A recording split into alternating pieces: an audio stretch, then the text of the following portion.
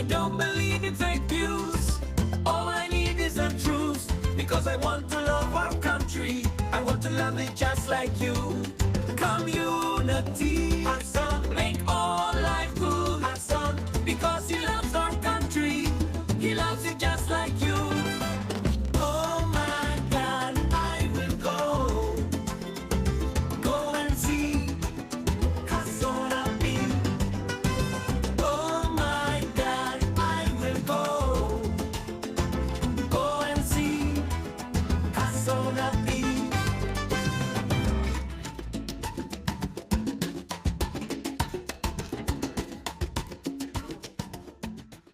Ay.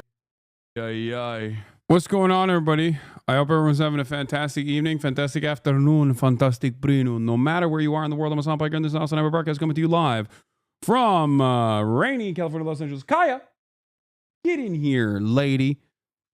Place. From rainy California, Los Angeles, folks, we're live and alive, and I hope all the boys, girls, and MBs are having a fantastic moment because today's a beautiful day. Today's a wonderful day. Today is Kaya's birthday, ladies and gentlemen. That's right. We got the birthday girl in the building looking angelic.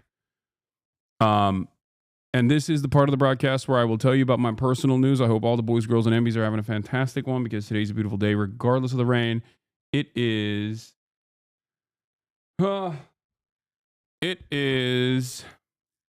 freaking March. Oh, there's Phil's birthday, man, emo. So let me restart that. Yes, she's 2 years old now. Kaya's turned 2 years old. It's March 5th, 2025. And Kaya is officially a little lady. She's officially no longer a puppy. At the age of 2, she has officially moved on from being a pupper to being a little lady. That's right. And as far as personal news goes, I have a lot to tell you. In between the time period where I press the stop streaming button and press the start streaming button, a lot has happened. Okay, a lot has happened, and I'm going to get to all of that in a brief moment. What an incredible work of art that this chatter has made. You got her gums perfectly. Okay, the weight of it, I can feel it from this hyper-realistic artwork. As you guys know, I am the #1 apolitical podcast, the #1 apolitical content creator in general. As you know, don't make me put the hat on, but I can if you want me to, just so people understand how apolitical I am. Non-political actor Hasanabi Piker in the building. What did non-political actor Hasanabi Piker do last night? Well, let me tell you, okay? I didn't do much. I just ended the broadcast after 10 hours, another half day, another day of laziness. You already know what it is, right?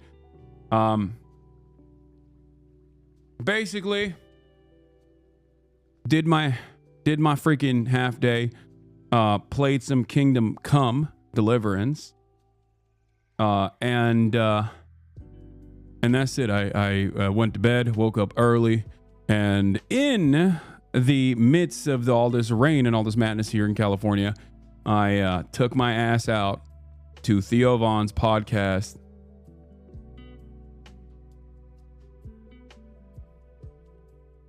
And I did Theo Von's pod. That's right. I'm sure that this will be very controversial for everyone involved, but I think it's pretty good. I thought it was a great opportunity, a great platform. Shouts out to Theo for giving me said opportunity. Also, Kaya met him as well. How was the apolitical podcast? It was very apolitical. It was very, very apolitical. I'm very excited to see. I'm very excited to see what happens. But yeah, that's the reason why I'm late, and I apologize. Was Theo chill? Yeah, he was chill as hell.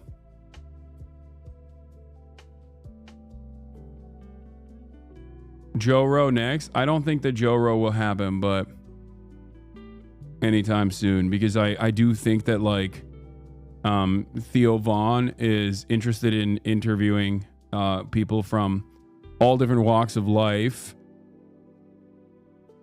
and you know, Gabor Mate, you know, and Bernie Sanders. But then he's also, you know, someone said he interviewed Clandis. I did not know that he interviewed Clandis Owens. That's crazy. That is actually crazy. All right. Well, how hard did it make you laugh? It was more serious than it was funny. I tried to do some memes, you know. Get ready for the most brigaded comment section of all time. It's going to be crazy. Yeah. It just dropped 44 minutes ago. Oh my God. All right. Well, in any case, anti-Semites of the year contestants assembled on the pod. Yeah, exactly. Theo's collecting them. Did he have political questions for you? Yes. We talked a lot about politics.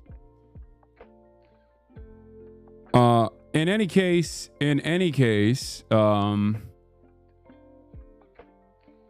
did you own the libs? No, I don't think so.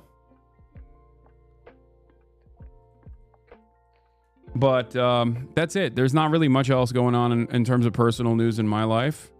If we're being really real. And yeah, I'm just working a lot. You guys already know. And I love it because I love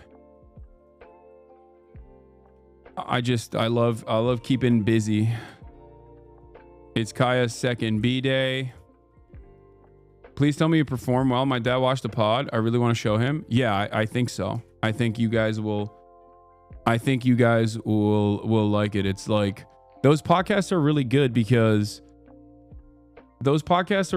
like you can show it to your friends and family. You know what I mean? Get them to listen to it because when I don't have like crazy,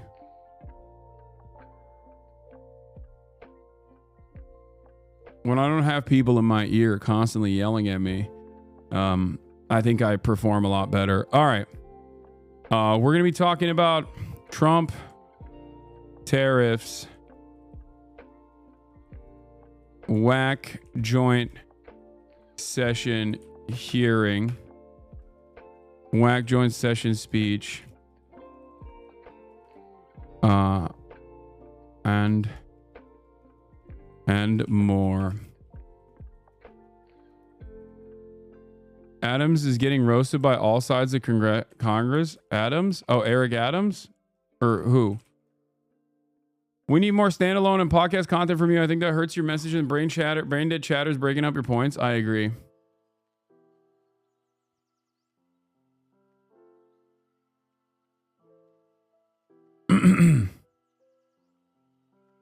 I had not met Theo Vaughn until this podcast. I didn't even know why I don't know why he reached out to my management to have me on, and I was shocked. And I, of course, said, yes, absolutely. Why wouldn't I? You know what I mean?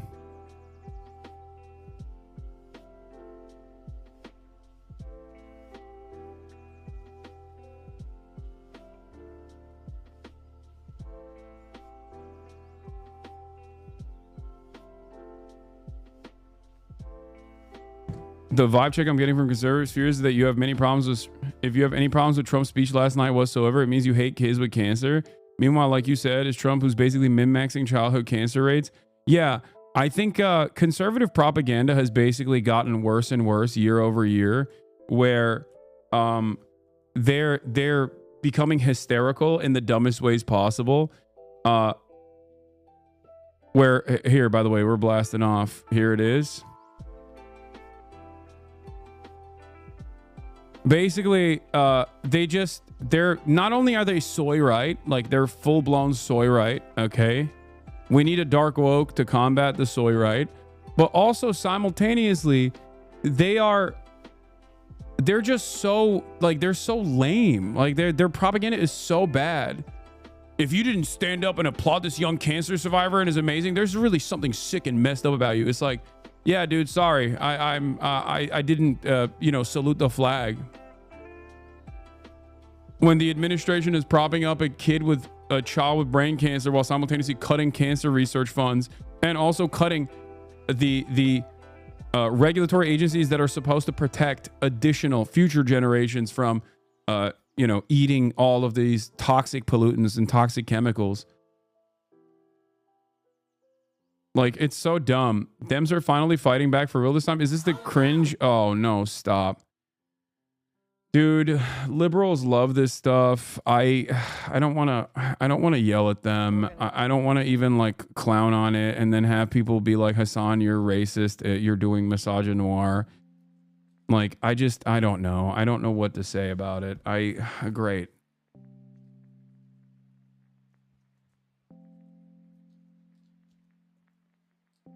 Also, you telling them to just shut the fuck up makes them feel like winners? I don't think so.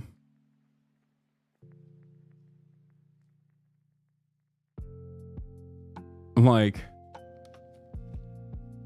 even I know you're not political. What do you mean, dog? I'm the most hold on. Let me put my apolitical cap back on. How dare you? How dare you? It's just common sense. All I'm doing is common sense. All I'm saying and doing is common sense, baby. Common sense is not so common. Anyway,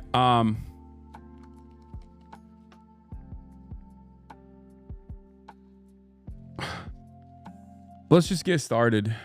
Like, there's not really anything else to say about personal news.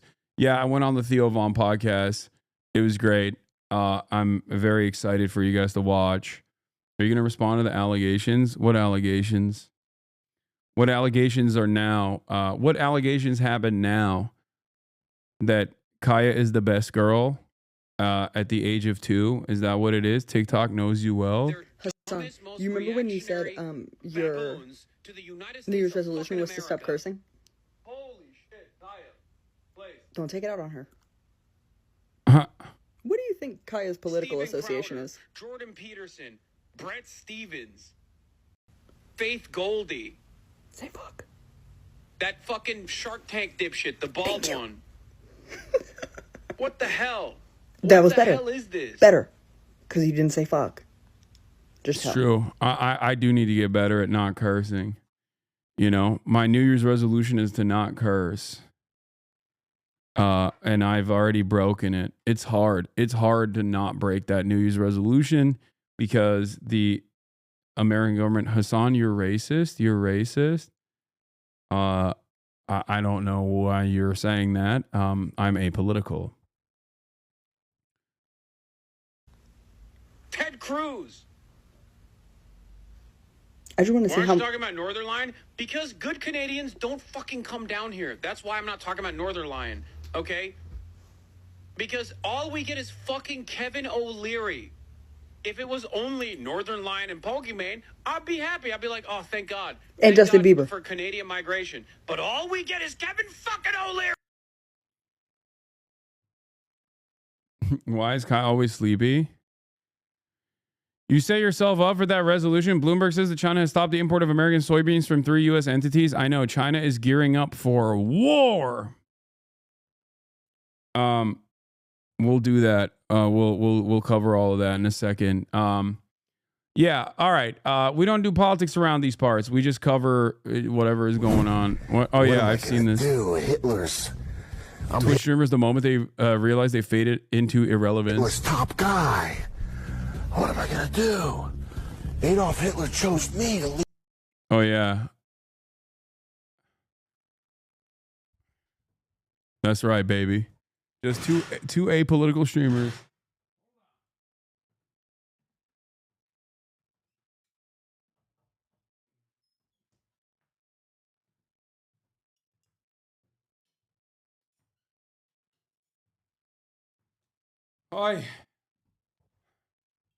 I should have phased up on that because I'm always phasing up.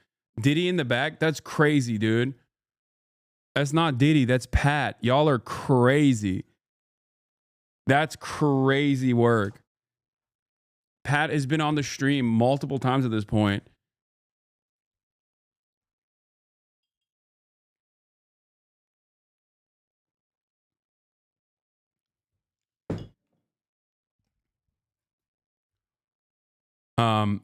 Kai's birthday, but her dad is the one with the cake. Okay, well, yeah. I do have the cake. Oh, what the hell is this? Crash Dummies pod episode drop, by the way. Hell yeah. Highly recommend it. PBM Ron, Hassan, Miz, Jersey breeding Twitch athletes. I mean, I wouldn't say that myself and Miz are athletes. Began last night. The President Trump's speech to Congress was the longest in the modern era. Yeah, I did see the stream that that Max did with Fred again, and it was amazing. That Deutsche song is crazy. It was about an hour and 40 minutes long. So he celebrated his actions over the first 6 weeks of his new term, and he accused former President Biden of a long list of failures. Many Democrats walked out in protest during the speech, but a CBS News poll out just this morning shows that 76% of the people that we questioned approve of Trump's message. It should be noted here that the viewership of these speeches is higher among the president's party. Nancy Cordes is at the White House with more on the story. Nancy, good morning to you. Yeah, I mean, we saw this as well. Like, my audience straight up stopped watching. Like, they understandably got bored because it was a real yap fest, okay? Trump is gay, grade A yapper. You already know this, just like I am. Takes one to know one. And oh my Lord, it was so freaking boring. No new stuff in it. Basically saying, we got BlackRock to purchase the Panama Canal. BlackRock, they're doing it. Al Green was the high note, in my opinion, even though apparently a lot of people are very frustrated with him as well. They're saying that they're very frustrated. Yeah, I saw this. I reposted this, I thought. Did I not? This is an incredible meme. Anyway, yeah, people were complaining about Al Green's response. We're going to be talking about that in a second, though. He touted his tariffs, talked about his foreign policy, but barely talked about the Israel stuff. That was a brief side note, which I wonder why. Perhaps there's a reason. Perhaps the reason is because he knows that his base doesn't like that stuff either. So it wasn't just me. I checked the fuck out last night because Trump was so boring. What my coworkers were saying, shit he said was incredible. Yes, I think that we are getting dumber and dumber as a society, and I think that a consequence of that dumbification has made it so that people just respond. That's why I like looking at what Asmongold's chat has to say about Trump, like what they consider, what they perceive as like a positive, a beneficial speech. And like their takeaway is just unironically based. He's based. That's it. That's literally it. Nothing else. They just respond to shapes and colors. You're jiggling keys in front of their eyes, baby. That's all this is. They're like little babies. And it works. It works. The cultural decline, the educational decline, just the overarching regressive nature of American empire is in full display. Okay. Also, apparently, a Texas representative died after the speech, which is crazy. Democratic House Representative Sylvester Turner from Texas died last night at age 70. His last words to his constituents were, "Don't mess with Medicaid." My guest tonight for the State of the Union, Angela, is here to advocate on the importance of Medicaid. Angela, I'm from Houston. I just don't understand it because it's like, I don't understand it because he's like spry in comparison to the rest of the caucus, District 18. My daughter is Baisley Garcia. She's 2 years old. She has a rare genetic disorder, chromosome 8p, inversion, duplication, deletion. Yeah, also, the sad irony here is that he quite literally replaced a 74-year-old who died in office. Like, he replaced a 74-year-old who died in office before him, and then now he died in office as well.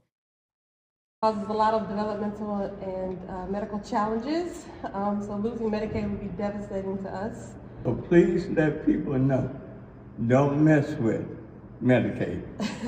This is Angela. He used to be the mayor of Houston and wore anime costumes in the local geek conferences. He had terminal cancer. Well, R.I.P. Sad state of affairs. All right. Gail, good morning to you. It was a boisterous night. The address had a lot of the hallmarks of a Trump campaign speech. It was combative at times without any of the overtures to the other side that you might typically see in a joint address to Congress. Democrats, it has to be said, engaged in some theatrics too. Another departure from the norm and a sign that no one has high hopes for bipartisanship in the 4 years ahead. America is back. A self-assured President Trump declared the first month of his second term the most successful in history. Do you know who number 2? It's crazy to me that all you got to do is just be confident and just talk shit up there, lie a bunch. Ain't nobody's going to check you. No pushback whatsoever from the Democrats in general. Okay. And the only pushback that they offer is like, why can't we have Ronald Reagan? Donald Trump would have sold us off to Soviet Russia. Like, it's great. It's fantastic. Let's see where this roller coaster takes us at this point, I guess. Just buckle in, strap on, and you know, it is what it is. Who is George Washington? How about that? He walked the nation through some of his most aggressive moves. I withdrew from the unfair Paris Climate Accord. I imposed an immediate freeze on all federal hiring. I signed an order making English the official language of the United States of America. As Trump ticked off the highlights, some ticked-off Democrats held up signs that said false. And some of his claims were false, including this one. I terminated the ridiculous Green New Scam. That policy doesn't exist. We ended the last administration's insane electric vehicle mandate. That policy also doesn't exist. Joe Biden, the worst president in American history. In a departure from tradition, Trump repeatedly slammed his predecessor. Joe Biden especially let the price of eggs get out of control. Yeah, it's Brandon. It's not the avian flu that your administration seemingly is perhaps the worst administration to deal with any sort of disease, but it's actually Brandon. He sabotaged the eggs, dude. Amazing. Fantastic. Wonderful state of affairs overall. I just don't think that people buy this. Do people buy this? I don't think they care. I think eventually they're going to be like, yeah, I don't care, man. Just fix it.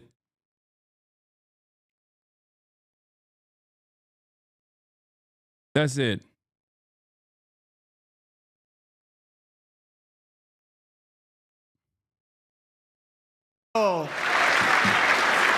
Many Democrats walked out. The chair now directs the sergeant at arms to restore order. Your uncle is repeating this? Yeah, that's the least surprising thing.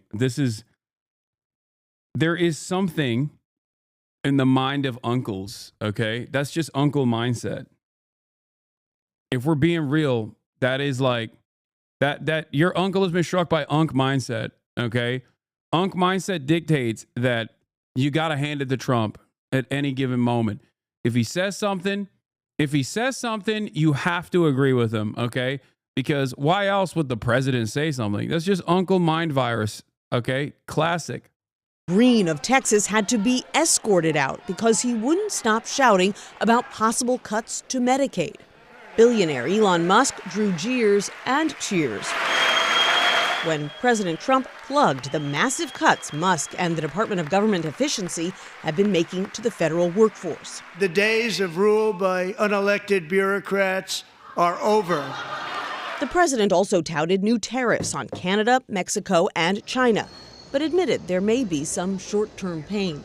Tariffs are about making America rich again, and there'll be a little disturbance, but we're okay with that. And he vowed there are more tariffs to come.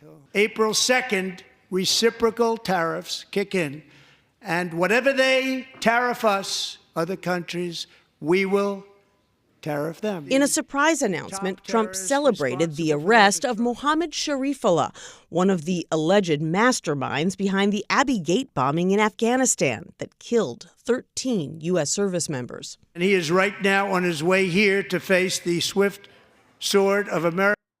One of the easiest ways that people could have actively disparaged the argument that like Brandon killed 13 of our best soldiers, like 13 of our best soldiers died because of Brandon's like withdrawal from Afghanistan, was the simple fact that under the Trump administration, 67 service members died in Afghanistan over the course of the 4 years that he was president because he did not demonstrate the bravery of actually withdrawing troops from Afghanistan. 67. Okay? In comparison to 13, not a single troop should die, but obviously, numbers on the board, one is worse than the other.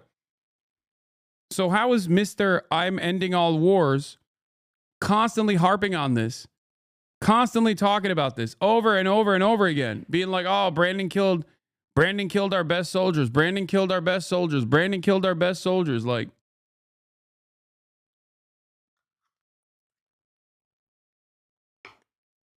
Lil Bear, thank you for the raid. Hope you had a good stream.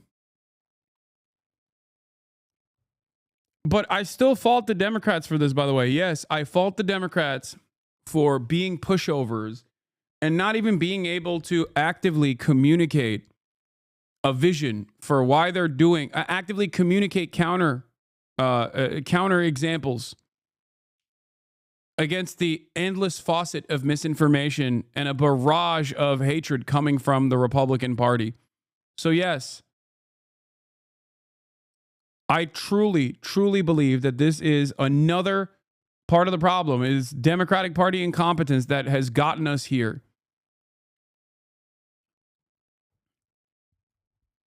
It's definitely something to remember and something to remind people.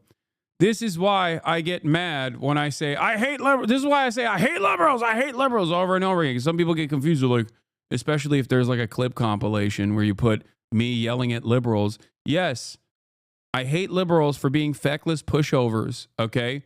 I hate liberals for not actively combating the faucet of misinformation coming from the right. That's it. I hate liberals when they behave like spineless cowards. I hate liberals when they turn around and capitulate to right-wing framing on issues. I want liberals to fight. Okay? That's it. And you're basically watching what happens when they completely give up, right? You're watching what happens when liberals completely give up.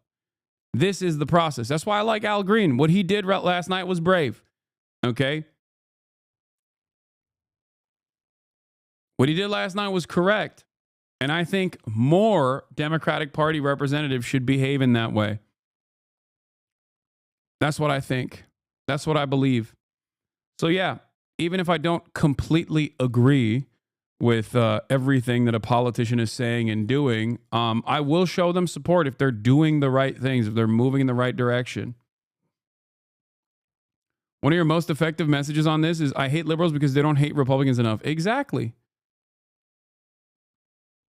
I get mad at liberals for their closeness to the reactionary sentiment and the Republican policy. There should be more proximity between the two parties. And yet there is always room for bipartisan compromise. Not even on the virtues of the good side of the legislative agenda, but bipartisan compromise simply on the virtue of compromise alone.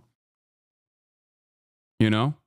It's ridiculous. American justice. On foreign policy, he vowed to seek peace in Ukraine. Earlier today, I should have said less proximity. I'm sorry. Did I say more proximity? I should have said less proximity. Apologies. I am, my brain is fried already. I received an important letter from President Zelensky of Ukraine regarding the agreement on minerals and security. Ukraine is ready to sign it at any time. He said he also plans to retake the Panama Canal. We didn't give it to China. We gave it to Panama, and we're taking it back. And he somehow plans to acquire Greenland. One way or the other, we're going to get it. Clocking in at an hour and 40 minutes, it was the longest presidential address to Congress in recent history. And it ended with this. My fellow Americans, get ready for an incredible future, because the golden age of America has only just begun. Democratic Senator Alyssa Slotkin from Michigan delivered a much shorter 10-minute response to President Trump's speech that painted a very different picture, criticizing his first 6 weeks in office as taking a reckless and chaotic approach. Yeah. So the joint congressional speech, the joint session of Congress, and Trump's address was basically a rally. It was a political rally. We've heard it a million times over. Everything that Trump touches turns into a political rally in the exact same ways. And this was no different. I thought that in the process, there would be at least some new information that he revealed, but it turns out there was none. There was just more props. Trump loves using props. He loves using victims to draw a broad, oftentimes very reactionary, very racist concept, a very racist picture for Americans to understand. And it works. It's very effective. It is, of course, a distraction, but that is what Trump is very good at. He knows that people are angry. He knows that people are resentful. He knows that people hate the government because the government hasn't done right by them for multiple decades, right? And there's no confidence in the federal government. So he turns around and uses that anger, that resentment, hyper focuses people's anger and resentment into, redirects that into other vectors of pressure. It's not a Honduran or Guatemalan migrant that is your landlord or your boss at your shit job that you hate. Okay? They are not sitting atop the board of executives at BlackRock. They're not the ones that are halting development so that there is no more additional available housing units that normalize the housing market in your city. It's not trans people that are responsible for your layoffs. And the Trump administration, and Trump specifically, is very good at moving your attention away from the people who do actually ruin your lives and back to vulnerable populations, your neighbors who have the same exact interest as you do. And that's precisely what he did last night, over and over and over again. And I think if the Democrats don't figure this out and actively communicate in the exact same way that I'm talking about these issues, I don't think Americans are going to recognize in their sea of resentment as conditions worsen instead of getting better under the Trump administration. Americans are not going to be able to recognize this reality and get more and more belligerent, more and more violent, and demand even worse, more violent punishments for these populations. It's that simple. I think exposing this underlying hypocrisy and exposing the true nature of the Republican Party, and specifically Donald Trump, is very important. And I wish that Democrats would do something, anything really. Except Democrats chose CIA agent, former Republican, Alyssa Slotkin from Michigan, who is a Zionist herself, to speak as the official response to the Trump address. And I watched it live last night, and I was very frustrated by the way that she communicated last night. There's also Jasmine Crockett, who I'm getting increasingly more annoyed with, but I don't want to say too much about it.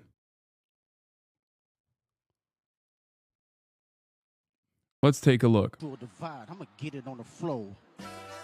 You really about to do it? 40 acres in the mule. This is bigger than the music. You really about to do it? Yeah, they tried to rig the game, but you can't fake influence. They get on it like that. Hey, I'm tripping, I'm sliding, I'm riding through the back like fuck. Must have on a beat, bro, deep boat, any rap. He a freak though, man down, front of amber lamps. Tell him breathe. Let them boys cut across, they walk around like thieves. What's up with these?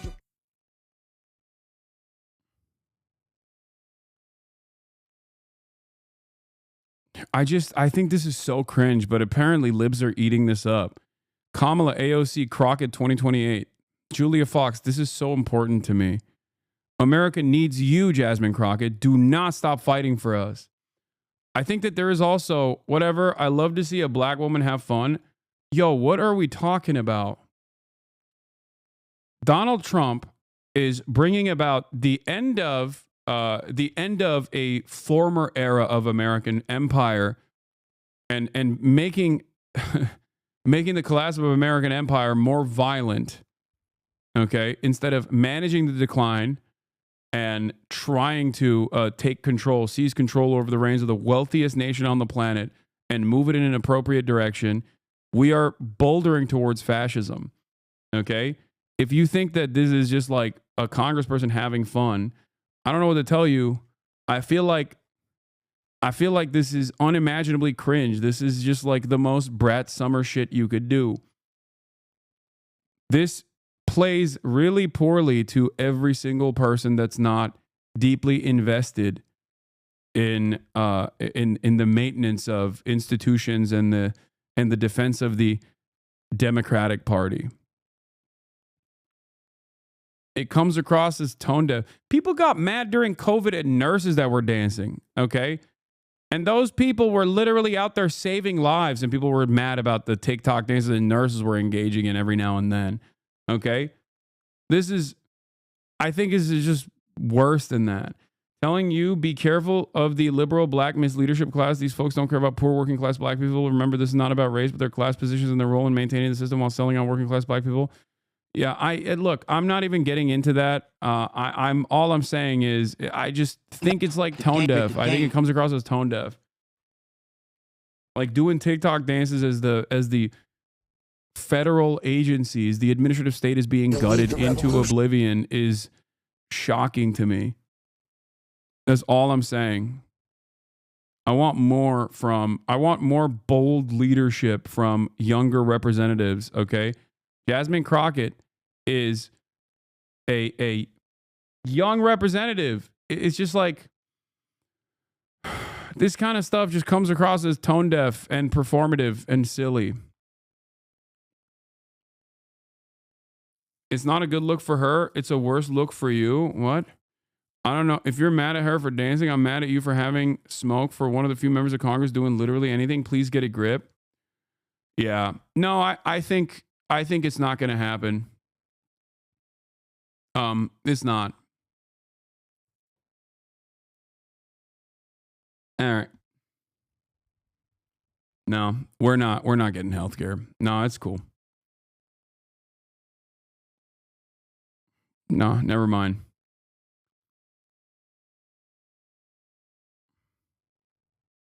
But also, black women do so much work, and honestly, leave her alone. I knew it. I knew that this was gonna. Yeah. I can't even say it's like cringe. I shouldn't have even brought it up. It's just so. It's not Jasmine Crockett's fault if we don't get healthcare because she danced. No, I'm saying.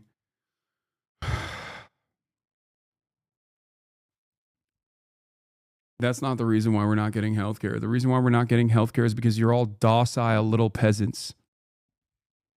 Sorry. That's why.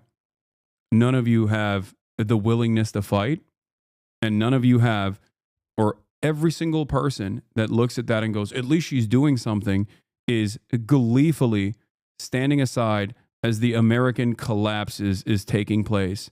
And you will all suffer in this process. We will all suffer in this process. Okay? And if you can't comprehend the point I'm trying to make there, I don't know what to tell you.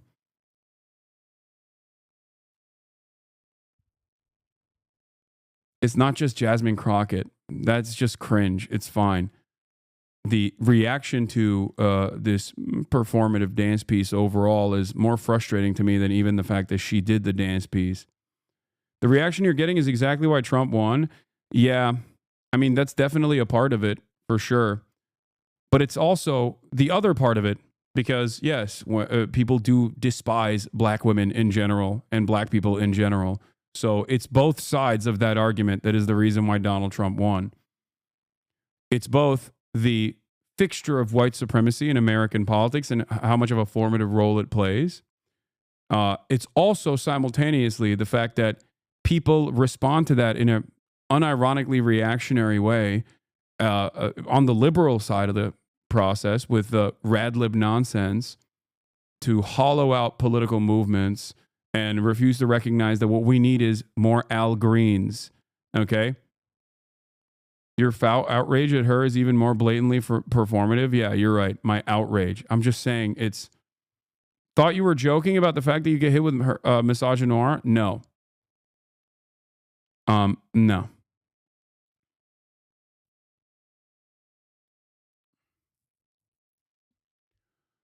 Pussy hats, wearing pink, and holding up signs is not going to cut it.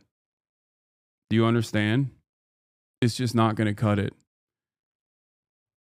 Also, simultaneously, like, not hyper focusing on new clip Hasan hates black women. Okay, please stop. Hyper focusing on the, first of all, the rad lib stuff that you guys are engaging with, nobody likes it. Okay, I don't like it. I've never actually allowed. I've actually never given that any sort of space whatsoever.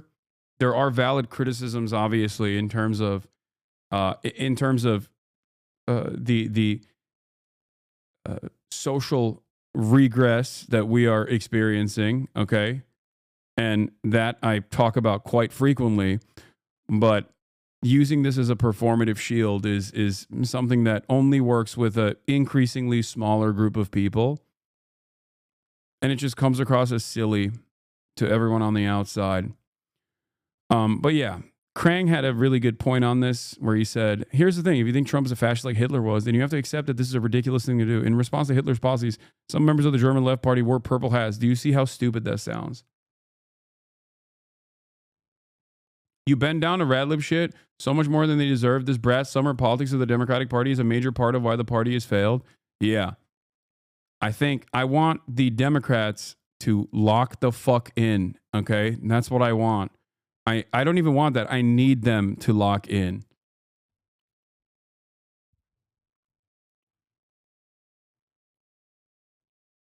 Yeah. Here. She says, we will not normalize, right?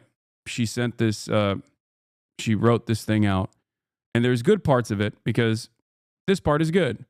Where she says, I walked out because I want the president of my constituents to know I'm not going to sit here and try to shut down the VA hospital in my district. Great stuff. I'm not going to stand by while you short-staff the FAA. At the same time, planes are colliding in the sky left and right. Dallas Love Field is in my district. Dallas-Fort Worth International is right next door. Texas exports more goods than any other state, and we import more than 48 of them. Tariffs will cripple our economy, kill jobs. All this stuff is good. Okay? This is what we should be sticking to. Okay? This is what liberals should be sticking to. And become even more radical and urge labor militancy, urge unionization, urge networks of support, community organization. Our leaders need to actually fucking lead. Okay? That's what I think. And Al Green demonstrated that last night.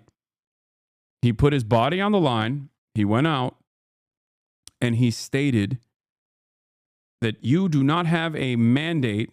You do not have a mandate to cut Medicaid and Medicare. Okay? This is the point. This is what people should be saying every day of the week. This is what our elected representatives should be doing. Okay, so here's the good. The Democrats who hit Trump in his sore spot, bruising his ego and unquenchable need for attention, issued a joint statement. We, the undersigned and duly elected members of Congress, have to make ourselves heard in ways that breaks through times like these. There's no point in hearing Trump's speech because he never does what he says he'll do. All that stuff is good. President wants to erase the progress of the country's made since the Great Depression. All that stuff is good as well. Our forefathers defeated the Nazis. They laid down their lives in Korea, Vietnam, and during the Cold War to stop the spread of communism.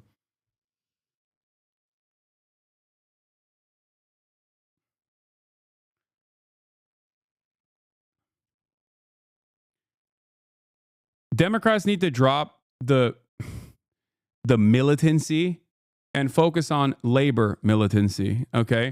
They need to stop trying to behave and present themselves as war hawks. It is so unimaginably stupid that they are doing this. Not only does this perform poorly for many Americans who personally think that war is bad, okay, even if they benefit from it greatly, but nobody believes you when you say this, okay?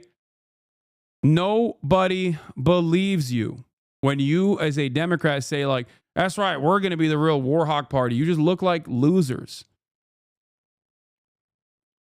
Okay? Trump cozies up to Russia and China while turning his back on our allies and putting thousands of U.S. veterans on the street. He's rolling back laws and protect consumers in Main Street from the big banks and Wall Street.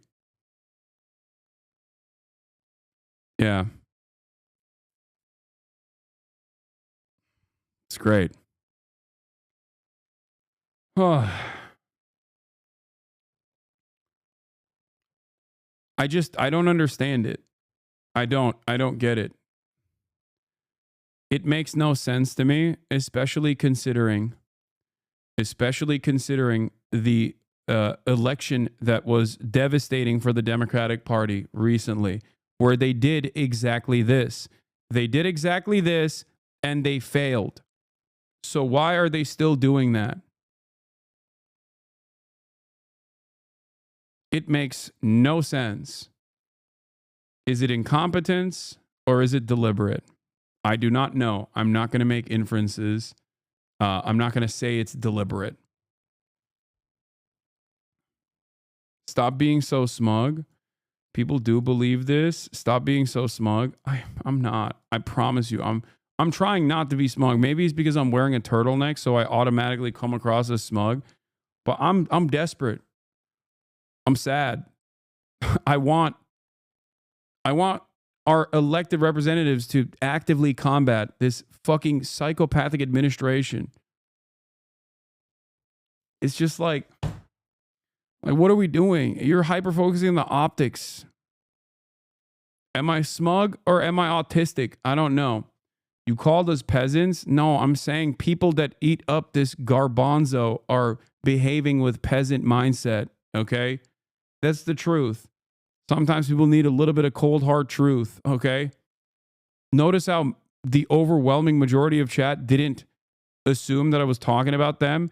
It's people that actually do feel like this is the appropriate measure of response to Donald Trump, the best way to do it.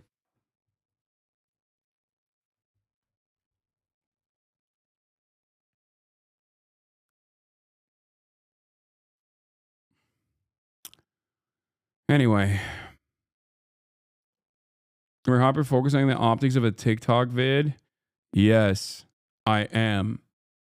And I'm also pairing that up with the optics of Al Green's response. Al Green's response is good. I'm showing you what I think is a good way to react to the ridiculous things that Donald Trump is doing. Okay? That's why I showed both sides of the spectrum. Here it is. I said every Democrat should be exactly like this. Respect to Al Green. Al Green went out there and made his voice heard. He made news.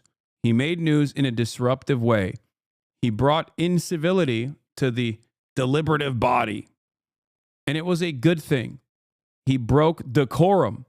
And the reason why he did that was because he wanted to be heard. What did he do? What did he do in that process?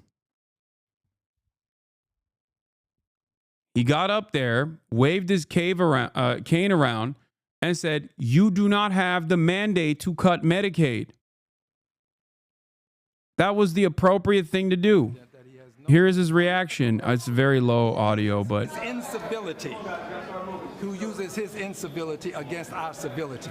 He is a person who has consistently been used incivility against civility. Do you think have no mandate? Is that what you said? Well, look, I'm willing to suffer whatever punishment is available to me. I didn't say to anyone, don't punish me. I've said I'll accept the punishment, but it's worth it to let people know that there are some of us who are going to stand up against this president's desire to cut Medicaid, Medicare, and Social Security. So were you saying you have no mandate? Is that what you just said? That's what he has no mandate to cut Medicaid.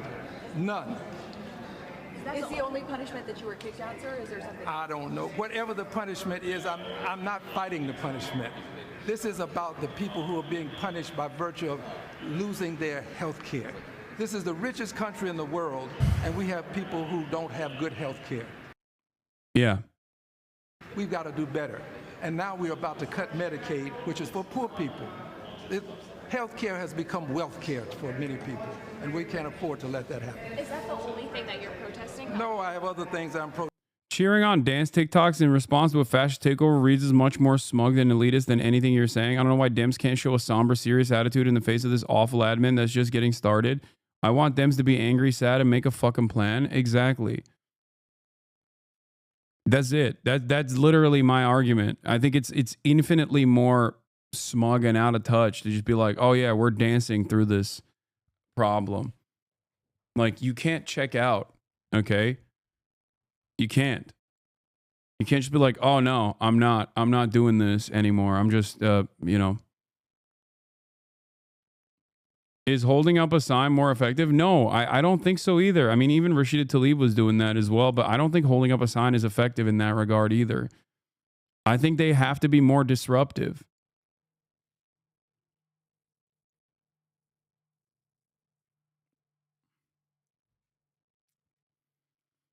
I think Democrats need to demonstrate messaging discipline on this stuff. This is a perfect demonstration of what it looks like when you actually start implementing these devastating austerity measures, okay? Gutting the administrative state, advocating to cut Medicaid. Like, these are horrifying legislative or sometimes executive actions that the admin is currently taking. Every single day of the week, they should just be showing everybody, here, I have behind me 500 workers that are laid off. Bring them forward. Be like, hey, here it is, okay? They've laid off, the Republicans laid off 400 FAA positions, okay? 400 people from the FAA at a time when planes are falling out of the sky. Go to the goddamn rubble of a plane crash and bring the FAA people that were laid off and be like, see, they laid these people off. This is the impact. That's what Trump does. That's what the Republicans do. There is no low that they will go to. They will stop themselves from reaching. They do that. They already do that. They straight up will just be like, look, this is a person who is the sister of someone who was violently raped and murdered by an undocumented migrant. Okay? This is why we have to deport all undocumented migrants. Like, what are we doing? People obviously respond to this kind of propaganda.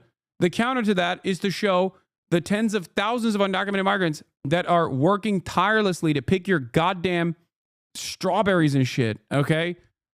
To be like, these are normal ass people. They all deserve the proper documentation. They're all Americans. They're what make this country great. Vilifying them is inappropriate, wrong, cruel. That's what they should be doing. In terms of the FAA firings, the Republicans' response to that will be none of them were directly in the safety inspection side. Okay, but they fired the people that work with the safety inspectors. They fired the technicians. they fired the mechanics. When you fire support staff, you are still undermining the regulatory body and their effectiveness. That's it. It's the same dumb shit that Karen Bass was presenting after the Los Angeles wildfires, where she was like, oh, we didn't fire firefighters. We just lowered the budget a little bit. Yeah, you lowered the budget for the mechanics. And what do you think happens when you lower the budget of the LAFD? Okay, when the support staff is not there, what happens when a fire engine gets dinged up? It just sits in a goddamn graveyard for months on end, not getting repaired. All of a sudden, that fire department is down one, if not two fire engines. They are no longer as effective at combating fires. This is how it works.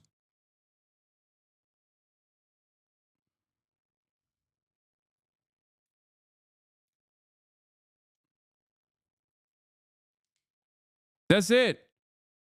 These guys are getting away with straight murder. The Republicans are doing everything in their power to destroy the regulatory agencies that are basically hanging on by a thread.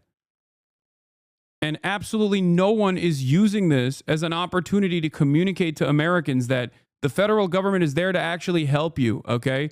The problem is the federal government is working when it's invisible.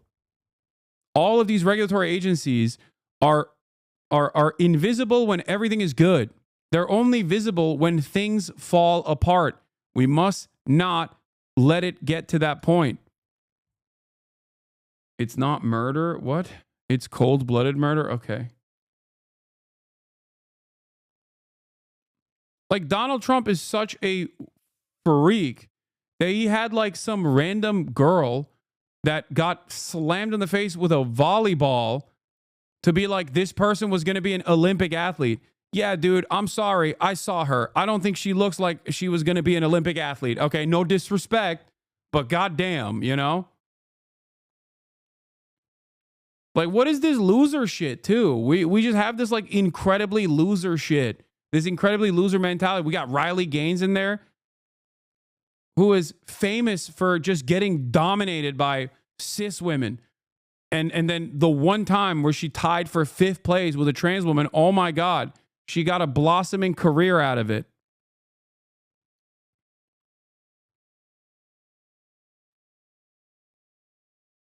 It's crazy to me. Yeah, it's also funny that, like, this is Rapid Response 47, okay? 19-year-old Peyton McNabb was severely injured by a man during a volleyball game, left with a traumatic brain injury after he spiked the ball against her head. President Trump was proud to sign an executive order to keep men out of women's sports. And then they post this, not realizing that this, like, literally undermines the argument. Look. They're like, yeah, that's...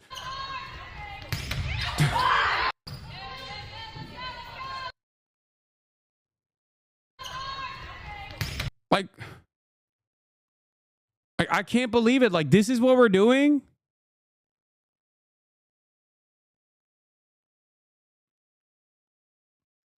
Like, cis woman or trans woman, doesn't matter, okay? Anyone that gets spiked in the head like that, they're cooked. What are we doing? Are we acting like sports now is just like these sorts of things don't happen in sports all the time? It happens thousands of times a year. The only reason why this is being presented as like something, an issue of national significance, is because it was a trans person on the other side of the ball. Okay? It's just idiotic rage bait. I don't know how else to describe this. Like, oh. It's so utterly irrelevant. I cannot explain this in any other way, shape, or form. I genuinely don't know how people don't recognize how much of a fucking weirdo crybaby Republicans are being so prominently.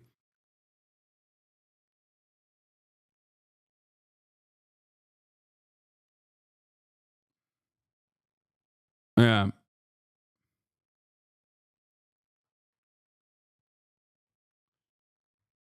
It reminds me of something I saw recently on my Twitter timeline, which was the video of like an Indian dude being gross and creepy to a woman in a nightclub, right? I'll give you a very good parallel here, okay? Because it's analogous to what we're talking about. It's like sports injuries at every step is fairly common, okay? They just get super mad if it's like the one off chance that it's a trans person that contributed to it to, you know, basically push for a transphobic agenda when trans people by and large are not hurting anybody, okay?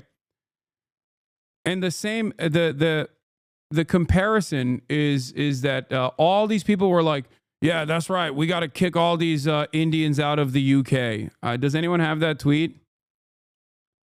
And I was shocked because, like, when white dudes behave like this, all of those same people that say, oh, we got to kick all these Indians out of this country are literally victim blaming. They only care about it if they can push for some ridiculous agenda of like kicking out every Indian person from the UK. Like, it's so obvious. It is so goddamn obvious what this is. Yeah, I saw this. I don't think this person is by any means an ally of mine. Hollow Earth Turf. This is a radfem. But this radfem brought up a very correct point. Weird how men suddenly understand the obvious problem occurring here when the guy doing it is Indian. Okay? Straight up, a harassment incident captured in London has gone viral. Like, do you think this is exclusive to Indians? Are you fucking stupid?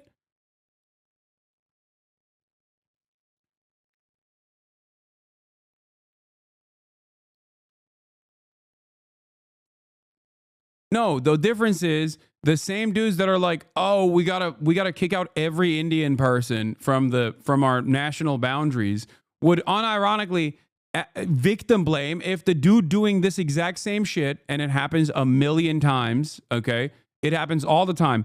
Every woman will tell you that this is a common sight, okay? It is completely inappropriate. It is completely ridiculous. And it's shit that women unfortunately have to go through on a daily fucking basis. And people who go, oh, deport this Indian man,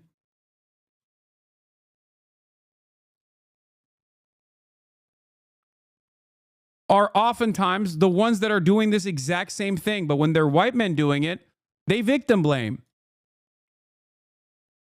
It's inappropriate when it's an Indian man doing it, and it's completely unacceptable. It's completely unacceptable on both occasions, okay?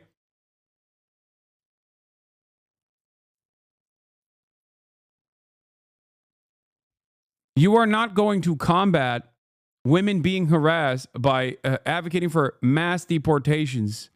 You know what I mean? That's just not going to happen.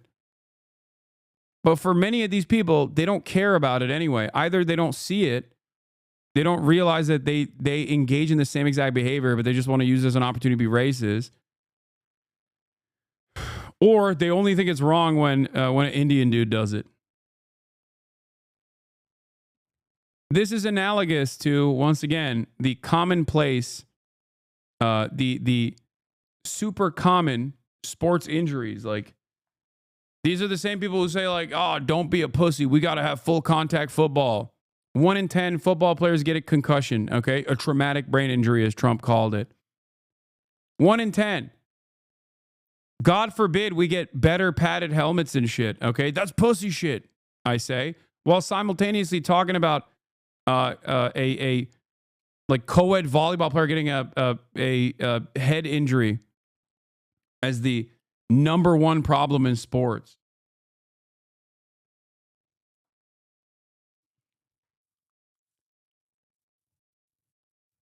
I want to make sure people understand. I'm not saying that like the Indian dude is doing anything appropriate there. It's completely inappropriate, completely unacceptable. The problem is I care about this issue, okay? And I think these guys don't. And they're simply using this as an opportunity to drive home their agenda of mass deportations. It's so idiotic. It's the same principle behind constantly talking about trans people as the only time where you quote unquote care about women's sports. Every other day of the week, you're like, ha, women's sports, get the hell out of here. The only time they quote unquote seemingly care about women's sports is if there's like, God forbid, one trans athlete at the high school level. It's so transparent. Our Chief Washington Correspondent John Carl, our Senior Political Correspondent Rachel Scott. John, let me begin with you. You've covered so many of these addresses. We've never seen one quite like this. Look, we've grown accustomed to partisan State of the Union addresses, deeply divided reactions, but this, George, really did hit a new level, and that's for a couple of reasons. First of all, in that chamber, the Republicans are more fervent in their support of Donald Trump than anything we saw in his first term. Remember, in his first term, there were still pockets of resistance among Republicans in Congress. Even the Republican leaders weren't fully all in on everything Trump. Those Republicans in that chamber truly loved what they hear and reflected that.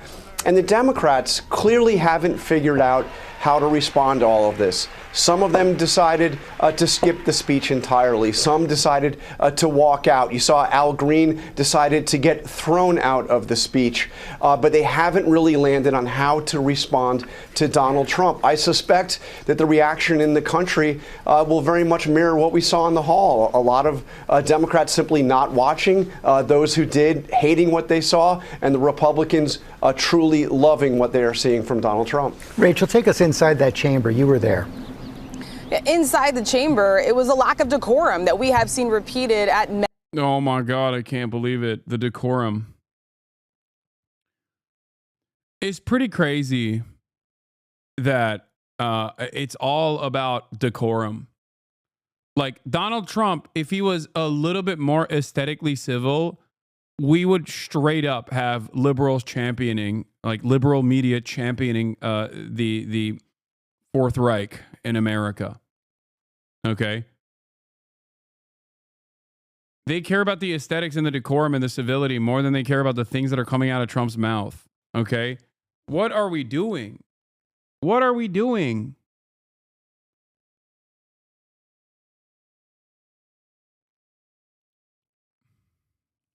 Many of these joint addresses and also the State of the Unions. Leader Jeffries did call for decorum. He asked for a dignified Democrat response. It's unclear if he's going to be satisfied with what Democrats did there. And it was on full display, this sort of disjointed effort from Democrats who are really trying to figure out how to counter the president's message. So yes, Al Green standing up, him being removed. We have never seen something like that play out during the chamber when the president is addressing a joint session of Congress. And then not just that, Democrats also walking out at some point, their backs turned, in some ways trying to do this sort of silent protest, holding up these paddles.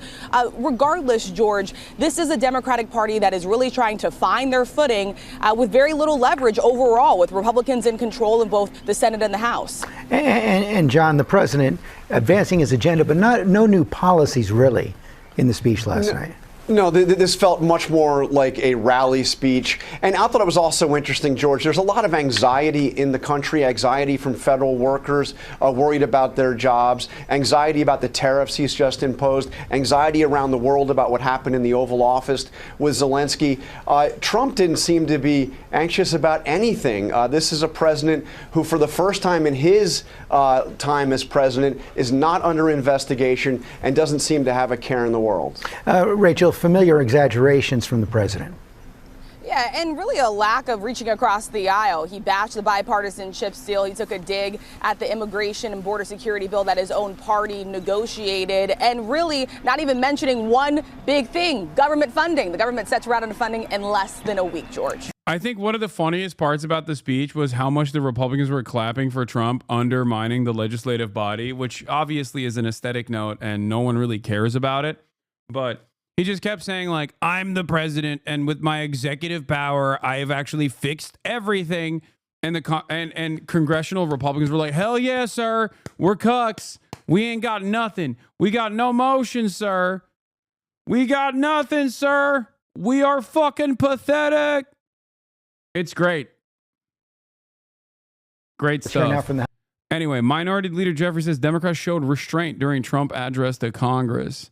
And also Senate Dems were dinging their House Dem colleagues over antics at Trump's speech, including Representative Al Green, who is now facing a censure vote in the House. Let's see what Blumenthal had to say. I wouldn't have necessarily done all the things that were done, but I understand the emotion. He's offering showmanship and bluster and bullying. We need to provide real solutions and avoid taking the bait. That wasn't any conscious strategy. You know, in terms of responding to that speech, I think there are better ways to do it. Stick with the basics. Look, I believe firmly that that should be a room of decorum. Now, that said, I've never seen a speech before where a president trolls, heckles, demeans, and degrades people actually sitting in front of them. Like, they should be standing firmly by Al Green's side for demonstrating the courage necessary. The worst part of the decorum shit is that CNN brings on total assholes like Scott Jennings, who cries foul and whines on air about people being mean to him, and Republicans in the next sentence goes, also, I want to turn gays into mulch. Nicely, though. Exactly. People put style over substance every step of the way, okay? It is shocking. It is, I mean, I guess it's not shocking. It's just like, it's what happens when people are totally devoid of any sort of material gains being made.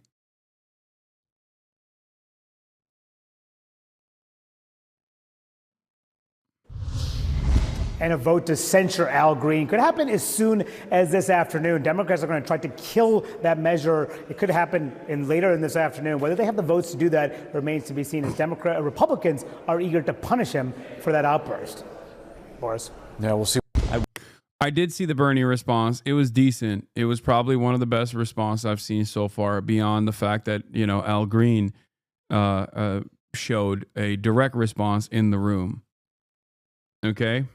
The House Democratic leader, Hakeem Jeffries, you just heard the speaker there, Mr. Jeffries. What's your response to him saying you're making demands that are unprecedented to keep the government open? We want to make sure that the government remains open and that we can agree upon a spending bill that meets the needs of the American people in terms of their health, their safety, or now. Here's how I would talk about this, okay? Here's how you're supposed to frame this. You're supposed to frame this by starting off by talking about how Trump is gutting middle-class jobs by gutting the administrative state, okay? At a time when America is desperately in need of more helping hands, when every single person has experienced some kind of awful service at a point of going to a government agency like the DMV, or when they're flying and there's not enough TSA people, right?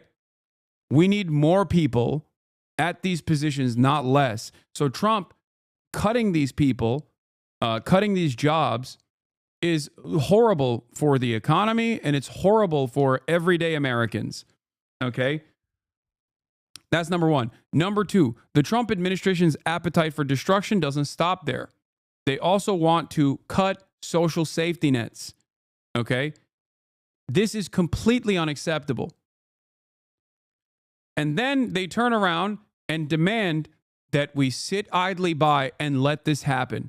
We want assurances. We want guarantees. We are going to use all of the political power that we have in these budget reconciliation bills as the Republicans refuse to get their caucuses together, and we are going to fight like hell to make sure that Americans are protected, okay? That is what you're supposed to say. That is how you're supposed to do this, okay? You're supposed to reframe the argument around all of the harms that the Republican agenda is contributing to the American death and destruction, and then say, here's how we're going to stop that. We have very limited tools at our disposal, but we will use all of them to make sure that Trump cannot hurt you. I do not care if you're a Republican. I do not care if you're a Democrat. I do not care if you're an independent. You're an American citizen, and you are not going to be threatened. You are not going to lose your job. Your parents are not going to lose their health care. Okay? I will do everything in my power to stop this from happening. And if the Republicans want to continue operating, then they're going to have to come to the table with us, and they're going to have to bargain with us, and they're going to have to rely on us, and we're going to use that opportunity to protect Americans. That is how you're supposed to talk about this issue, not the way that Hakeem Jeffries is tackling it so far. National security and their economic well-being. And when Congress appropriates the money, the administration, whether it's a Democratic administration or Republican administration, needs to spend that money consistent with improving the lives of the American people. That's not unreasonable. That's entirely reasonable. Is that a bottom line demand? The Democrats will not vote for the continuing resolution unless they're assured that the president will spend the money that is appropriated? Well, those discussions are ongoing. Rosa DeLauro is the top Democrat on the Appropriations Committee. She continues to sit down in good faith to try and reach an agreement over the next few days, and we certainly hope that that can happen. How about, were you comfortable with Al Green, Congressman Al Green, and his interrupting of the president and other moves you saw from Democrats yesterday? You heard Speaker Johnson there say the Democrats were not showing decorum. Vast majority of Democrats showed restraint, listened to what the president had to say, and of course we strongly disagree. The biggest problem that I had with the speech is that there was nothing said, nothing laid out, nothing articulated by Donald Trump to meet the needs of the American people, particularly as it relates to the economy. Donald Trump promised to lower costs. I think a show of support to Al Green here is also necessary. You are literally the House Minority Leader. I don't even think Nancy Pelosi would speak like this. It is shocking. This is Hakeem Jeffries, who Nancy Pelosi chose as her replacement. I think in spite of all of my many very significant disagreements with Nancy Pelosi, she was absolutely mama bear when it came to protecting her caucuses, protecting her representatives. She even went out. She even at times defended Ilhan Omar. Okay, she defended AOC. She put them in positions within the Democratic Party. There's a lot of backdoor dealings that Nancy Pelosi engaged in an effort to make sure that that the Democratic Party presented a unified front. Hakeem Jeffries is not capable of doing this. He just comes across like a pushover. I cannot believe we have another Chuck Schumer now in the other position of power in the Democratic Party. This is literally one of the worst aspects of Chuck Schumer. He is awful at whipping people, okay? He does not use Dick Durbin in the ways that he's supposed to. Dick Durbin is the whip in the Senate. Chuck Schumer is the leader. Chuck Schumer is awful at whipping votes, possibly by design.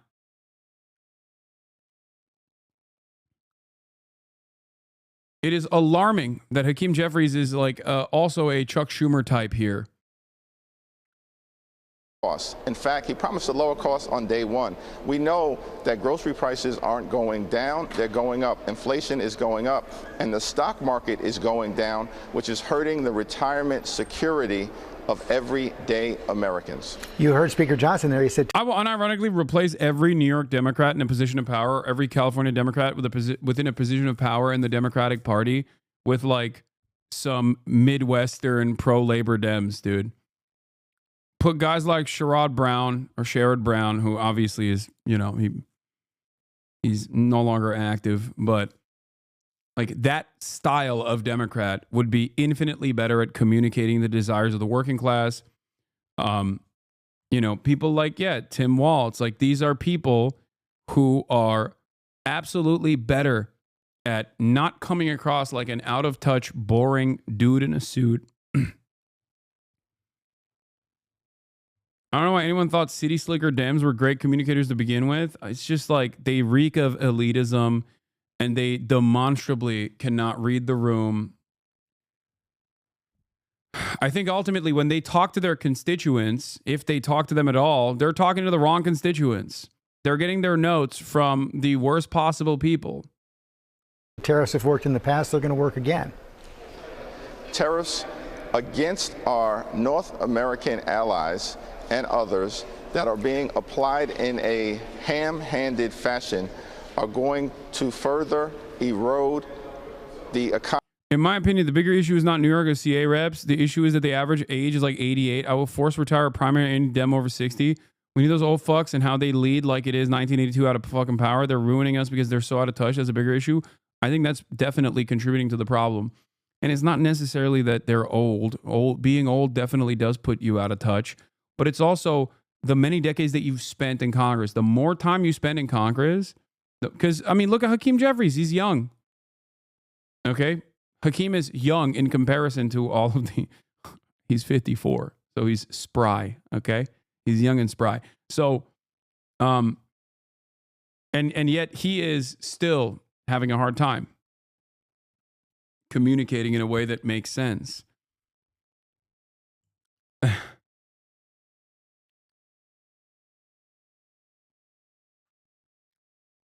I think that when you spend a lot of time in Congress, you become infinitely more out of touch because the only people you talk to are lobbyists. And they present a false narrative of how things work. And they delude congressional representatives into believing that they have more broad support than they actually do for the issues that they care about. And many congresspersons don't even care about broad popular support anyway. They just care about eating fancy lunches, eating fancy dinners, getting their children into good schools, and getting their immediate family members into positions of power. Be the Rat says, imagine getting on Twitch to listen to a terrorist and his opinions. Fuck you, Hasan. Let's get this terrorist banned off the platform. Fuck people like Hasan and anyone who supports them. I'm going to unban this person with the hopes that they will listen to the words that are coming out of my mouth. Okay?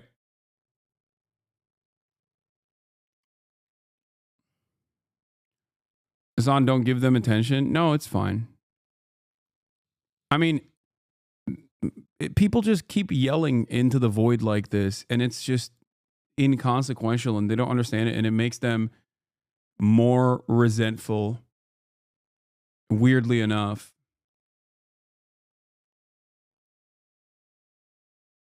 My hope is that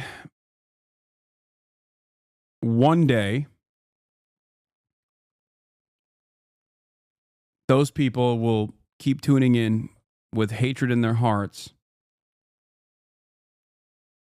and eventually go, wait a minute, I kind of agree with this person. And they'll get it. Economy, and we're seeing the consequences of Trump's inattention, inaction, and now his direct assault on a stable economy by enacting these tariffs. Costs are going to continue to go up, and the American people will be hurt. Did Democrats hear anything from the president last night that they can support? I was struggling to hear anything relative to what the president had to say in terms of bringing the country together. That was one of the most partisan and divisive speeches ever delivered by an American president, and that's unfortunate. We will continue to try to solve problems for everyday Americans. We want to make life better for every single American in every community, in every corner of this country.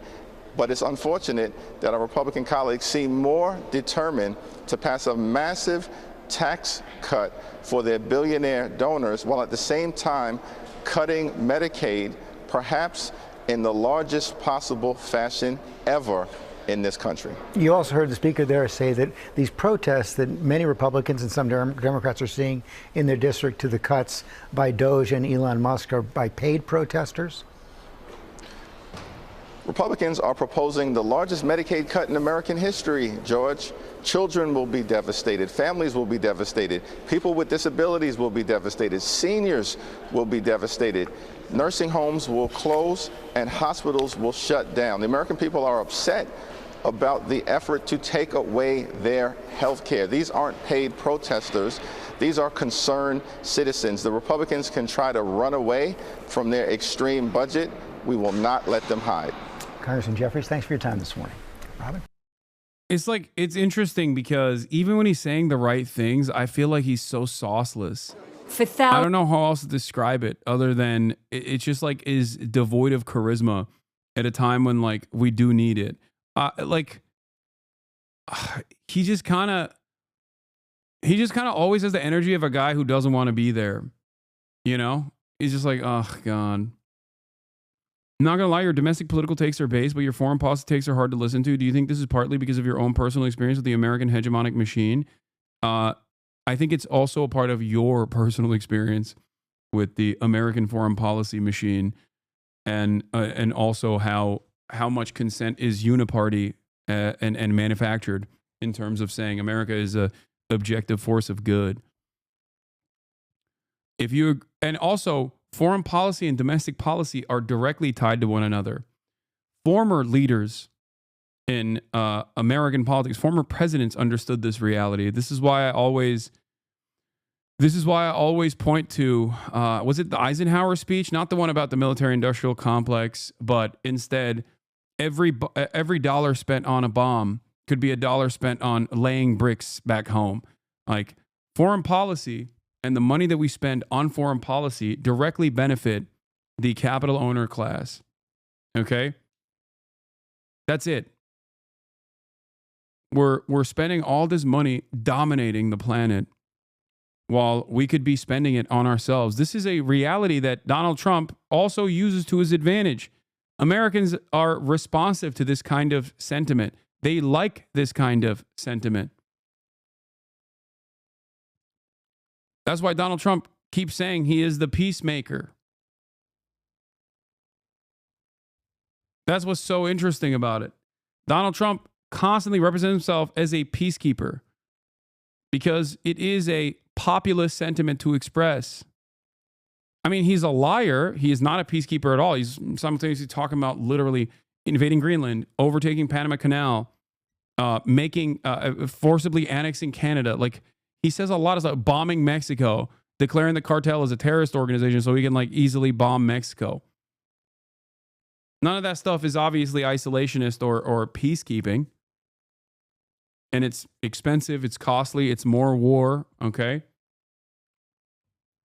But at least he markets himself. It's kind of interesting that we have devolved so much that I'm literally saying, like, the Democrats don't even entertain the notion of lying about being peaceful doves, and instead directly lean on how militant they will be. Whereas Donald Trump, on the other hand, lies about being a peaceful dove and then does a metric ton of warfare.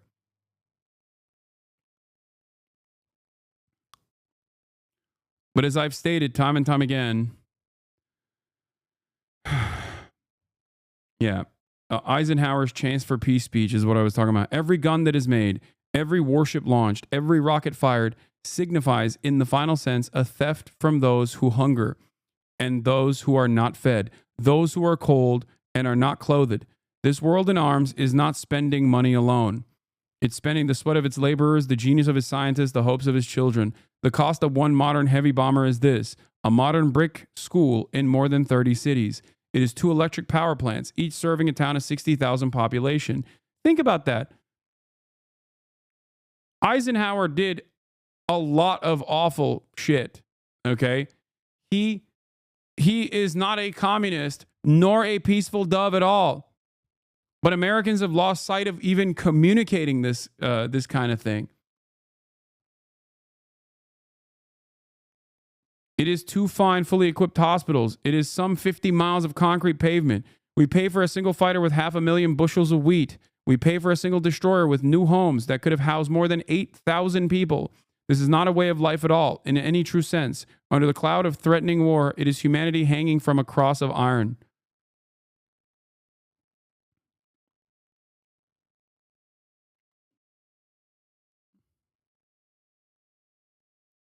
It's kind of crazy.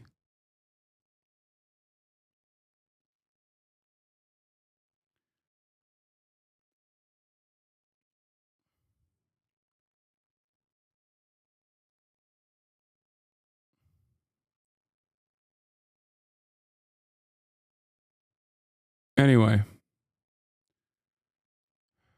it's shocking that this is the state of affairs. We're going to talk about Gaza in a second and like how the Trump administration apparently is sidestepping Israel and directly talking to Hamas. I wonder why. And that Israel very actively is clearly surveilling American diplomats in the process and leaking it to their leaking it to their people in American Western news media like Barack Ravid. But before we get to all of that, I wanted to show you some of the insane dick riding from conservatives and some of the idiotic responses from conservatives in general. Here's Charlie Kirk. We see this a lot where Democrats refuse to stand, Democrats refuse to applaud, but it's worse than ever. And literally there was one moment. How dare they not applaud our big, beautiful president? You must hate America.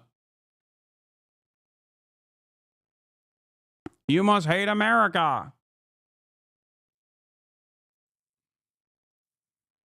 You must hate this child with brain cancer. Like, you're an idiot, dude. Yeah, they're definitely not protesting against Donald Trump. And they're protesting against this child with brain cancer.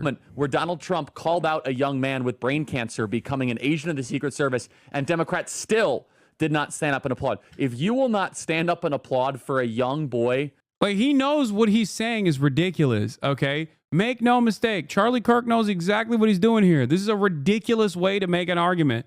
Ha! You must hate this young boy with brain cancer. You want him to die.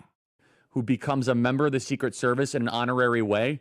There's something really sick and messed up about it. Yeah, no, totally. These guys are sick.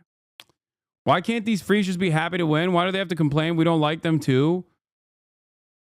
I mean, when they do, ironically enough, when Democrats do actually capitulate and cave, Asmongold is saying the same thing. Yeah, I'm shocked. The apolitical centrist Asmongold is saying the exact same thing as Charlie Kirk. How shocking. Tell me more about how he's not a political commentator and B, an apolitical and a centrist.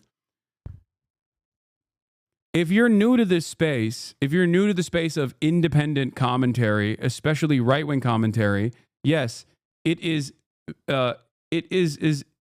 will be duped easily, okay? There's no other way to explain this. Right-wing commentators, especially ones that are the most effective right-wing commentators, regularly will claim centrism, okay? That's it. For every Charlie Kirk, there is a Jordan Peterson out there. For every Ben Shapiro, there is a Tim Pool out there. Dave Rubin initially started off as a centrist who was leaving the left.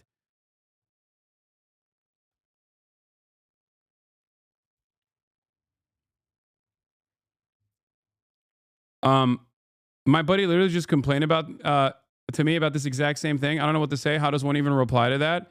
I mean, the easiest and most effective way to reply to that is you're insane if you think that Democrats are actually, booing a child with brain cancer. It's virtually impossible to hold a normal conversation with you. Also, secondly, you just say this. Trump pulled up a child as a prop to talk about how he had brain cancer when Trump's administration is cutting cancer research, then followed up by talking about child cancer rates increasing due to chemical exposure. He cut the EPA.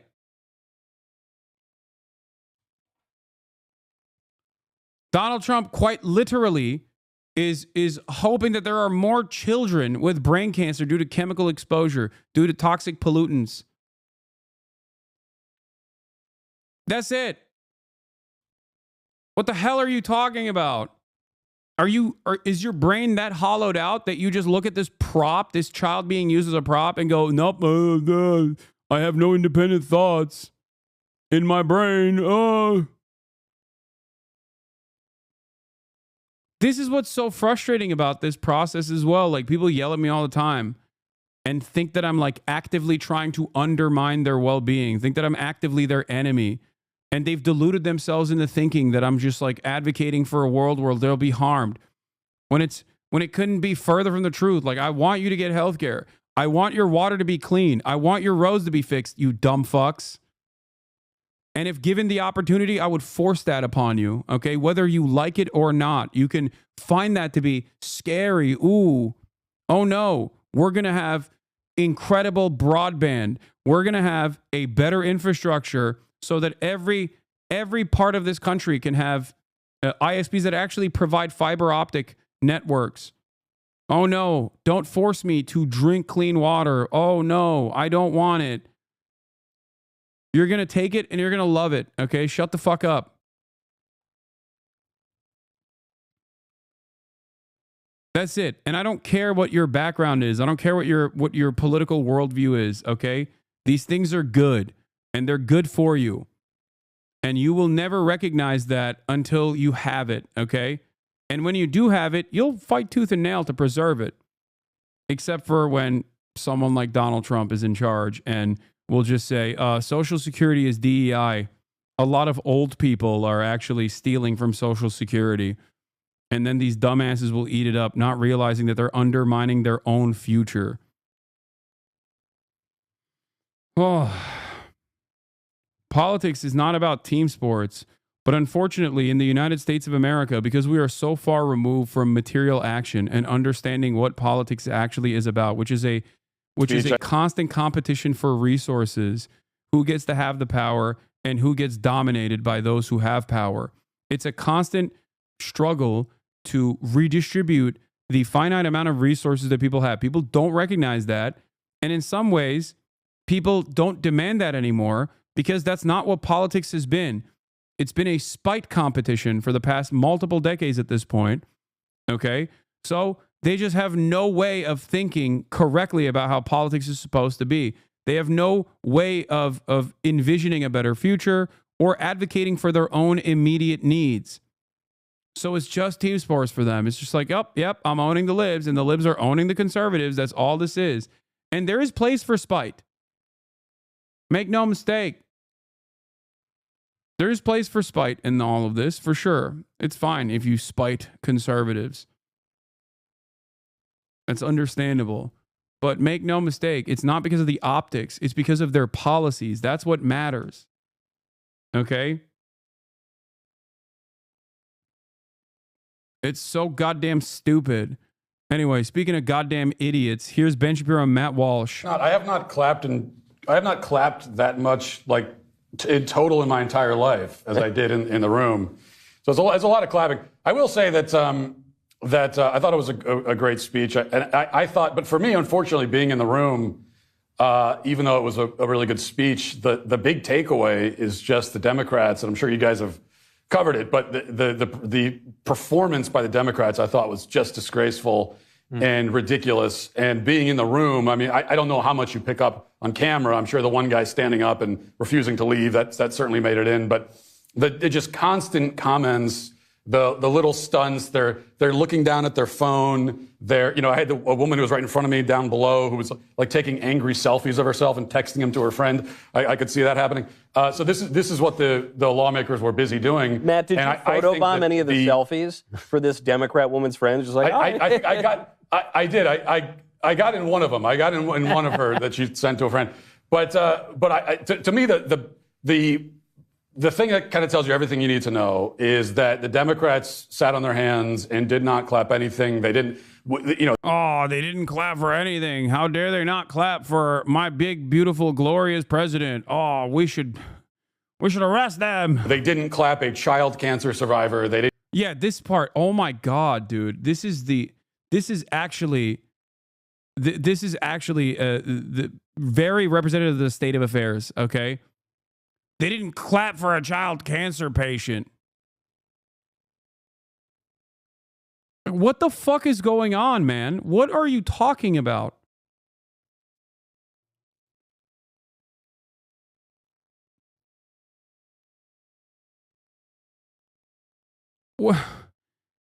You have the brain of a 4-year-old. It's truly alarming. Yeah, we brought this cancer patient specifically for claps, and the Democrats didn't clap for him. They must hate children with cancer. Didn't clap planting a flag on Mars. They didn't clap, protecting Americans from crime, killing terrorists, and all of that. The only thing they clapped for, was Ukraine. That was the one single applause line from the Democrats, and I think that sort of tells you everything you need to know about the Democrat Party, which is just nothing but They didn't even clap for their own vote. There was one point where Trump thanked them for voting for Marco Rubio for Secretary of State. They didn't even clap for that. I mean, it really was.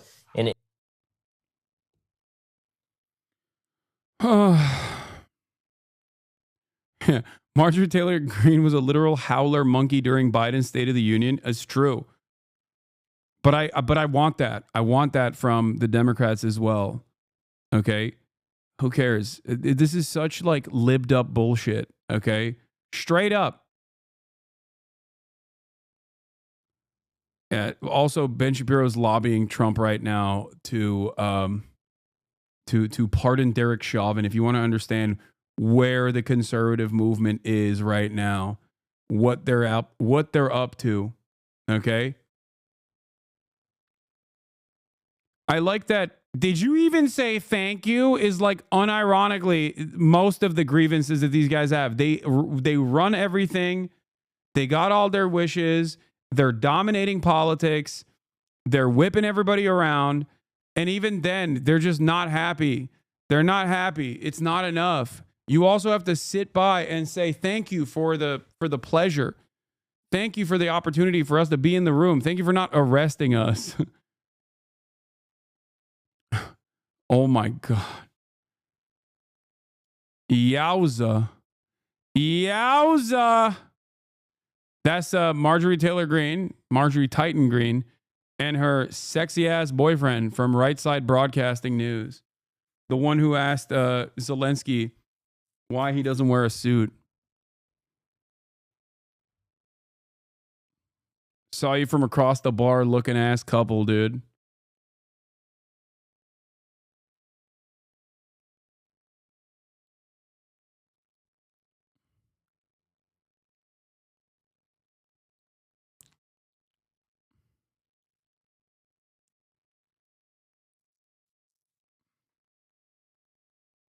No, that's Mickey Rourke and John Hurt.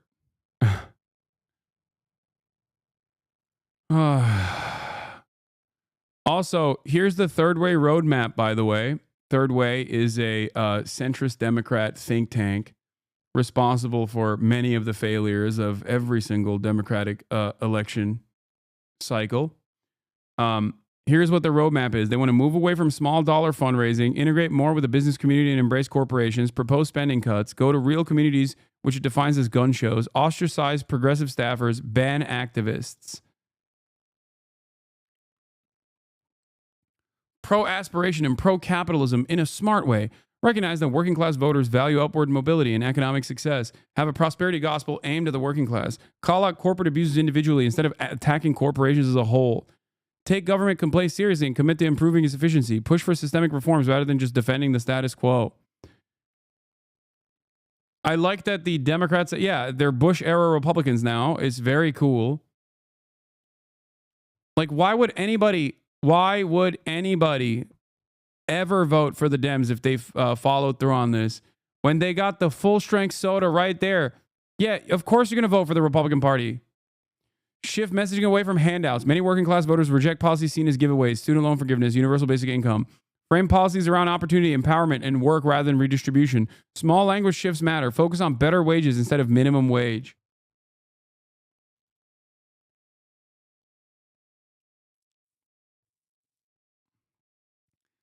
Fear of dissent within the party and need to embrace an open debate defined as being afraid to criticize the left, then followed up by saying the left needs to be systematically kicked out of the party.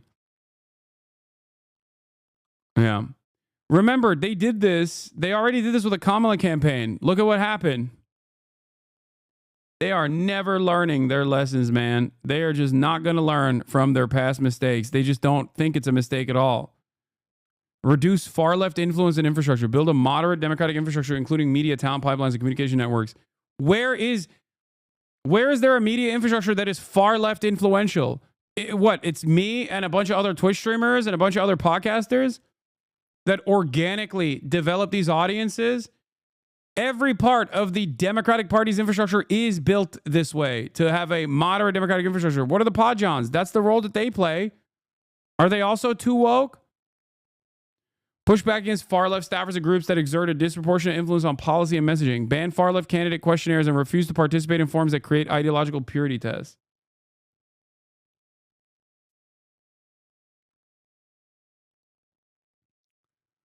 I think one of the most insane things that has taken place in front of our eyes is that the Democratic Party actively welcomed vultures into its home, okay, willingly.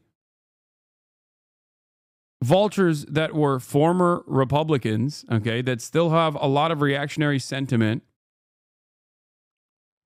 And they have dominated the ranks of the Democratic Party in perpetuity. Okay? It's all rhinos up and down. The Democratic Party has become the rhino party.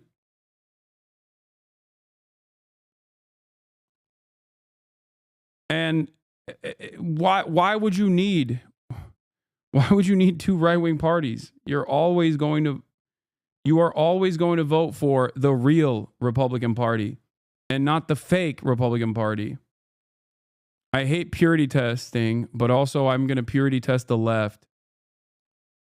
Thousands of Chinese Communist Party delegates. This is the political event of the year. For the rest of the world, it's a rare glimpse into the Great Hall of the People and into the impenetrable world of elite Chinese politics. At its helm, President Xi Jinping, dealing with problems at home and abroad. China is about to present its economic plan for the year ahead. I gotta pee. But there are serious challenges. There's a property crisis. People aren't spending enough money here. And now China needs to factor in a trade war with the United States. Its response to US tariffs has been swift and strong. For 2 days in a row, it's put out this statement. If war is what the US wants, be it a tariff war, a trade war, or any other type of war, we're ready to fight till the end. After the session, a chance to try and grab the thoughts of the country's elite. What impact will the trade war have on China? I think it'll have little impact on China because we treat others the way they treat us. Our tech develops so fast. Just look at DeepSeek. Look at how fast our AI develops. Far from the political capital, at the other end of the country in Guangzhou, a glassware exporter braces for the latest tariffs and hopes for the best. I think the people will discuss this at the beginning, but yeah, of course, 10% is a huge number. You know, some profit even they're lower than this, but we cannot change it. Just get used to it and let it be. However, it's not easy to let it be when old alliances are shifting and relationships crumbling. And in this new world, as China says, everything is changing fast. Nicole Johnston, Sky News, Beijing. We've been talking an awful. It's really interesting that China for decades has kept a very tempered approach to American incursions in the field of international relations. And the one time where they marginally moved in the direction of you know, saying, like, if you want to go to war with us, like, we'll go every step of the way. Everybody goes, oh, finally, they did it. Finally! They want war. They want it. We're going to smoke them. Things are going to get so much worse.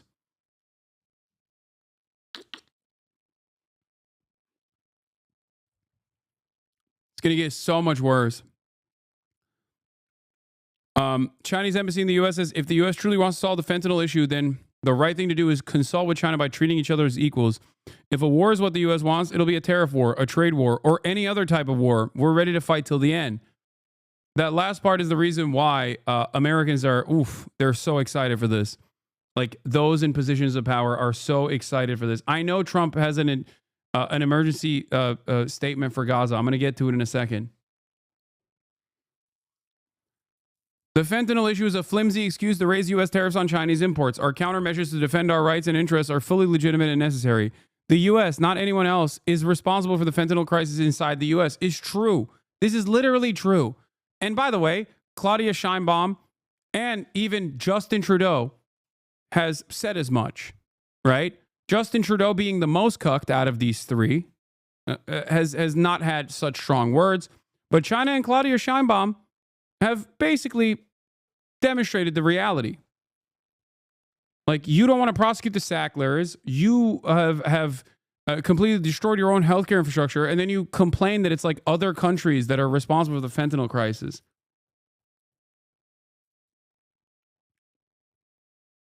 In the spirit of humanity and goodwill towards the American people, we have taken robust steps to assist the U.S. in dealing with the issue. Instead of recognizing our efforts, the U.S. has sought to smear and shift blame to China and is seeking to pressure and blackmail China with tariff hikes. Why do you hate Canada so much, Law? I don't. I have stated time and time again that I am an active participant and defender of boycott, divestments, and sanctions on the settler colonial entity that is America. The United States of America is a belligerent nation, and I am with my Canadian brothers, sisters, and MBs, except for, don't BDS me, obviously, because, I support you. I support your cause.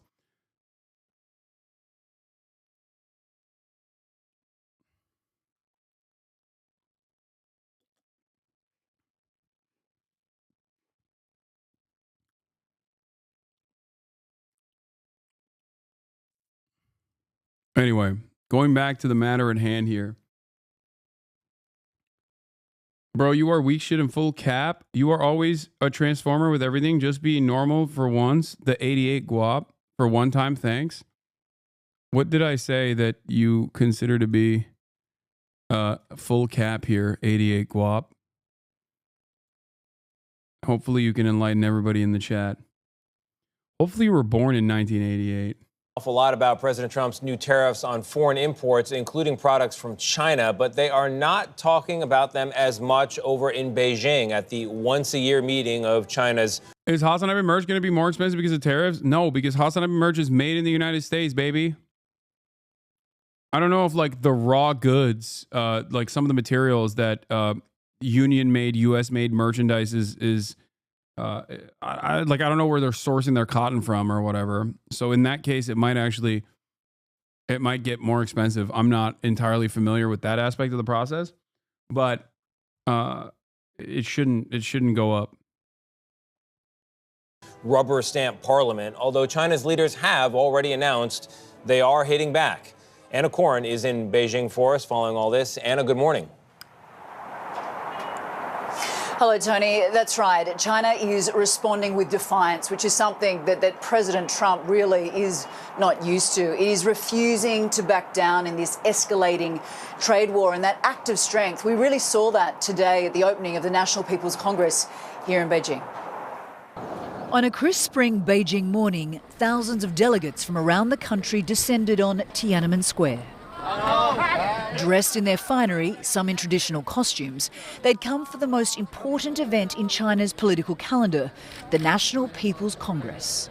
But for these legislative members, one topic was clearly off limits. Excuse me, sir. Are you worried about the US-China trade war? Thank you. Do you think that President Xi and President Trump can make amends? Do you have a message for President Trump? Do you have a message for the American people? However, once inside the Great Hall of the People, the cameras turned to the main event. The National People's Congress is very much focused on the economy, but this year it has been overshadowed by geopolitical events, with the US-China trade war taking centre stage. President Xi, whose government only yesterday announced retaliatory tariffs against the US, was an observer. It was his deputy, Premier Li Qiang, who delivered the address. He announced an ambitious GDP growth target of 5%, committed more fiscal resources to stimulate the economy, where youth unemployment, lack of consumer spending and the fallout from the property crisis remain central issues. The Premier also acknowledged the geopolitical tensions confronting China, a reference to the escalating trade war with the US, which on the surface shows no signs of abating. But some here are more hopeful. As the sort of rivalry goes on, there will come to a point that we can have a good settlement. I have never heard from any American politician even a fraction of this kind of relatively cheery approach to Chinese-American relations. Not one.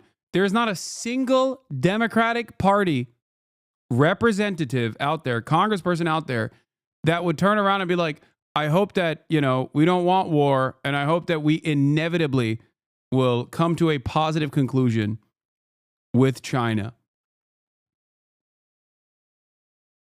Okay? Let alone the fact that none of them speak Mandarin, obviously. Why are they not sending Chinese-speaking reporters? I'd be mad too. Some bra started to talk to me in English about the attempt of teabagging their countries trying to do the mine. Yeah.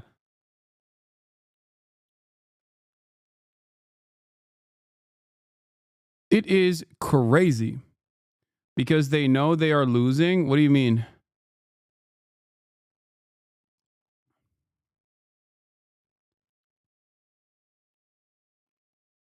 It's just...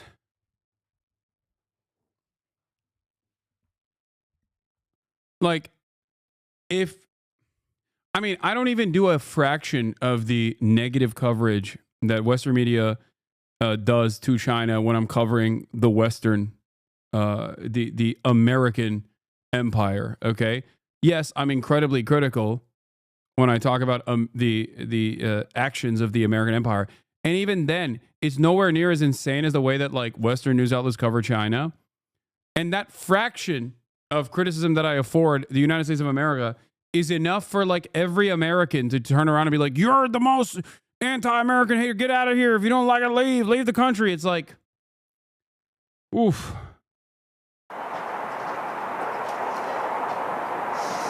Now, while there's obviously hope, Gail, that there will be some sort of trade deal, China will not be bullied. And that is the message that we are getting. And even the markets would indicate that.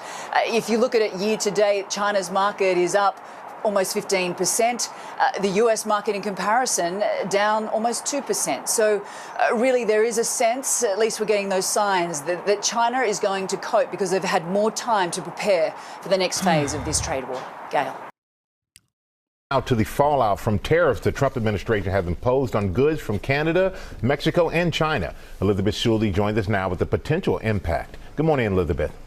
Good morning, Michael. The new 25% tariffs on Canada and Mexico and additional tariffs on China risk raising prices for American households on everything from groceries to gas to electronics.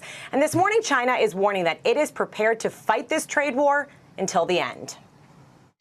This morning, the U.S. is embroiled in a trade war as Canada, Mexico, and China retaliate against President Trump's sweeping tariffs on America's biggest trading partners. I want to speak first directly to the American people. We don't want this. We want to work with you as a friend and ally. Prime Minister Justin Trudeau announcing 25% tariffs against more than $100 billion worth of American goods.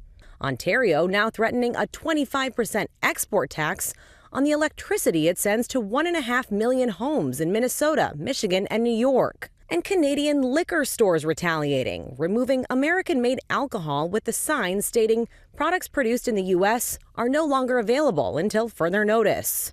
Now, it's not in my habit. I'm not going to lie. I do truly believe that when Justin Trudeau says, oh, we don't want this, like we need partnerships, Trump hears that as, oh, I'm going to go extra hard. Like, I think he hates Trudeau. He's like, oh, I love that. I love that he doesn't like this.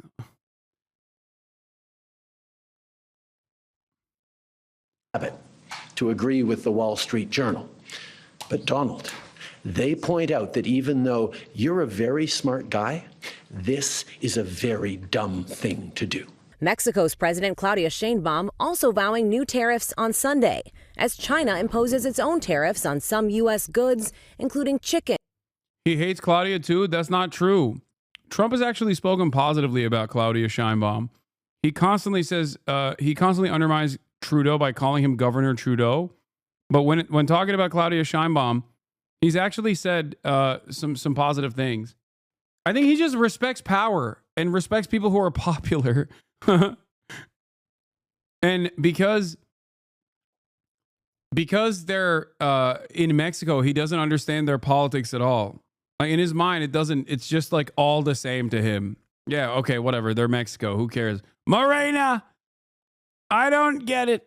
They're something. They're doing Mexican politics is very different than American politics.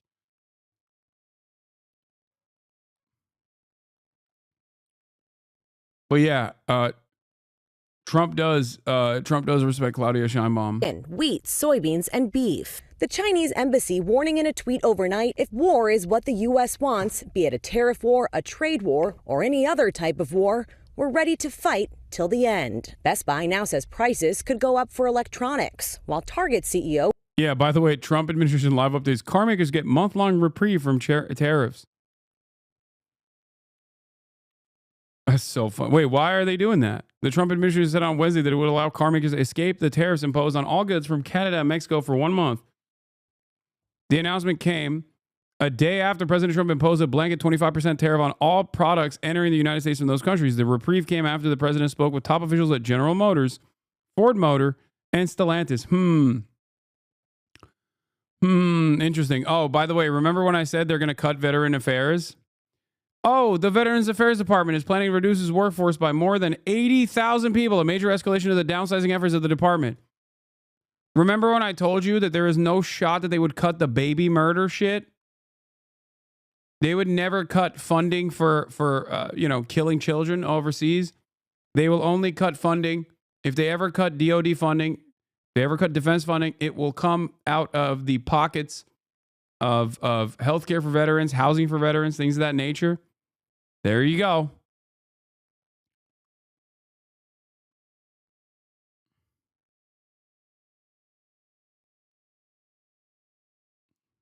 There it is. cautions fruit and vegetables imported from Mexico will get more expensive. We'll try to protect pricing, but the consumer will likely see price increases over the next couple of days. The United Auto Workers Union is praising President Trump for taking, quote, aggressive action to end free trade, saying that the tariffs could boost domestic manufacturing. Commerce Secretary Howard Lutnick did signal that there is a path for Trump to meet Canada and Mexico in the middle on these tariffs. And we're told that President Trump will speak with the Prime Minister, Justin Trudeau, later this morning, Michael. Canadian here, people are so libbed up because of Trudeau's statements lately, even the usual Trudeau haters. I think he's been pretty strong with his words against Donald.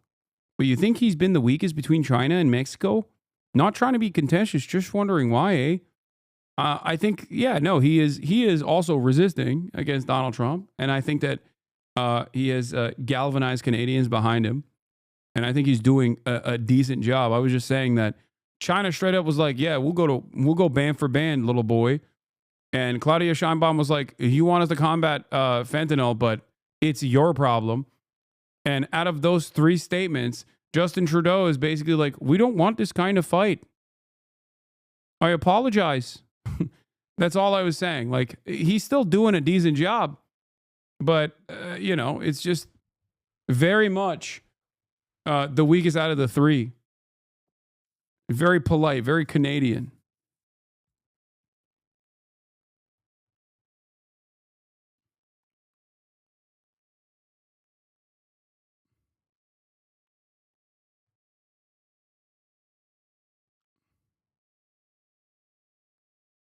All right, Elizabeth, we know you're going to come back with the answer that's the most searched for questions. You're going to have the answers about those, about what it could mean for your I do think that there's a likelihood that the Canadian conservatives might lose because of Donald Trump, because of their allegiance to Donald Trump. For the record, it's pretty funny. Hasan, you and your fucking insane cult of dick-sucking cronies should unplug, delete your numerous accounts, take a fucking bath, and do something actually productive with your lives instead of rotting away as borderline terrorists. I like that this guy didn't say that we're terrorists. He said we're borderline terrorists. So thank you. This person is redeemable. We'll keep you.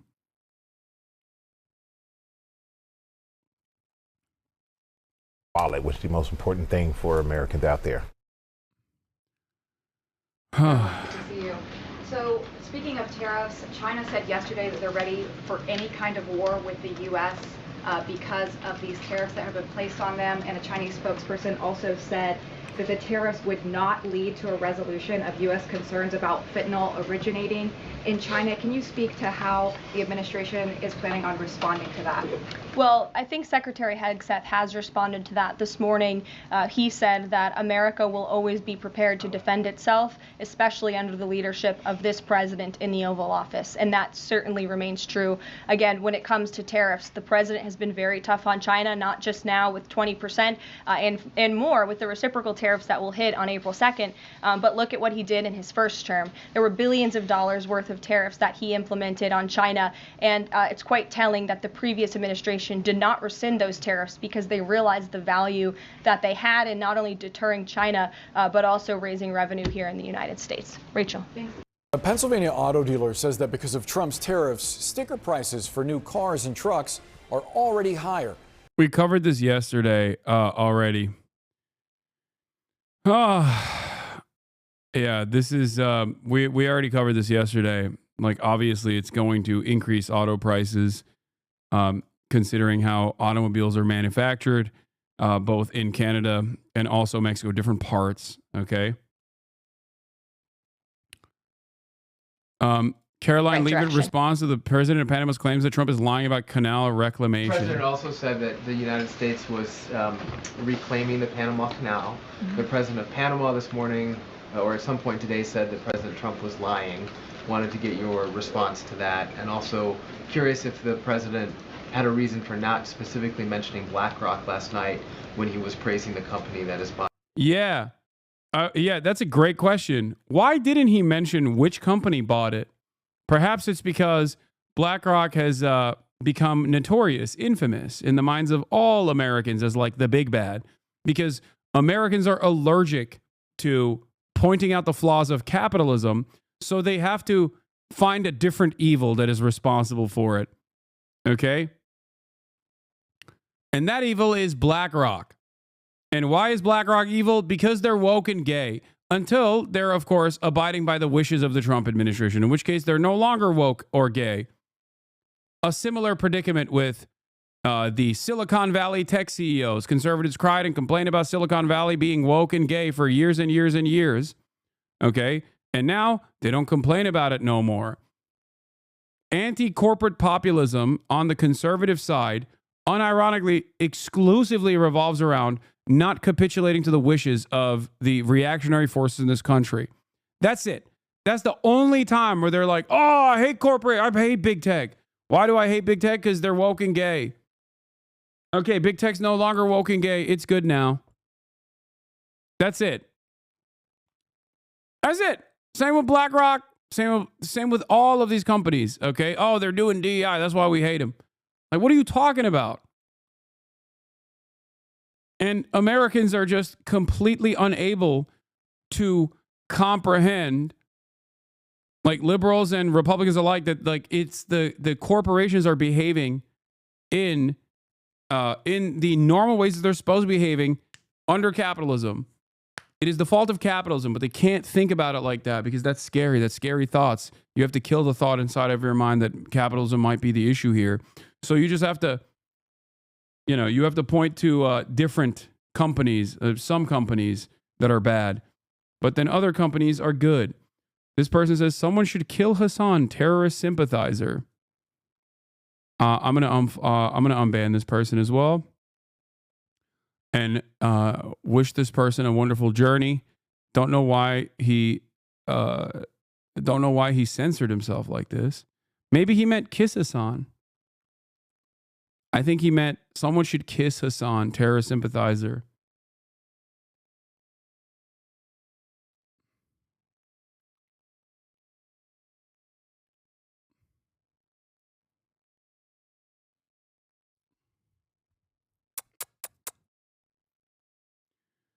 Ah, 211 and 209, House GOP overcomes Dem effort to kill censure resolution against Al Green for his floor protest during the Trump speech. He is expected to be censured tomorrow. It used to be very rare when the House would censure a member, and only for some of the worst offense, like being a Palestinian and saying from the river to the sea, Palestine will be free. And that's the last big time that they've done that. What is this, bro? You banned my other account for telling you the true quieter and unban this dude? Make it make sense? Yes. I cannot reform you when you say stuff like that. But the person that says you're a terrorist sympathizer. Do you still think you get the terrorist baby hate if you were Jewish? Fuck no. Are you kidding me? No. They would be calling me the K word or a capo because these people don't have any ideological interest in this. They just want to smear. Okay? Yeah, they'd be calling me a self-hating Jew if that was the case. But because, you know, my name is Hasan, they just go with the easy one, which is terrorist.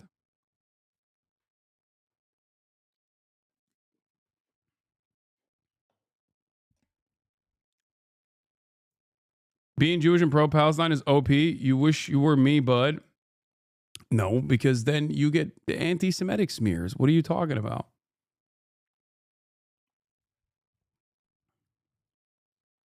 Yeah, they would be like, if I was Jewish and advocating for the exact same things that I'm advocating for, they'd say, oh, you haven't been banned because you're Jewish and you own the media. That's what they would be saying.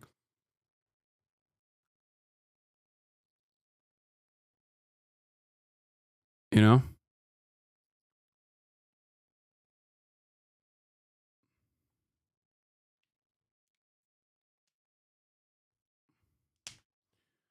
In his latest million views vid about you, Asman claims you meant you, the viewer, instead of Mike Johnson and the Republicans when you said you would take action against Rick Scott. He also said he added context to the main clip when you actually meant he didn't add context on the doohickey. He didn't. All while using that stalker's Twitter's chopped up clips. Yeah, I know. Good luck to Asman Gold. I'm sure he will be defending free speech over and over again for the next year.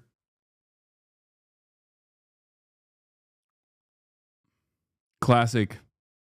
This was interesting. Hey, Peckerwood. Yeah, you. If you ain't got a truck, you ain't shit. That's right, baby. Hell yeah. Whiskey Bent, Brownsboro, Texas, 2017.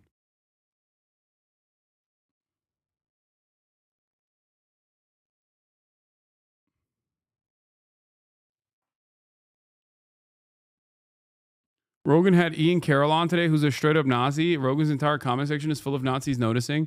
Yeah, it is kind of strange that Joe Rogan rarely ever has not anti-Semitic, anti-Zionist. You know, he just only holds space for the actively anti-Semitic kind who masquerade as anti-Israel in an effort to push their more dangerous agenda. Weird.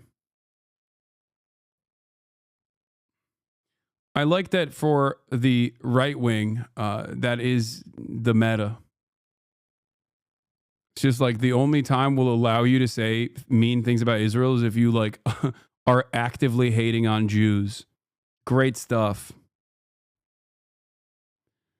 Anyway, let's continue. Canals or ports around the Panama. Yeah, I'm not sure if Panama has seen what's going on with their own canal, but as you just mentioned, BlackRock is now interested in investing and taking over the two ends of the port, which is very important because the president was very vocal several weeks ago about the need to ensure that China is not controlling the Panama Canal. This is a very important place for the United States of America. We also saw that the Panama Canal lifted fees on our U.S. naval ships that are going in and out of the canal. That's a win for the United States of America. And the president will continue to ensure that the Chinese government, the CCP, cannot be infiltrated in the Western Hemisphere and certainly not in the Panama Canal, which is a very important place for our country. Last night in the Black Sea port of Odessa, the aftermath of a Russian drone strike. It was the second day. Yeah, Trump cuts intelligence sharing with Kyiv is crazy. Trump is treating Ukraine in ways that I wish he would actively treat Israel, or any administration would actively treat Israel. Okay? Israel deserves everything that Donald Trump is doing to Ukraine. Like 100%. Like a stern talking to, a public dressing down, refusing to collaborate on the intelligence front, denying weapons transfers. It's crazy that he's doing that to Ukraine and not to fucking Israel.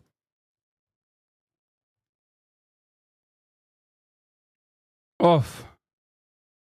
Day in a row, the city had come under attack. Bro is asking for the next band. No Kizzy. Yeah, I know. Yeah. I've never said these things about Israel before. Why do you think everybody comes in here and calls me a terrorist, dude? It's quite literally this. This morning, residents were assessing the damage. One person was killed. Power and water services cut off. Ukraine's war-ravaged population, worried by Russia's gradual battlefield advance and America's sudden withdrawal of crucial support. The city suffers more now, the country too. Even in the beginning of the war, it was not on this level. Many houses were damaged, people were forced on the streets, whole families. It's scary. Today, it emerged the US has stopped sharing vital intelligence with Ukrainian forces, in addition to cutting off military aid. Yet more fallout from last week's disastrous meeting between Presidents Trump and Zelensky. American intelligence data is regarding Russian strategic bombers. We are tracking Russian ballistic missiles with its help. But also, of course, we have another part of American intelligence data regarding the moving targets on the Russian territory, which provides us with the possibility to make it. It's not Mike Johnson, dude. It's his chief of staff. You guys, please learn how to read, okay? Mike Johnson's chief of staff was arrested on DUI charge. Yes, and Mike Johnson says he stands by him, and he has full faith and confidence in him. They're probably going to elevate him to a higher position now that he got a DUI arrest. That's how it works. That's how it works in the Republican Party, in the modern Republican Party now. The deep strikes into the Russian territory on him. Trump's strong-arming of Zelensky looks to have paid off. Last night, he told Congress he'd received a letter from the Ukrainian leader. The letter reads, Ukraine is ready to come to the negotiating table as soon as possible, promising to begin peace negotiations and to sign a rare earth mineral deal. Today, a top Trump official held out the possibility of a resumption of support. We have taken a step back and are pausing and reviewing all aspects of this relationship. But I just got off the phone before I walked out here with my counterpart, the Ukrainian National Security Advisor. I think we're going to see movement in very short order. But it's clear to America's allies, old relationships don't count for much with the new US administration. In an effort to boost self-reliance in Germany, politicians forming a new government announced plans to drastically change a constitutional cap on borrowing to boost defense spending. Europe needs to be able to defend itself, said the man set to become the new chancellor. In Britain, the Prime Minister still hopes to persuade President Trump to provide Ukraine with more tangible assurances. The President made absolutely clear his commitment to Article 5 of NATO, absolutely clear that he would have our backs because of the relationship between our parties, and agreed that our teams would sit down together to talk through security guarantees. But Ukraine is now fighting in a very different world, and it's one in which its enemy, Russia, clearly has the upper hand. About an hour ago, Emmanuel Macron made a roughly 14-minute speech from the Élysée Palace in Paris, which signalled a change in attitude towards defence not just in France, but Macron calling for the same across Europe. He wants Europe to unite, to get behind Ukraine in its existential fight against Russia's invasion. Emmanuel Macron unveiled a plan to increase French defense spending by 20 billion euros over the next 5 years. This, he says, will be a private-public partnership to, he says, avoid any tax increases on French citizens in order to fund that. He says it's essential that Europe unites to secure future peace, future security. He said Russia is now the enemy and cannot be trusted. He cited Vladimir Putin specifically on this issue.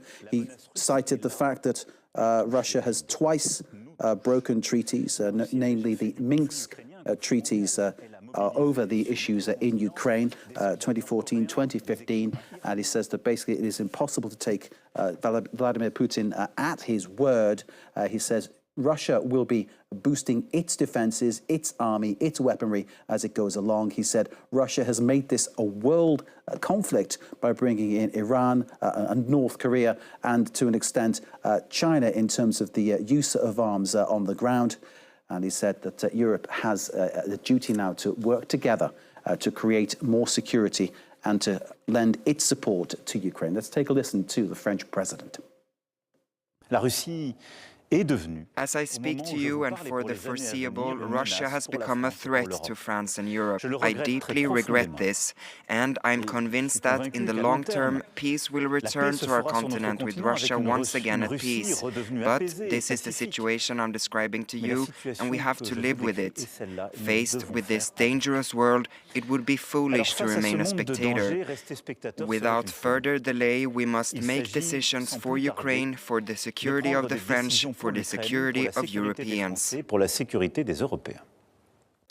So security, the big issue that Emmanuel Macron was at pains to outline there. Basically, the increase of spending, 20 billion euros extra from now until 2030, is his way, he says, of reindustrializing certain parts of France. So that is something from the social aspect to look at in terms of increasing jobs, which is almost a welcome issue in many. Do you think Europe isn't taking enough action against Russia? I mean, what can they do? I guess the only thing they could do is like unironically disband NATO and directly train up a standing military force and then send them into Russia, the countries without nukes. You know? Is that like without America, there is no NATO. Okay? There's just no NATO without the United States of America.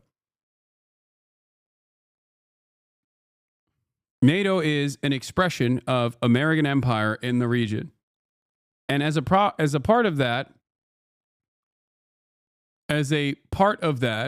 it also creates this nuclear blanket.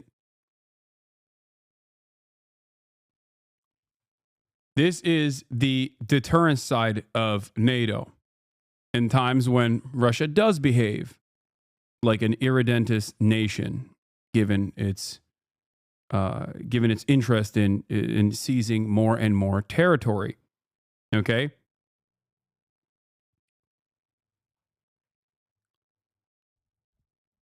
That's the only way forward, because aside from that, an act of aggression against a NATO soldier is an act against all of NATO, which means the United States of America as well. That's not true. Europe with UK and Canada is bigger than the USA. Pfft. Okay. You don't know what you are talking about. Please explain, Daddy Hagrid 420. Why couldn't they act without America? Because an act of aggression against a NATO nation. In the beginning of the war, after Russia invaded, Zelensky kept repeatedly asking for a no-fly zone to be implemented over Ukrainian airspace. No-fly zone is not like a random protective barrier that you magically put over a nation state. It is something that you actively have to enforce through violence, as in Zelensky's demands were, please send NATO fighter jets to actively target and combat Russian fighter jets. Okay?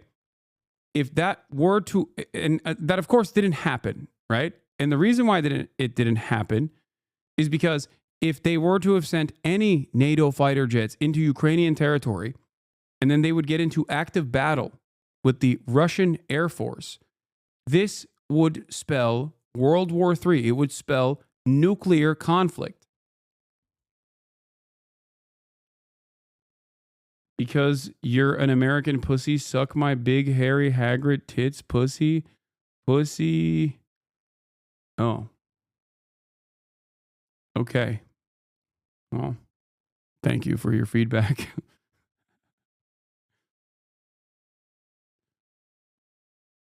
That's cool. You've brought up some really important points. You're right.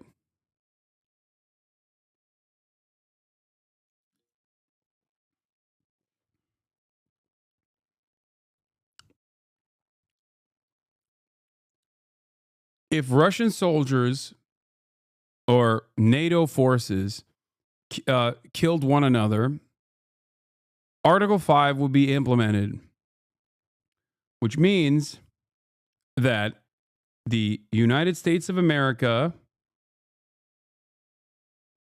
and virtually everyone else inside of NATO would be going into war with Russia. Russia is a nuclear armed country, and so is the United States of America. The entire purpose of these nukes, as they exist, is supposed to be so that if you do go into war, you turn around and you use those nukes. Parts of the country, but on a broader scale and a pan-European scale, it's a question of creating a platform from which the continent can defend itself and, at this point in time, lend its support to Vladimir Zelensky and Ukraine's fight against Vladimir Putin and Russia. James Andre. Europe has over 200 nukes, so we don't need America for those. What is this European death wish that people have? I don't want NATO to go to war with Russia. I don't want Europe to go to war with Russia without NATO support either. Like it seems to me like Europeans are just like, nah, let's just go to nuclear war. We got nukes. We can take the smoke. Like, what the hell? Are you guys all right?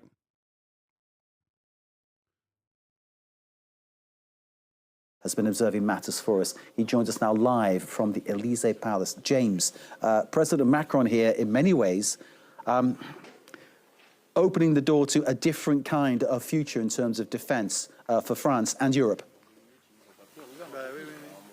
Yes, absolutely. Emmanuel Macron, who really wanted to offer something very didactic today and to try and convince the French people that indeed they needed to shift gears, that basically the recipes of the past could not apply to what is happening now across Europe. Emmanuel Macron, that we've been seeing over the past few days in a flurry of diplomatic activity. We saw him indeed last Sunday. He was in London on the 24th of February. He was in Washington, basically showing support for Volodymyr Zelensky, and this is a message he really clearly hammered to the French public. You know, we must back Volodymyr Zelensky. He said we need to back Ukraine in order to achieve sustainable, solid peace, to protect Ukraine, but also to protect Europe, and also explaining to the French public that yes, there will be more military spending, that obviously he does not want to hike taxes, but what he wants to do, he says, is to redistribute the spending of the nation, which he says means there will be sacrifices, there will be tough choices to make, but also calling upon the French public to mobilize, to get ready, and indeed to get ready to defend France and its values in the face of what has become, as he put it, you know, a renewed threat coming from the east. Emmanuel Macron saying that indeed tomorrow at this European summit, it will really be the kickstarting of a European defense, that rules would be changed inside the Union in order to allow countries to have deficit if that money is spent on defense, but also, you know, creating financial mechanisms, reindustrializing France, basically recreating a whole economy of the defense that needs to be sovereign and that needs to be integrated here in France. Indeed, Macron says also he will open debate about extending the French nuclear umbrella to EU partner nations. James, bear with us a second, because as you've been observing, at the Elysee, Hungarian Prime Minister Viktor Orban has arrived for a special pre-summit supper with the French president. Now, this a very high honor indeed being paid to Viktor Orban. His visit comes as US President Trump has ordered the suspension of US military aid deliveries to Kyiv and a halt in intelligence sharing, which is a real blow to Ukraine's troops in trying to fend off that Russian invasion.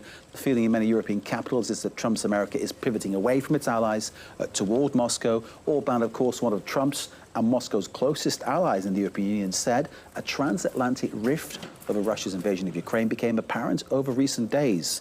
I think that's an understatement, isn't it? Macron has hatched a four-point plan, of course, to end the Ukraine war, but the main beneficiary from US actions over the past week is clearly Russia and Vladimir Putin. Let's go back to James Andre, who is observing matters for us at the Elysee. James, Viktor Orban then and Emmanuel Macron, I imagine that this will be a supper that involves a lot of talking as well. Yes, absolutely. Well, we saw Viktor Orban arrive just earlier on here and be greeted by Emmanuel Macron here with the full Republican Guard. This is a state dinner, and this is obviously an honor that's being paid to Viktor Orban. How can you do World War III without nukes is the question that someone asked. You can't. Or rather, this is how World War III is happening without nukes. A sequence of proxy battles with nukeless nations. A nation with nukes going after a nation without. That's basically it.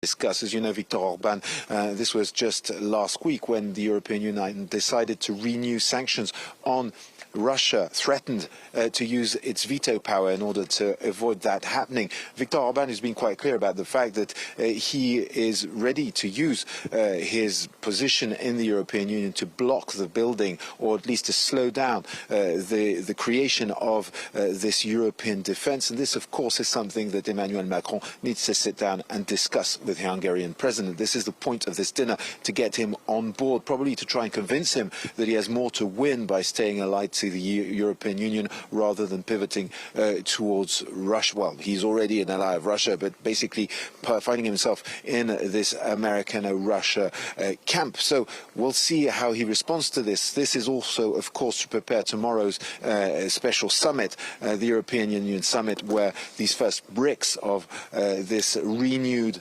European defense need to be laid. And of course, the idea is to avoid Viktor Orban impeding that progress. James Andre at the Elysee Palace in Paris, the official residence of Emmanuel Macron, French president. James, thank you as always very much indeed.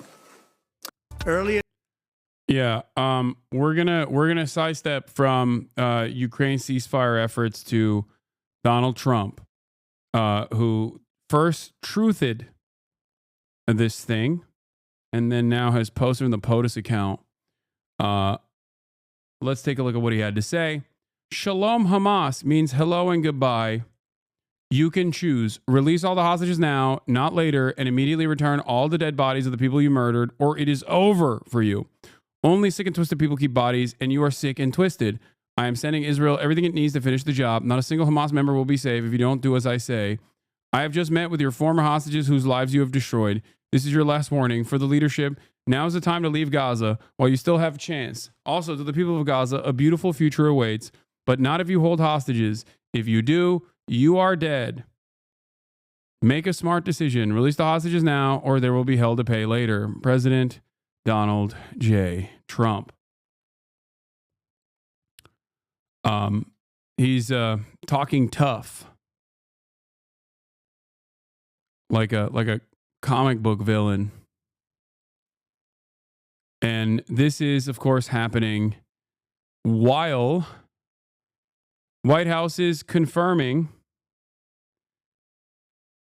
that there are talks with Hamas. The Trump administration's hostages envoy has engaged in direct talks with Hamas in Doha, Qatar. White House and Hamas sources confirm, marking the first time the U.S. has negotiated with a group it designates as a foreign terrorist organization. Discussion reportedly focused on release of the American captives and a pursuit of a broader ceasefire. Okay. Now, this also came down as a Axios exclusive from Barack Ravid. Here's what took place. Max Blumenthal says, so Israel is spying on the Trump admin and leaking its sensitive diplomatic moves to the press, which I think this is a fair assessment of the situation. The meetings between Boehler and Hamas officials took place in Doha in recent weeks. While the Trump administration consulted with Israel about the possibility of engaging with Hamas, Israel learned about the aspects of the talks through other channels. One source said, the sources spoke with Axios on the condition of anonymity because they weren't authorized to discuss the sensitive meetings.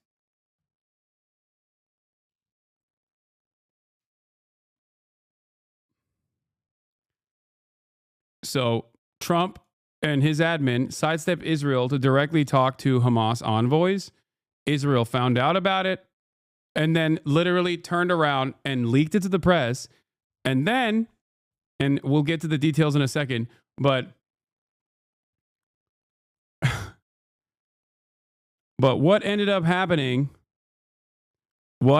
in the process was Donald Trump coming out and saying unhinged ass bullshit about Hamas. He has one speed only, and it's just, he has one speed and one speed only, which is to constantly blame Hamas, even when Israel is the one who is ruining the talks. Uh-oh, the terrorist lover is crying. I am not crying. This is, I mean, if you're calling me a terrorist lover, I suspect that you probably think that, you know, America is a good country, it's a powerful country, blah, blah, blah, right? And if that's your attitude, then how do you not see your glorious president, the Great White Hope, getting absolutely cucked by Israel like this? Clearly, there is an interest from even the Trump administration to try to pack this stuff up to the best of their ability, but they want to do it quietly. And Israel is doing Israel shit, which is voluntarily trying to nuke any kind of ceasefire negotiations by leaking these backdoor conversations that are supposed to be kept private.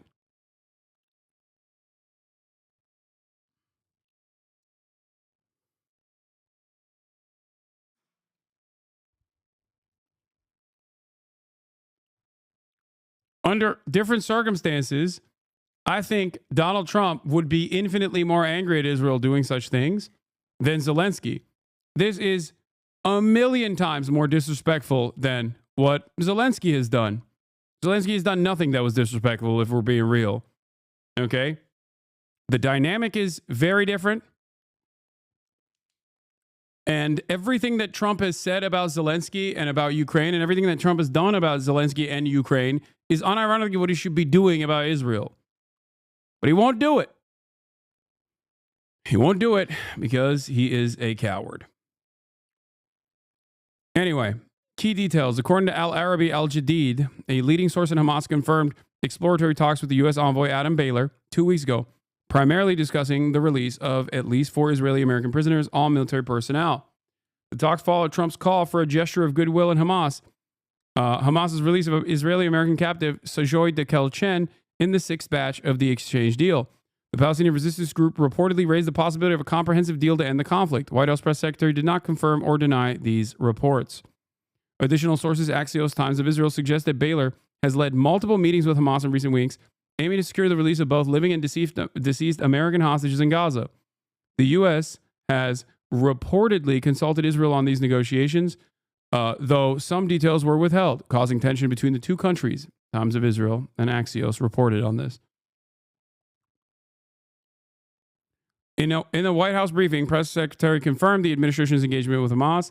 She said Israel was consulted on this matter, and President Trump believes in dialogue and talking to people around the world in a good faith effort to do what's right for the American people.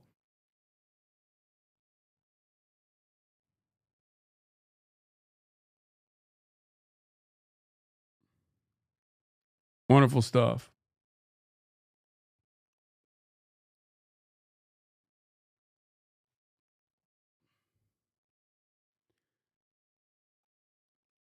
I suppose those conversations didn't go well based on Trump's recent statement. I don't know if those conversations went well or not.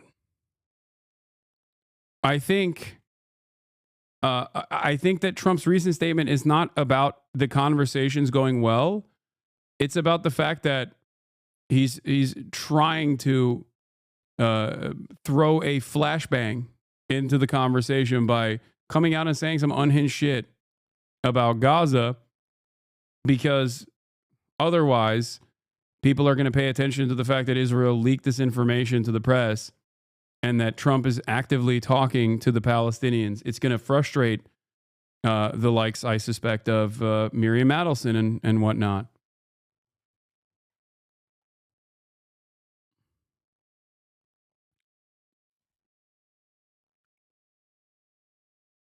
Warmongers and libs didn't stand for a kid with cancer. I love that. I love that you're saying this while we're quite literally talking about Donald Trump's inability to deal with a ceasefire. Fantastic. Yeah. I mean, liberals are warmongers. This is true, but the fact that they didn't stand for a kid with cancer is idiotic. This is an idiotic line of argument. I think he's posting the anti-Gaza shit to save face. That's what I think. Okay? Washington has tonight acknowledged that it's been in direct contact with Hamas in recent weeks over American hostages held in Gaza.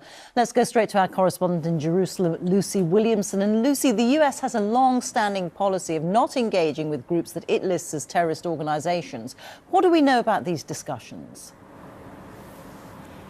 Yeah, that's right, Rita. I mean, this seems to be a striking change in US policy. Until now, it was thought that the US only had indirect contact with Hamas through mediators like Qatar.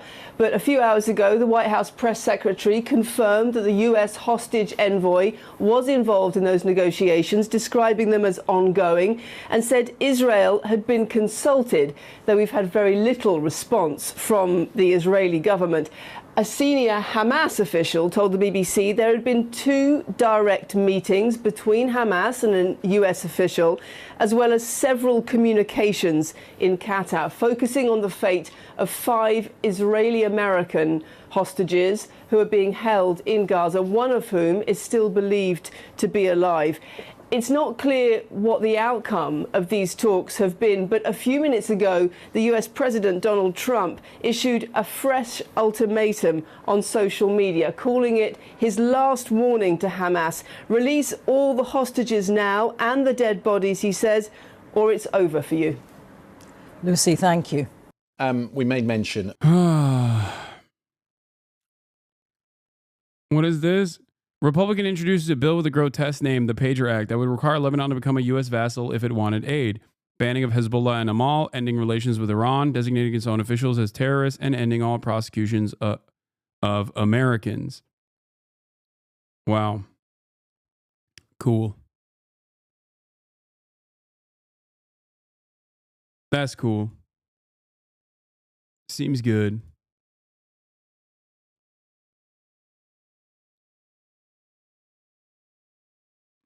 Seems normal.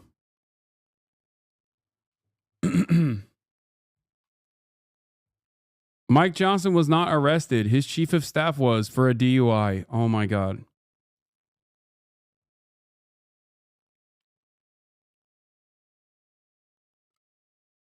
Yeah, I mean, it's silly. It's gross. It's grotesque. But I think the reason why they're doing that is once again to just be like, yeah, we're cruel. What are you gonna fucking do about it? It's not a real legislation, I don't think. But U.S. and Israel reject Arab alternative to Donald Trump's Gaza plan. Of the peace plan in the Middle East that the Arab leaders were discussing yesterday. They're seeking international support for their Gaza reconstruction plan. The plan comes with a 91-page glossary that proposes an enormous rebuilding operation with, crucially, the Palestinians remaining in place. It will be costly. The bill is estimated at over $50 billion. There are detailed proposals in there on how to clear all the rubble. The Israelis and the Americans, though, have already dismissed it as unworkable. There's no plan, they say, for disarming Hamas. They've rejected the proposals to restore and revamp the Palestinian Authority.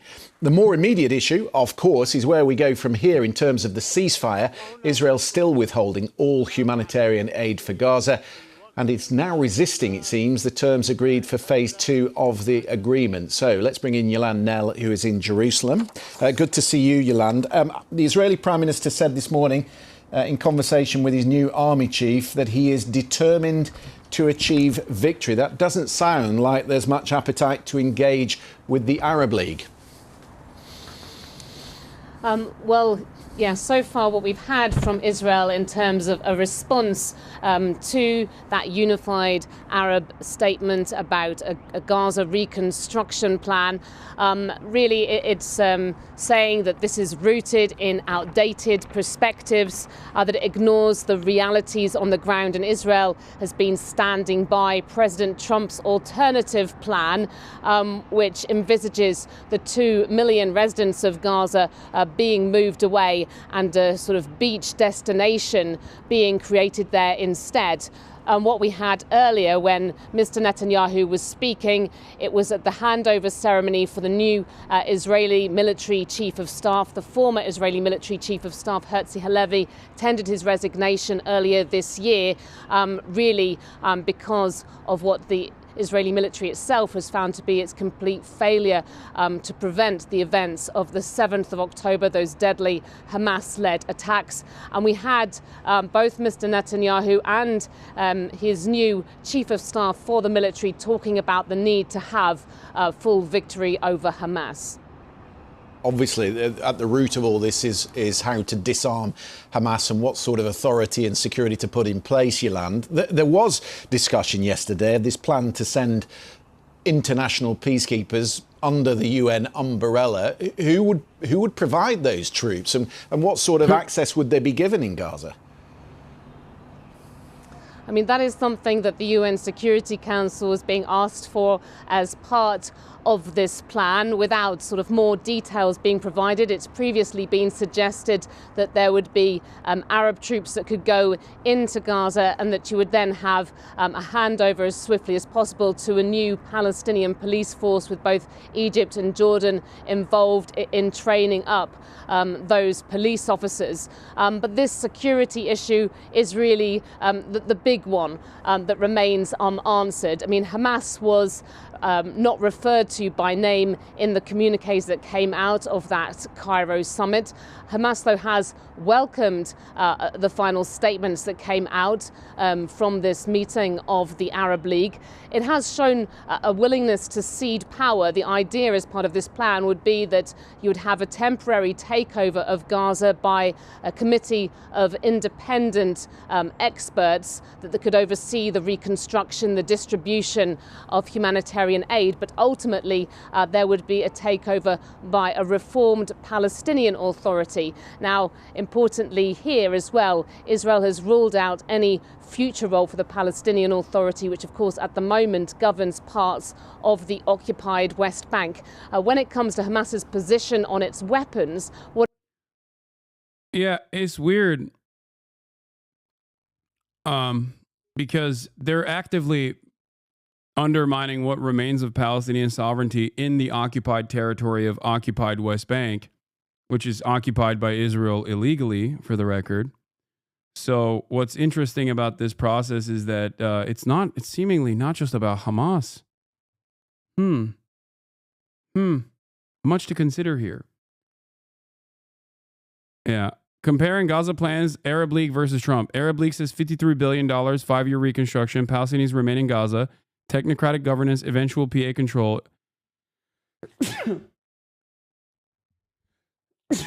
International funding and oversight. Trump's vision is U.S. takeover of Gaza, removal and permanent resettlement of Palestinians to neighboring countries, long-term U.S. control and development, ethnic cleansing. Doesn't seem like it's much of a plan, really.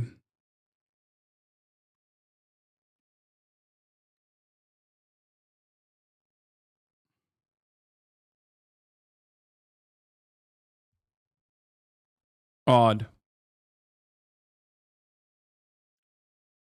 Odd state of affairs.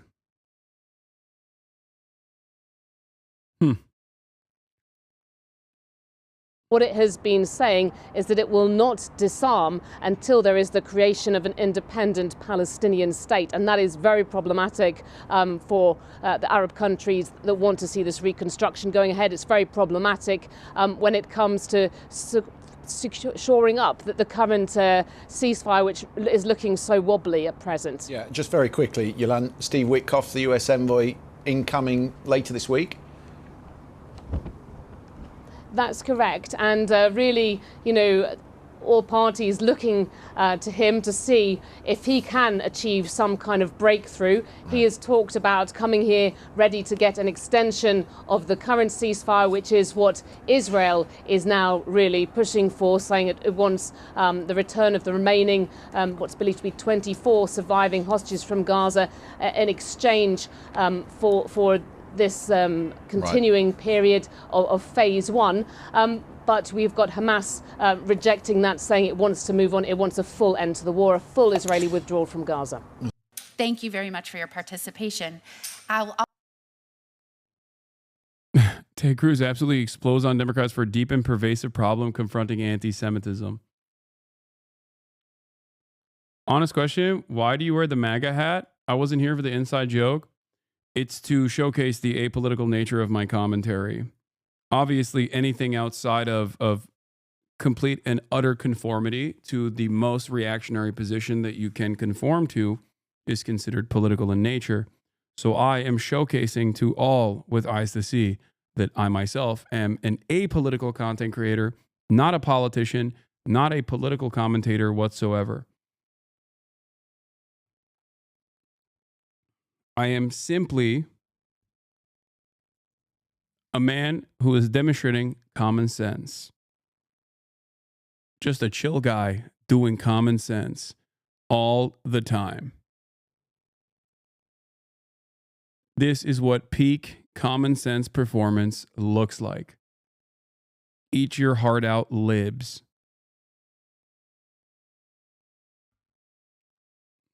Very reasonable guy with very reasonable opinions, a based, centrist-pilled, common sense kind of guy. That hat makes you look smart, lol. See, it's working. It's working. It's literally working.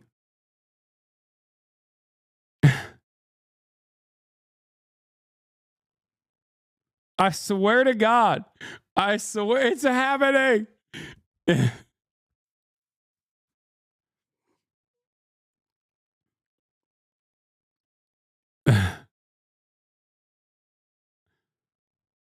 Your thoughts on boobs in video games, sir? I want the entire frame to be dedicated to boobies. Okay? If they lower the size, if they make the size of the boobies even a little bit smaller, oh my God, I will lose my shit. Okay?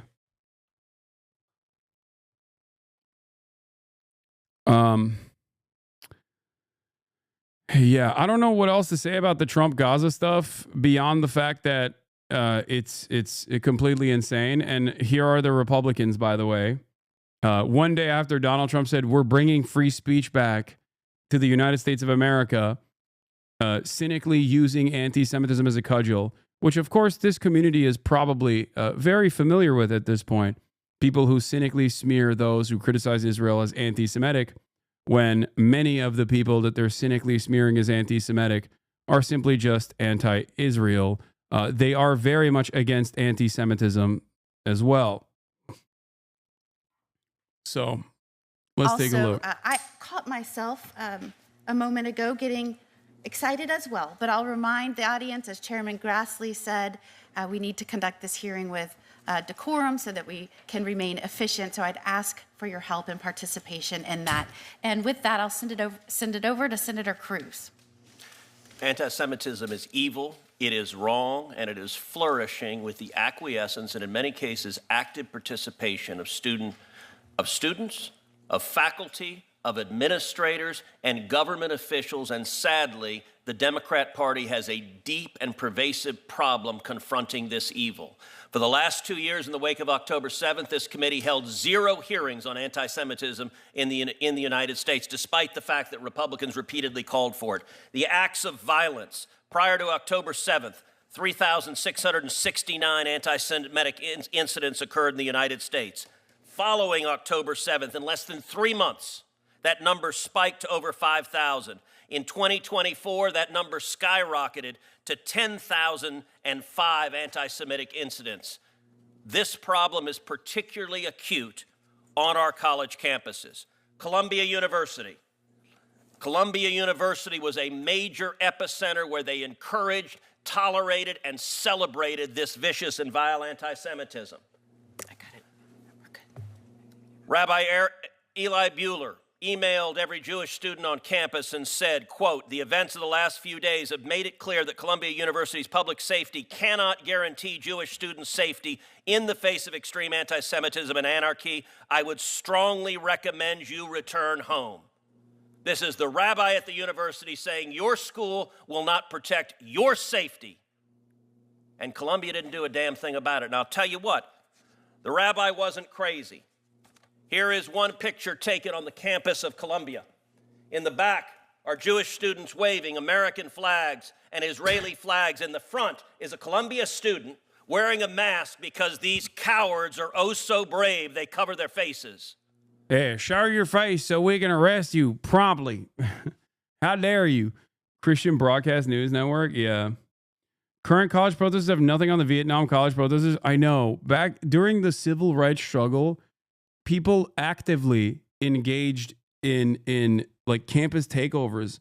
Samuel L. Jackson famously held hostage like the deans at Howard University alongside the Black Panther movement. Okay? One of the people that they held hostage was Martin Luther King Sr. Like, these guys are getting mad at like random people posting edgy, okay, and inappropriate shit. Like Al-Qassam's next targets, like that's just fucking entirely and completely inappropriate. Okay? It's just, there's a reason why they can only point to like one thing. And it's also, I'm going to be honest with you, it's also so inconsequential, so unimaginably inconsequential. Okay? If you think that this is a broad representation of the anti-apartheid protesters, the anti-genocide protesters, you are a fucking rube. Okay? You're a sucker. You're a mark. You are desperately looking for anything you can cling on to. And to be fair, first Lib Palestine take, no, I'm not a fucking idiot, okay? People, half the time, people like this are unironically not even fucking real demonstrators. They go in to make it seem like these people are doing, scary anti-Semitism. You, on the other hand, think that this is appropriate. It's not. That is not an appropriate thing to fucking say. It's just not. And I said it at the time as well. In terms of like what the greater offense is here, obviously it's utterly inconsequential in the grand scheme of things. Like what? You think the state behaving in an incredibly violent way, deliberately to arrest people for the crime of fucking protesting against a genocidal foreign nation that we are giving unlimited funds to? In terms of one or the other, this is nothing. It's nothing, and everybody knows it. Having said that, however, it still absolutely is completely inappropriate. That's it.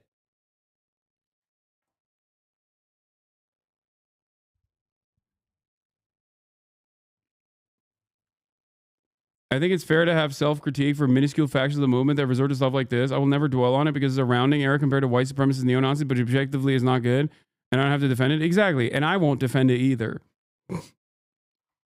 I will not defend it especially as someone who has actively been targeted over and over again with vicious smears of being called an anti-Semite and being called a radical pro-terrorism guy or whatever the fuck. I choose my words very carefully, and yet people still clip shit out of context and actively call me these vicious smears. Everyone needs to know, every single person in the Western world, especially if you're in a fucking college campus, you need to be extra careful. And the pro-Palestinian movement in this country has been extra careful. And I'm very proud of them. Okay? I'm very proud of their resilience. I'm very proud of the way that they've carried themselves. Shit like this is utterly inconsequential. And I think spending any time on this, whether you're defending it or whether you're like calling it out, is super unproductive and very stupid. And I've already spoken far too much about it, because the reality of the matter is, like I said, you need to lock the fuck in. Holding a handwritten sign that says Al-Qassam's next targets. Al-Qassam is the military branch of Hamas. Understand what this student is saying. She is calling for the murder of her Jewish classmates. And by the way, this student, the internet being what it is, she's been identified now on the internet. This is not a Palestinian who's subject to oppression. This is a rich blonde girl from Atlanta whose parents are multimillionaire real estate developers. And they got so proud, I'm sending my child to an Ivy League education where she'll be indoctrinated to dress up and advocate Hamas murdering Jewish students because they are Jews. Now, if you agree that is evil and vile, let me ask you something. Where are the Democrats? Not a one is here. And it's because the Democrat Party has decided the pro-Hamas wing of the party is more important than protecting Jewish students in America. And if you don't believe me, maybe you'll believe Chuck Schumer.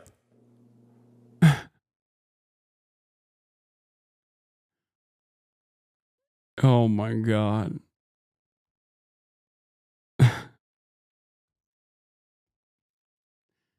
Yeah, Ted also went to Harvard, ironically enough, and is Canadian.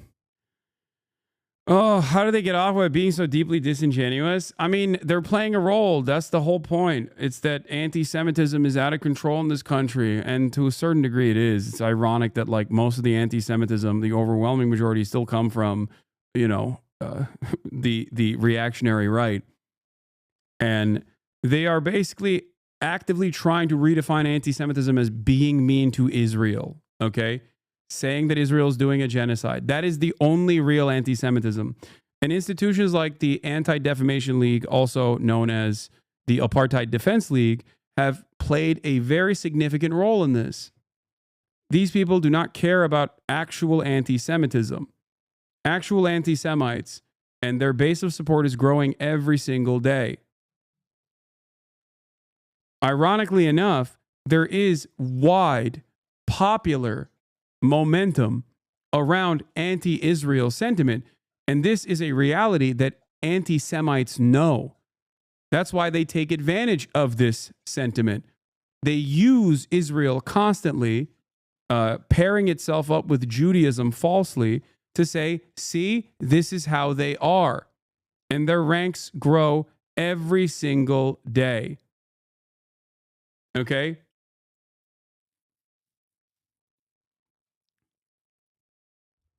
That's it. That's it. They're the real anti-Semites, the actual anti-Semites, and their ranks grow every single day. This creates a dangerous predicament for Jews living in the Western world. Okay? It does. But this is beneficial to Israel's interests. Because Israel wants as many Jewish people as possible to go and live in Israel, or at least be fearful, so that they think that the only way that they can be strong and have a place for themselves is a Jewish ethno-supremacist, apartheid state that is currently conducting a genocide. That's it. Carl's take about your ban is very interesting. I don't know what he said.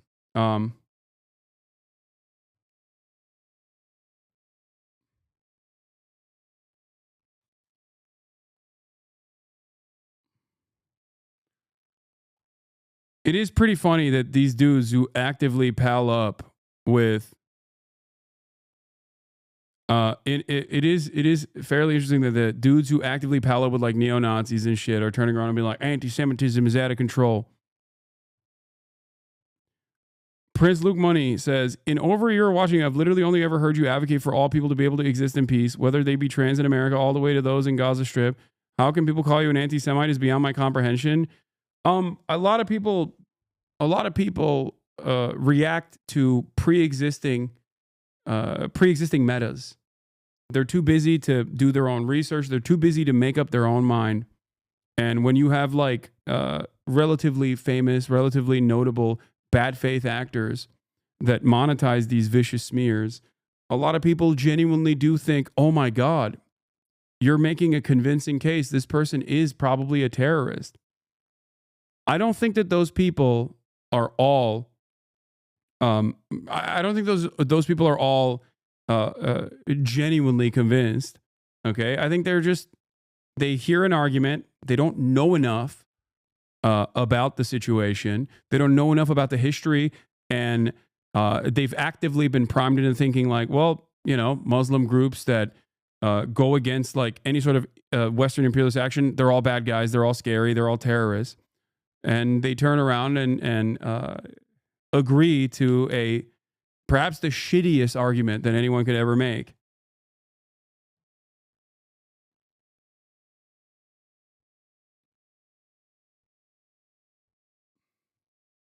It drives me nuts being someone who's hung out in here on a near daily basis for 5 years and having to hear my family members judge you off one or two clips. Totally fucking insane to me. Like, I don't know how to even react to it anymore. I mean, look, you and I both know, Megaphonics, that your family members do want to feel like they're right. This gives them the opportunity to feel that way. In a way, nice hat, unfollowed. Excuse me, I'm apolitical. I don't know why you've unfollowed me for my apolitical commentary. This is great for people like your family members who want to defend Israel, right? They want to defend Israel. And I make a very convincing argument not to defend Israel, to showcase how indefensible Israel's actions are. So in their minds, it's much easier to be like, oh, that's right, he's anti-Semitic, he hates it, he loves when Israeli people are killed, he hates Jews. Do you see what I'm saying? It would be much harder for them to recognize that this community is a safe space for Jewish people, and that I have actively combated anti-Semitism for years and years and years, right? But this way, by the way, one of them didn't know who you were at first, and they said, if Hasan Piker is a member of Jewish Voice for Peace, then they're against Israel. And I'm like, you are so clueless. Yeah.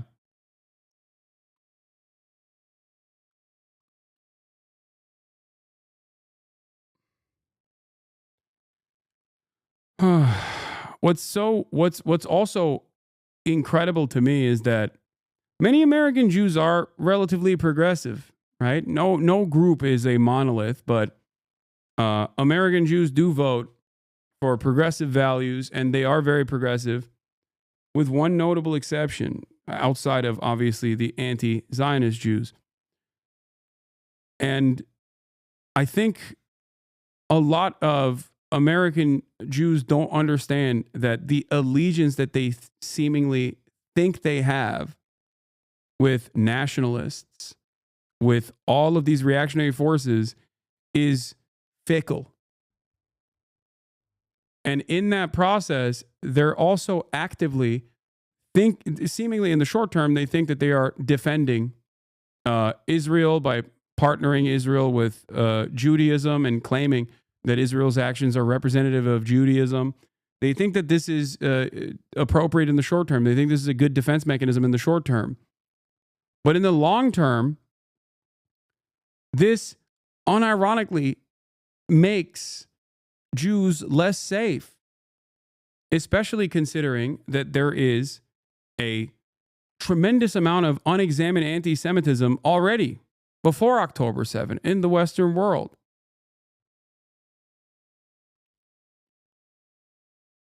What? This is a totally unhinged proof of one of your basement dwelling enemies sent claiming you said something horribly anti-Semitic. What is this? Jesus boy, you call people pig dog. What the fuck is, I don't even know. Hasan, look in the mirror. You're basically as bad as Destiny is, boy. You call people pig dog. What the fuck is, I don't even know what the fuck that's about. You fucking baying pig. You fucking bloodthirsty, violent pig dog. Okay. What is this?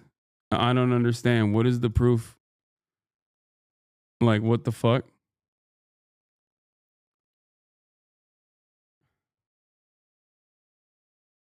Jesus so loud. Just Hasanabi's greatest hits? Okay. At least you look good in the clips. Oh, thank you. That's an old clip before October 7th, though. No, I don't think this is before October 7th. They're talking about declaring a war against Hamas. Wait, what the fuck? They edited this? What a fucking liar, dude.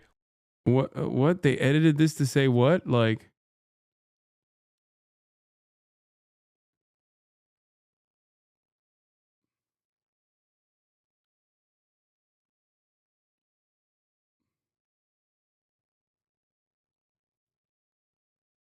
Pig dog is anti-Semitic apparently. Yeah. It's not. I thought it was like a capitalist pig dog is the term. You've talked about this before and you didn't know about anti-Semitic ties to that phrase and people traced it back to its capitalist origins in like Asia or some shit. No.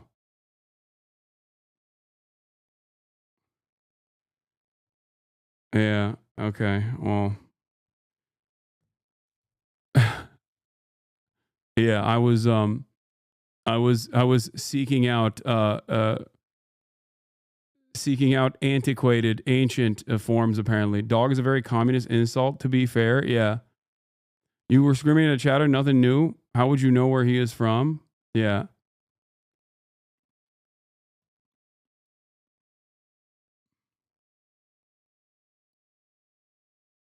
What is this? Sorry to be annoying, but when you get a chance, please watch the student animation highlighting the struggles Palestinians face, trying to reach a wide audience. Oh, post it in the subreddit.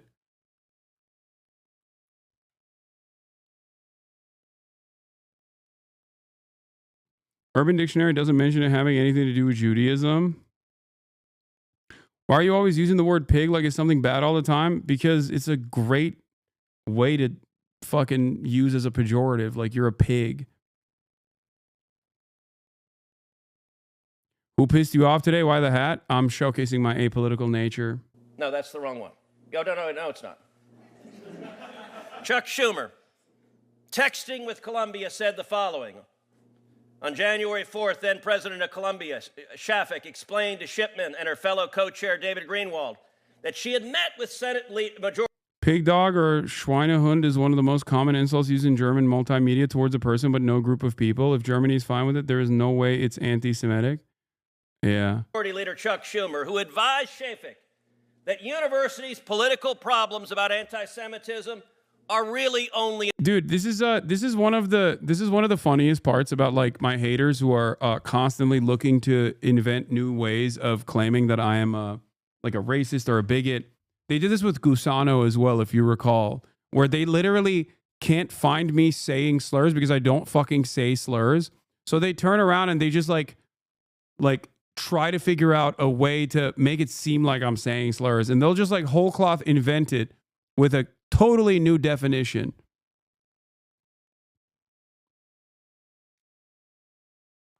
Yeah. That's it. they'll be like, this wasn't a slur, but I'm imagining that it is, and I've decided that you're saying it and you're a bad person for saying it. I mean, sure, I won't use it any longer. I was unfamiliar.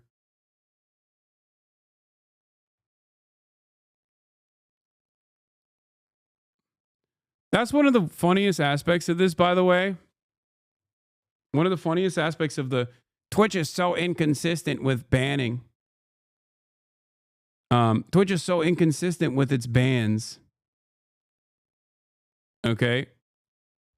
Is that Twitch literally gave Asmongold a 14-day ban for saying Palestinians are inferior culture that deserve to be genocided, and then unironically turned around and hit 4 content creators with a 30-day ban because they did a tier list where they said who has the Habibi pass, and they used Love's Sabra hummus as the bottom, as in your distance from being Arab coded.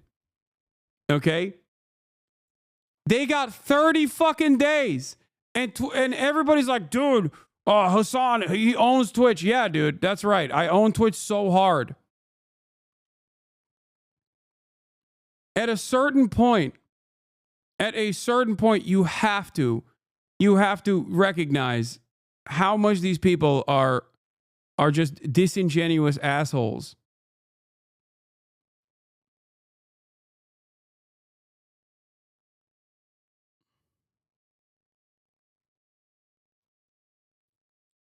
Yeah, the bottom tier of Love Sabra hummus is the equivalent of a bunch of black content creators doing a who has the N-word pass, which many black content creators on this platform have done before, jokingly, and then puts raisins in their potato salad as the bottom tier. That's the analog. Imagine running around and being like, this right here is the peak of anti-white racism. That's what Ethan Klein did. And he successfully got them banned, but it wasn't enough. It didn't satiate it didn't quench his thirst. It didn't satiate his appetite for more deplatforming. So he had to fucking try and get me banned too, and it didn't work. And he just hasn't stopped crashing out against virtually every single person in his orbit.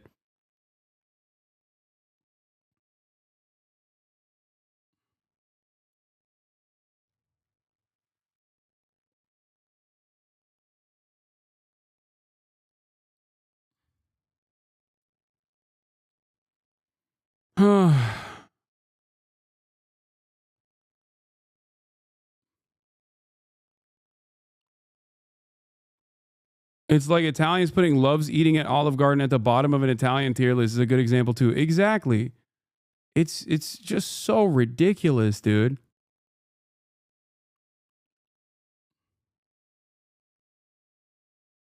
Why is everyone obsessed with you looking Arab? I don't know. I don't think I look Arab, but that's the other side of this story, which is that these guys will then invent things that I haven't said, and then they'll turn it into the meta. Like they'll turn that into like they'll turn it into something. They'll make it seem like I've said something that I haven't said, and then they'll make fun of me for their own personal invention. Or my favorite is always obviously whenever I make a joke, like very clearly make a joke, they'll be like, he meant this seriously. It becomes an urban legend like Settler Babies. Yeah, that's that's the meta. It's kind of Trumpian in the way that people operate. It's Trumpian in the sense that, like, if you lie long enough, then it becomes the truth.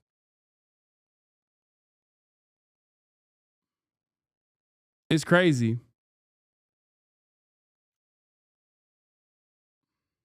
Among Republicans.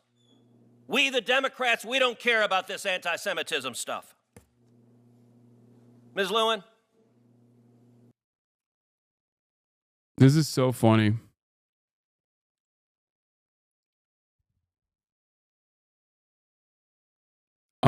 Chuck Schumer saying anti-Semitism is almost entirely a Republican problem is Democrats sheltering their own from anti-Semitism.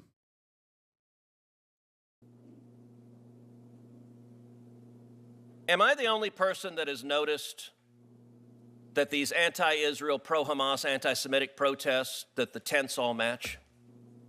It's so funny. Is that Ethan Klein?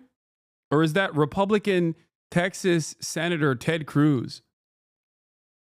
I mean, he's probably... After all, Ethan Klein says he's pro-Palestine, but he says the exact same shit. It seems weird. It's like very hard to tell who's speaking right now. No, you are not the only one to have noticed. Is it clear that there is significant money funding these attacks on Jewish students and attacks on America? It is clear that there is coordination and there must be some common funding. In the last 2 years, under the Biden Justice Department, are you aware of any investigation to follow the money behind these protests? I am not. Are you aware of anyone who has been indicted for funding these protests? I am not. Are you aware of any university that has had their Title VI federal funds cut off because they've... Wait, why? Okay, doesn't that undermine the point that they're trying to make, which is that it's not like a calculated... Wait, what? That this is not like a thing that Iran is funding? How are you gonna... How are you going to fucking prosecute something that didn't happen?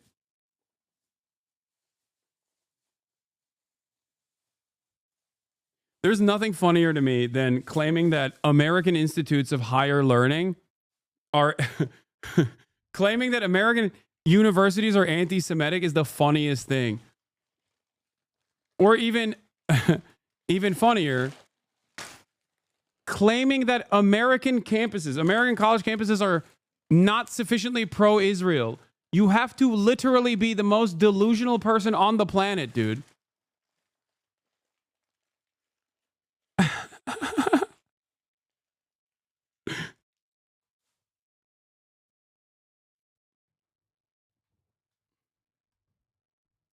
No, they're just saying Biden allowed it. Under the Democratic Party's watchful gaze, blue states as well as red states arrested 3,100 college students on college campuses for demonstrating against the apartheid state of Israel. That is 3 times the number of arrests as opposed to January 6th. 3 times more arrests. And the entire purpose of that was to obviously have a chilling effect on demonstrations, which worked to a certain degree. It did.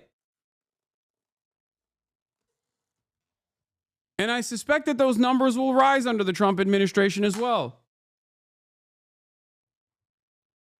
I still hope in my heart, perhaps it's a silly hope to have, that these fucking stupid liberals will recognize that that is completely and utterly unacceptable and maybe join the cause when Trump is the one doing it.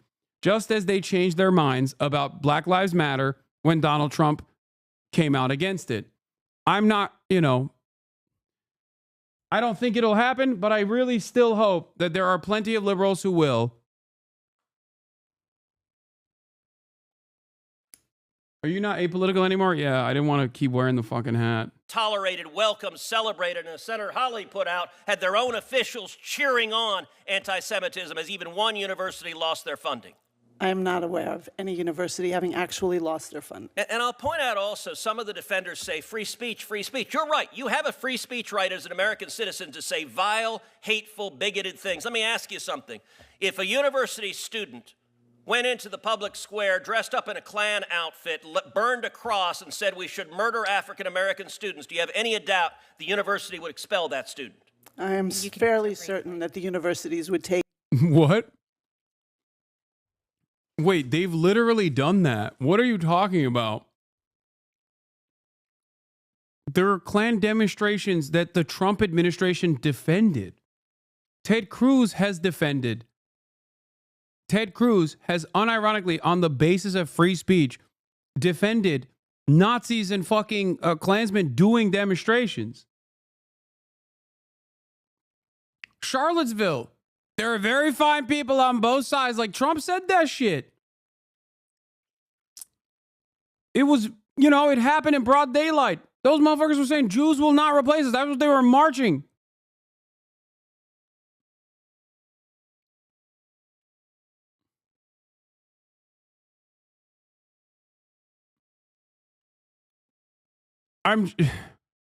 Richard Spencer was going to college campuses as an out and about open neo-Nazi. Hasan, the screaming kid from the Charlottesville rally, was a grad student at Columbia, and he was permitted to continue studying and graduate. Oh my God.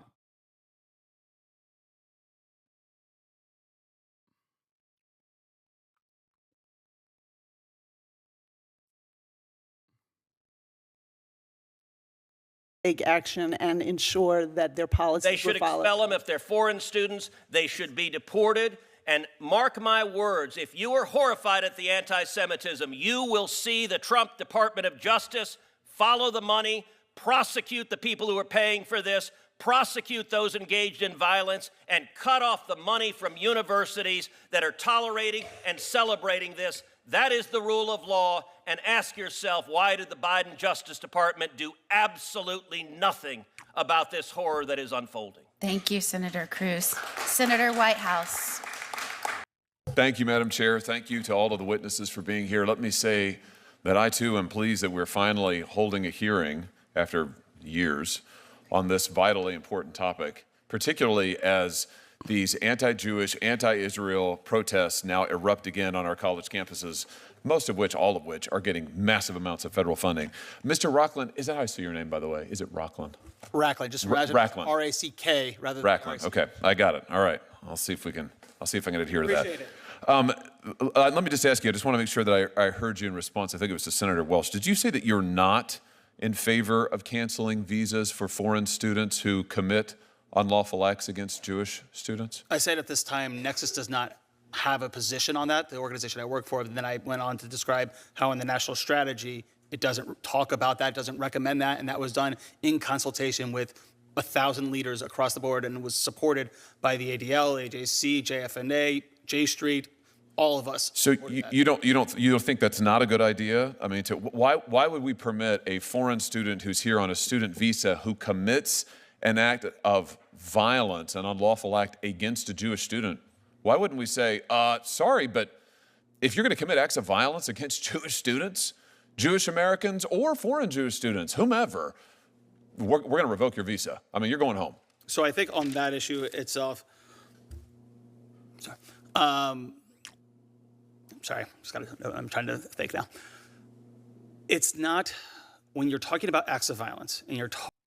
What's crazy about this is a dude wearing IDF dog tags, the Israeli hostage ribbon, literally telling a Christian fucking Republican that, like, it's a little insane to try and deport people. Like, what more can this dude do in terms of showcase his support for the fucking state of Israel? He literally was like, yo, the ADL is not even in support of deporting students. I don't know if the ADL actually is in support of refusing to deport students. Maybe maybe they'll change their attitude, but it's like crazy. Talking about actually breaking U.S. law towards students. That is criminal. That should be done through the Justice Department. When we're talking about deportation, that's immigration. So if there is a criminal investigation that leads to deportation, I think that's perfectly acceptable. Well, I'm talking about student visas. They're here on visas. They're here on particular. Doing that. Well, sure, but why don't we write into the process a condition of the visa that if you assault a Jewish student on campus, you're out of here. You're gone.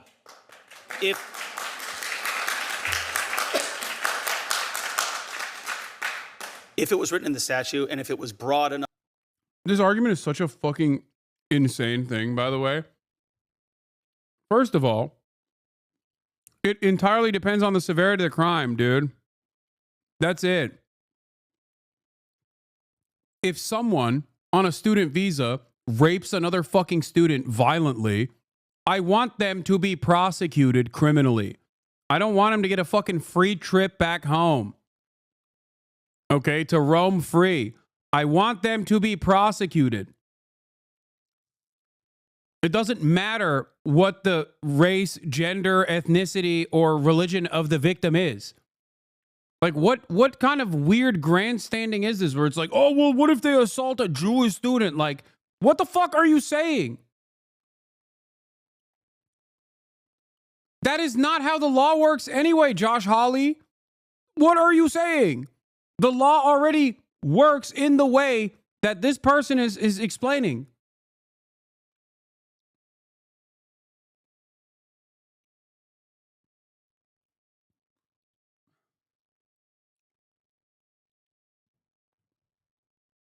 Republicans have one speed. They just keep going, make crime illegal, like as though crime is legal somehow.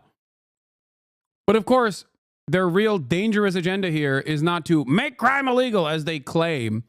Their real dangerous agenda here is to deport any student protester for the crime of saying what Israel is doing is unconscionable.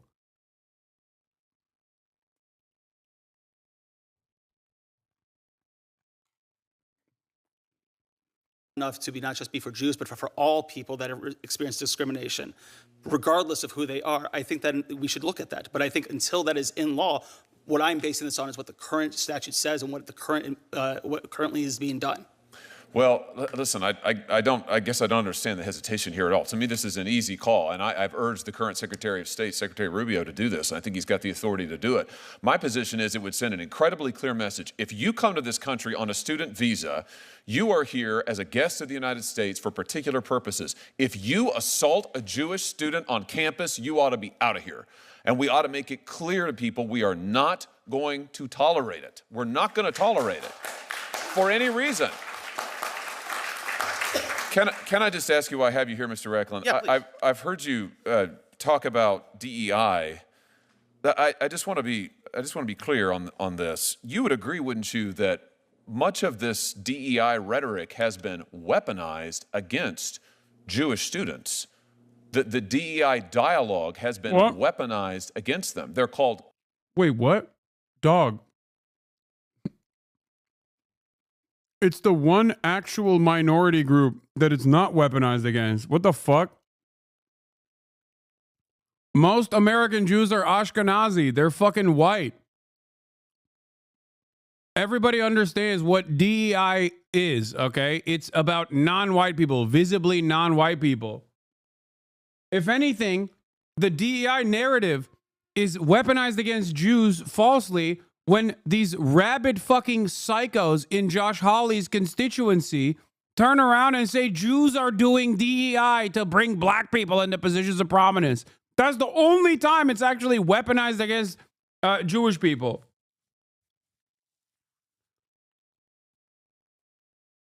Like, Nazis will turn around, Nazis in Josh Hawley's constituency will turn around and fucking say that, like, DEI is a Jewish invention. That's the only time when people associate DEI with Jewish people. The fuck?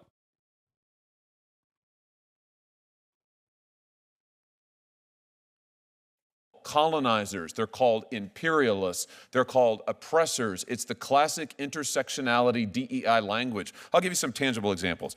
The DEI chair at MIT publicly issued statements calling Israel a genocidal apartheid state. You have the Okay. I mean, it's true. Why are you spitting facts? That is true. You're mad at someone making an objectively correct statement.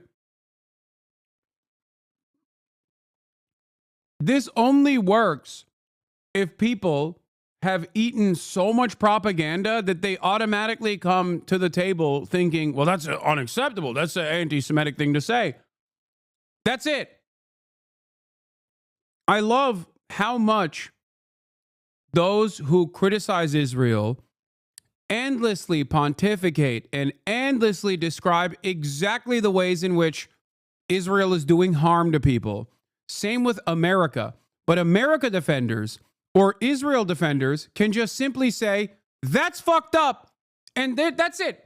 They never have to make an argument as to why this is an unacceptably anti-Semitic thing to say. They never have to make this argument. And the same goes for fucking Ethan Klein too. He never has to explain why what he's saying has any sort of truth or any sort of like real virulent anti-Semitism that he's actually been able to figure out. Because the reality of the matter is, you just got to kind of believe the argument. It's crazy. Like this person, Josh Hawley, is not even remotely making a tangible, coherent argument as to why this MIT DEI chair has said something wrong. University of Washington's DEI office that sent out an email describing Israel as, once again, an unlawful and oppressive settler colonial apartheid state.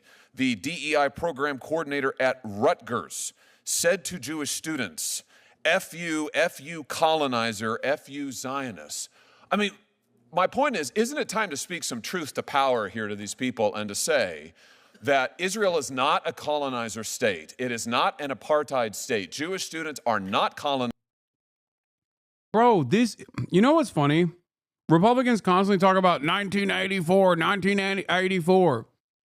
Okay. Of course, none of them know how to read, and they certainly have not fucking read 1984. But like, a big part of the book revolves around like making truth illegal. Like, this is what Josh Hawley is advocating for. Making it so that saying the truth is illegal.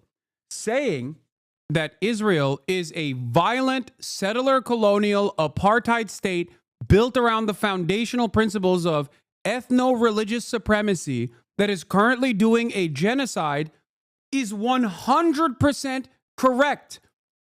You might not like it. You might not agree with that statement. But if that's the case, it is up to you to tell me why that is wrong. Because I've laid out the argument 1,000,000 times over.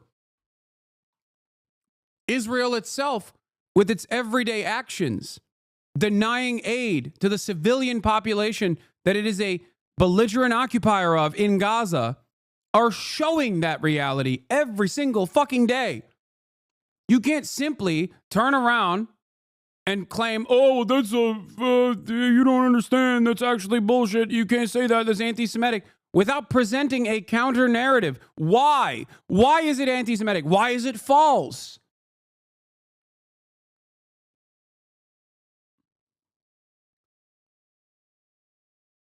Colonizers, and this kind of rhetoric shouldn't be weaponized against them. You'd agree with that, surely. I would say that it's wrong to blame Jewish students for the actions of the state of Israel in any way, shape, or form. And it's wrong to call the state of Israel a colonial apartheid state. I would say that Israel right now, a number of different human rights organizations talk about them in that sense. Personally, I don't see them that. There you go.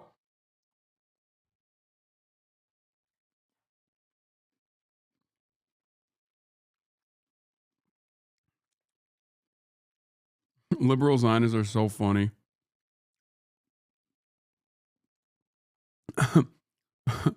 Liberal Zionist Jewish man, when a real Zionist walks into the room, okay? A real Christian Zionist walks into the room. He's like, well, I am a relatively progressive and normal human being with one notable exception when it comes to Israel. But as a relatively normal progressive human being, it is a bit fucked up to try to claim that like anyone who's saying Israel's an apartheid state or a settler colonial state, like we should ban them or deport them. We are teaching that at school. Like our when, you know, we do have professors that teach history international relations, maybe it should be allowed to teach it correctly. Like, this is where the major contradiction collapses.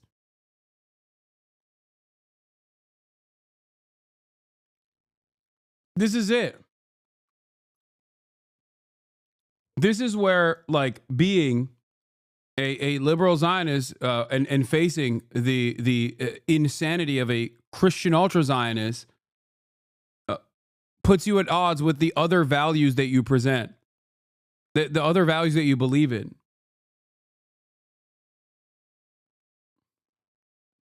I don't see Israel that way. I've been there many times. I have family that live there. I've been to the West Bank. I've enjoyed it. However, there are considerable issues regarding the occupation that need to be addressed, and inadequacies between how Palestinians live in the West Bank. Look at Josh Hawley. No, I'm telling you, man. I'm telling you.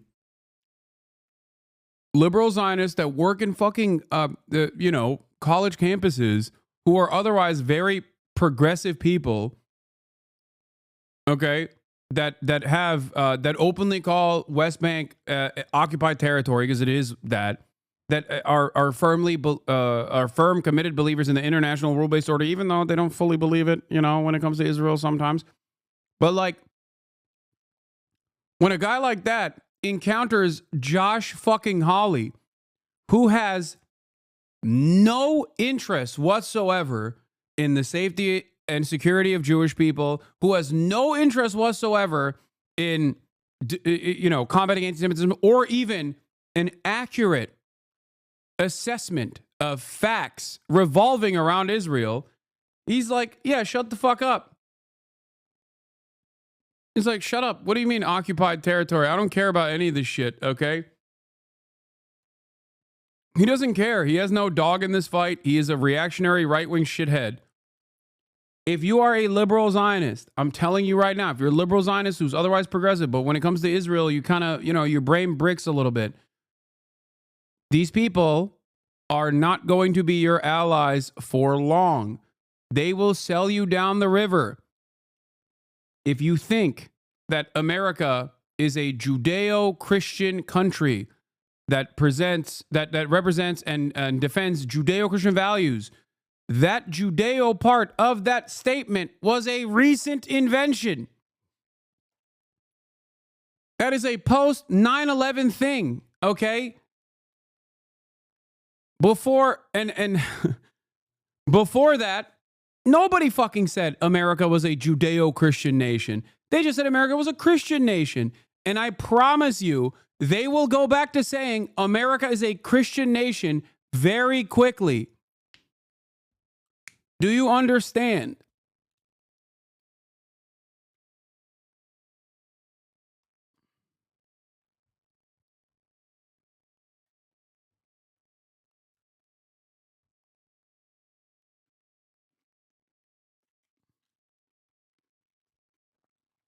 Versus how Palestinian Israelis live in. My time, I'm only interrupting you because my time has almost expired, and the chairwoman is being extremely strict on the time. So, but I just want to make this point because I think we're seeing it over and over and over, where you have actual campus apparatus, DEI. Corporations won't allow that. You're wrong. You are wrong. Anti-Semitism is alluring for these malleable fucking reactionary dogs. Okay?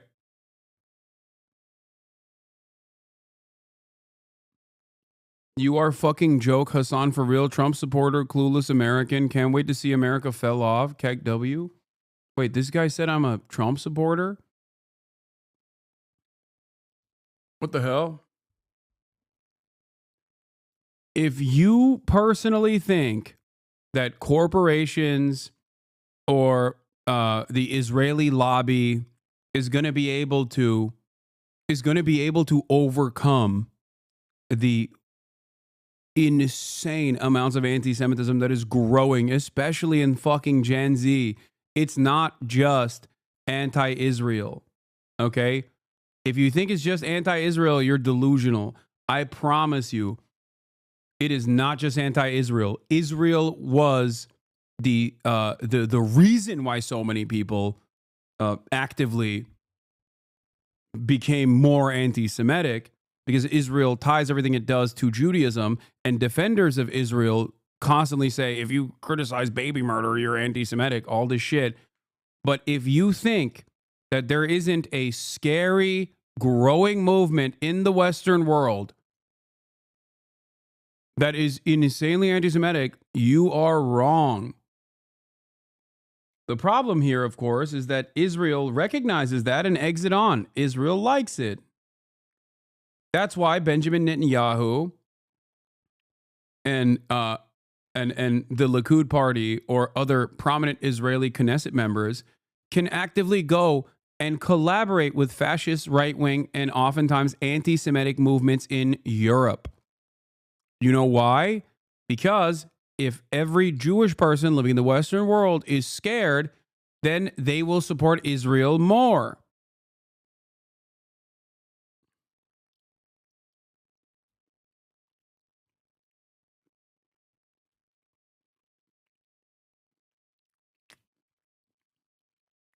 This is incredibly short-sighted. Tomorrow I will have Simone Zimmerman, who shot the documentary Israelism, on the broadcast alongside Noah Colwyn as the number 2 anti-Semite, according to StopAntisemitism.org. Once again,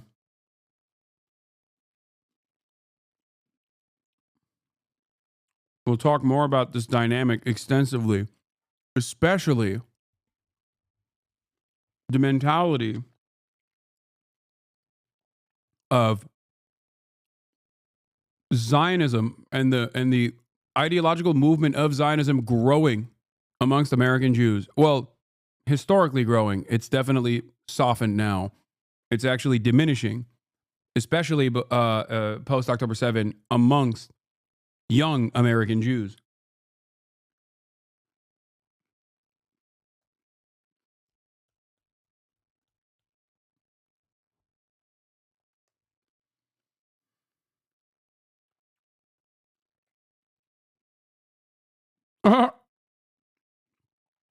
Oh my God.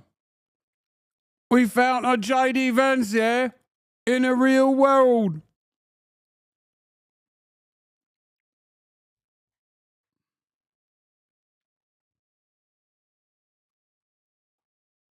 It's J.D. fucking Vance. Time for reform, lad. Why is anti-Semitism more serious than anti-black racism? It's not. There's not a fucking, what are we talking about? It's not like a Olympics for it. Anti-black racism is baked into the heart of America. It's just like, it's in every orifice. It is infinitely more complicated to tackle. It has evolved so much throughout time. Anti-Semitism, on the other hand, is like pretty basic overall. But it's not a competition regardless. Unless you're asking, like, in the eyes of Republicans, why is anti-Semitism more serious than anti-black racism? They don't give a fuck about anti-Semitism either.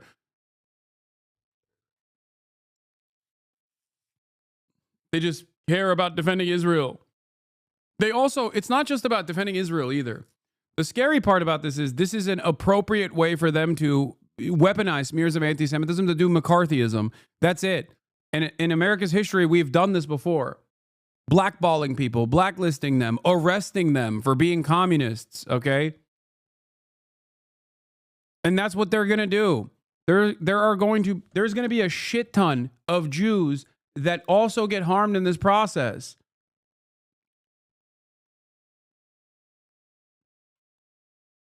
Jews who bravely put their bodies on the line and protest against Israel's apartheid and Israel's genocide. Yeah, and then you got these fucking dipshits, dude. Nice, dude. Yeah, that guy's definitely Muslim, definitely pro-Palestine. Coming in here looking like the fucking Reform UK dipshit.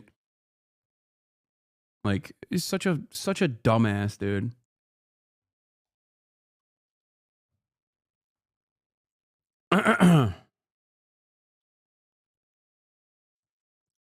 Reform UK! Lads, we gotta get them all out, yeah. We gotta fucking get them all out, yeah. Apparatus on these campuses. These are departments, these are officials, these are professors who Silence the dissenters be easier this way? Oh, you mean like the way that they're actively going after people? It's not going to be just about anti-Zionism.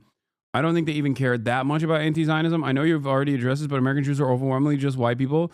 So it was easier for religious conservatives to get on board with defending them from perceived oppression versus people of color and non-Judeo-Christian religions, Hinduism, Islam, etc. No, but like Megaphonics, I think it's because you live in California in a relatively high density Jewish area. Like I've seen Heartland America. Let me fucking tell you, okay? I'm sure you know this already. There are motherfuckers who will unironically defend Israel because they're evangelicals and they think like, you know, Jesus Christ is going to come back. While simultaneously being like, yeah, they got them horns and tails, brother. That's why they have to wear the hat. Like, literally. Bible country simultaneously is the most pro-Israel place on the fucking planet and also the most anti-Semitic place on the fucking planet.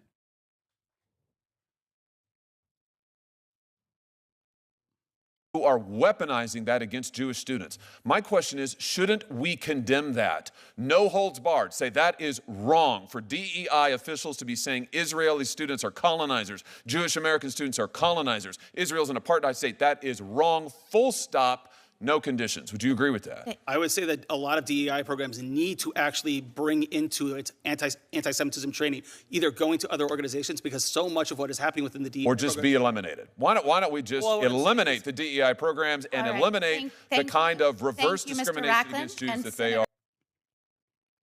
It's funny because the allegiance is already falling apart. All right. This was the other thing that they did today. Sanctuary cities hearing.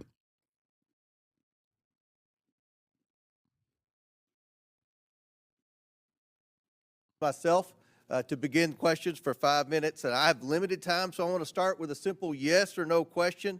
Sanctuary cities were initially advocated for by law enforcement who saw this as a great opportunity to be able to actually solve crimes in areas where there were undocumented witnesses, because they realized that undocumented witnesses or undocumented victims would not collaborate with law enforcement because of the very real fears that they would get deported if they did that.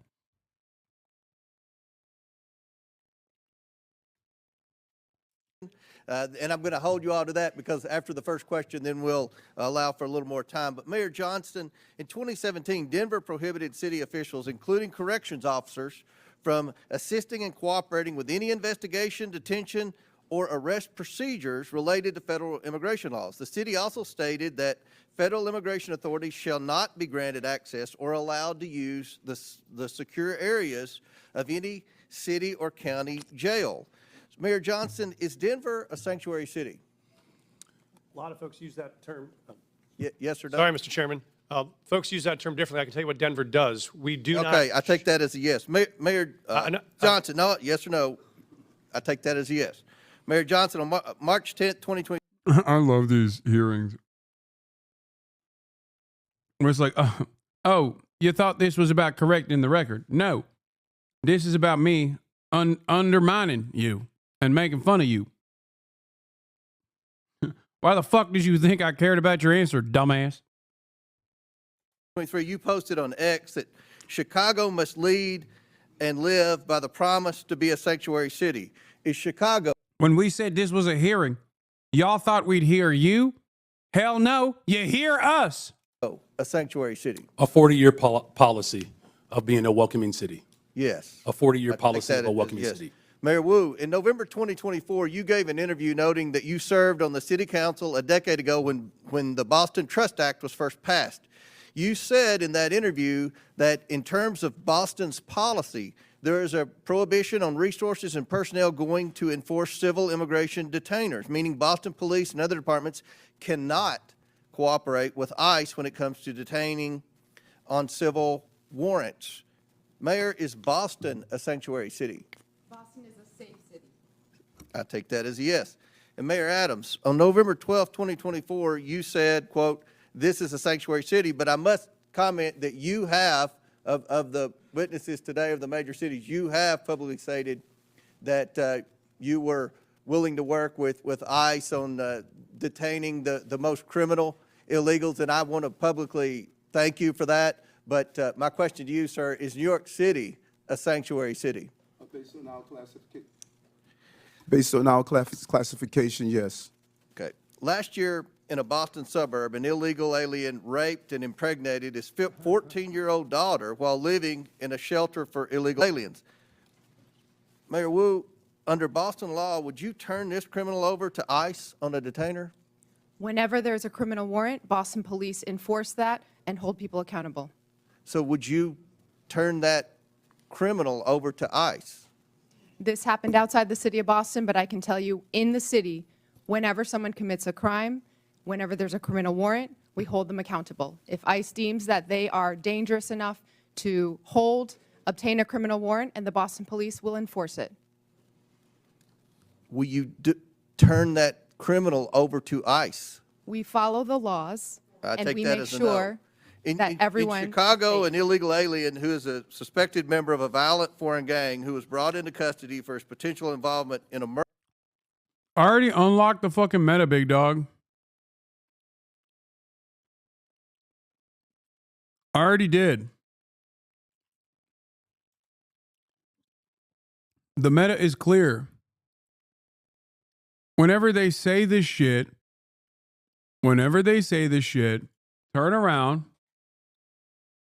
Whenever they say this shit, turn around and be like, why do you want rapists to fucking roam free?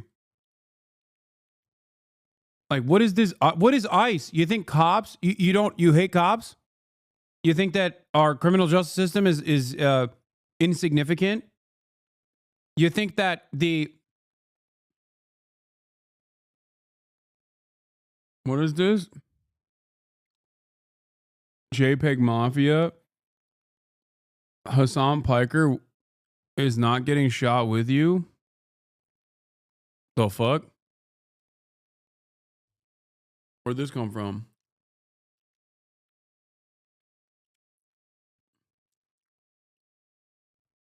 Please delete your account. I'm good.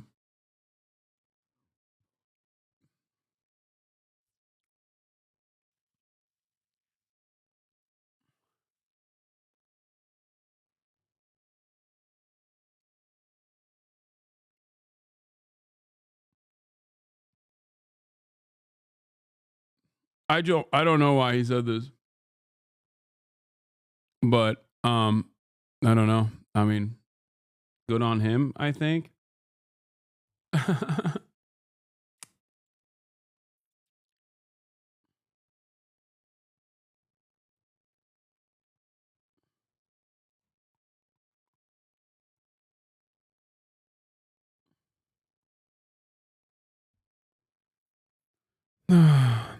Black people, you are not worth shit to your performative white friends. And when the Trump administration turns its crosshairs to black people, you understand they will not stand and get shot with you. You must understand this. Oh, he's saying that I will not get shot alongside black people. You know what's really funny about this? Like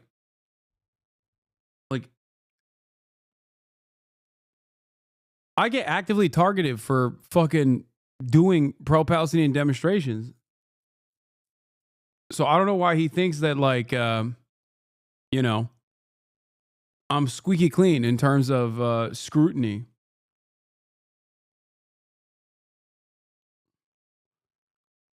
Didn't he recently also talk about how, like, y'all didn't vote for Kamala over Palestine, and this is what you deserve or something? Isn't that like the most fucking lib shit?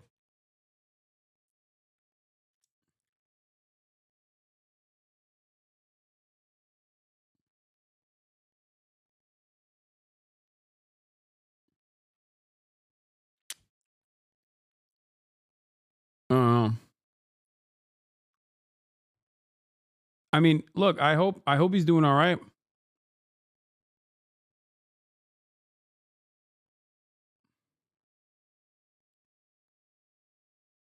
I don't know. I wish him well. I hope he's doing good. I think he's just baiting.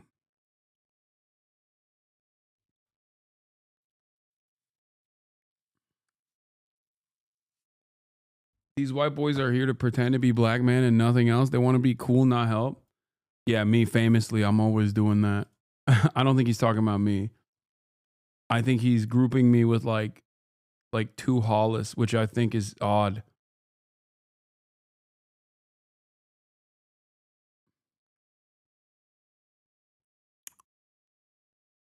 But hey, it is what it is. Murder. He was released when Cook County declined to press charges. This illegal alien is also facing charges for kidnapping and sexually assaulting his former girlfriend last year. Now he's on the streets. Mayor Anyway, Johnson. my point is this. I was talking about this already before we got sidestepped for no fucking reason, for irrelevant drama where I randomly caught a stray. The counter narrative to this, the active counter to this is, what the fuck is ICE going to do that local law enforcement doesn't do? Are you telling me that our brave boys in the blue in fucking Boston are not actively going after people who do heinous and violent crimes? They are. And the criminal justice system is obviously arresting these people and then putting them in prison. Why the fuck do you act like they're just releasing rapists when your advocacy is unironically giving rapists a free ticket to roam free, a new lease on life? This is what I cannot understand. I want the criminal justice system to actually offer real justice to the victims that have been harmed. Okay? Deportation in this regard, in many circumstances, is not real justice. You're just literally saying like, oh no, they can roam free. Yeah. One-way ticket back to your nation of origin, where who the fuck is going to take prison over? I mean, who's going to choose prison in that situation? Literally everyone will be like, oh, thank God. Thank you.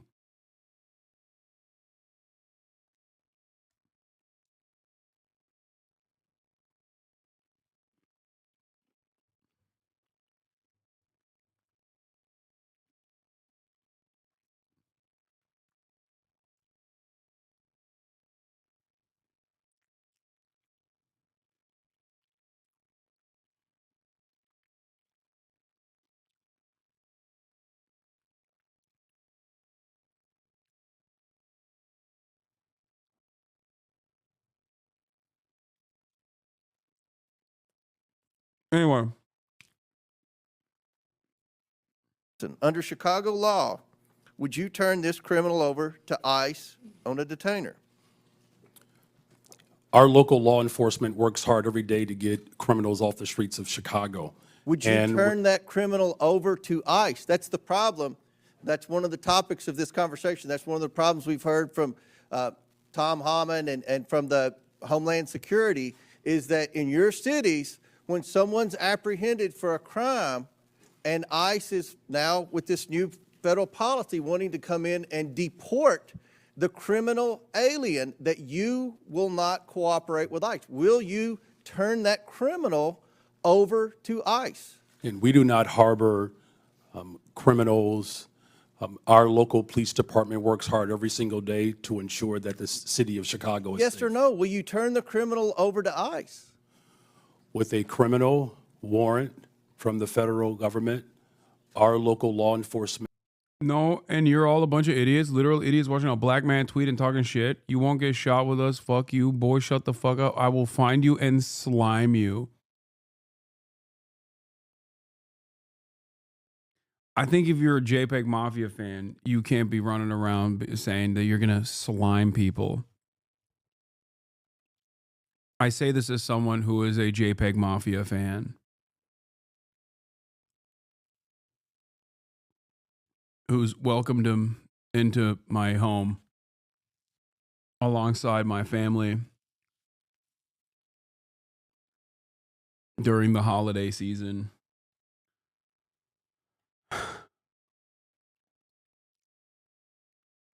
Bro, I know it's just enraging. He's not even saying anything extremely bad. I didn't respond to it in a super severe way. I just simply said, I don't know what the fuck is going on. I think the reality of the matter is, however, invoking my name in that regard is, to actively invoking my name in that regard is to farm. It's for farming. Yeah, he's just crashing out. I'm a brown man with immigrant parents. Y'all are weird. Oh, so you're a brown man with immigrant parents and you're over here talking about you won't get shot with us. Fuck you. So you're not even black. That's interesting. So I was right. Talking about how, boys, shut the fuck up. I will find you and slime you. I'm a brown man with immigrant parents and y'all are weird.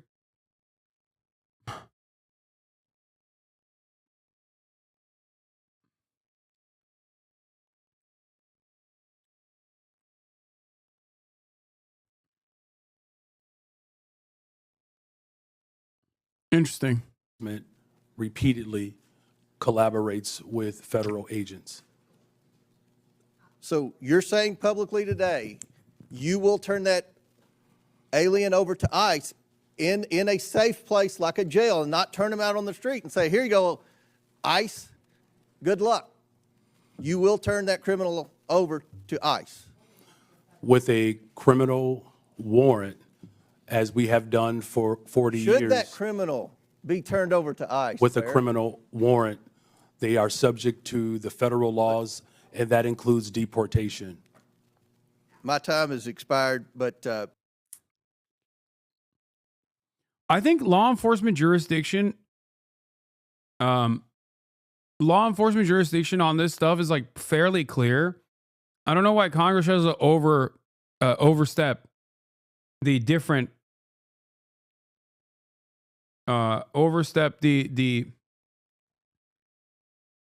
like different boundaries that different jurisdictions have. It's perfectly valid for localities to refuse to work with federal agents for a number of different issues, especially if it's outside of the scope of their investigation, outside of their boundaries, outside of their jurisdiction. It's perfectly valid. Kyle Kulinski. Oh, Kyle Kulinski made a video about my band, apparently, and he wasn't...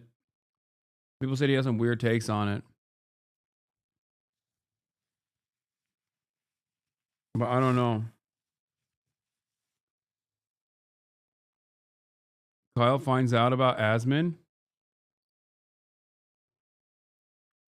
So Hasan Piker, the political streamer on Twitch, turns out he was banned by Twitch. So this happened a few days back. I think Kyle is my goat. He's actually back now. So I don't know if it was a planned one-day suspension or it was supposed to be longer, but he was able to get back on sooner. Not exactly sure, but he was banned. So I want to hear the whole breakdown of this and react to it. Here we go. If you're seeing this, that means I've probably been banned. That's right. Cancel culture has finally come for me. Oh my God, it's over. It's over. The free speech warriors. Where are you now? They've taken me out, ladies and gentlemen. It's over. I'm done. A couple days ago, I had a conversation where I was responding to the Republican House of Representatives Speaker, and I said some things. Let's take a look at what I said. Libs of TikTok, of course, posted about it. Here's what God. I should have known.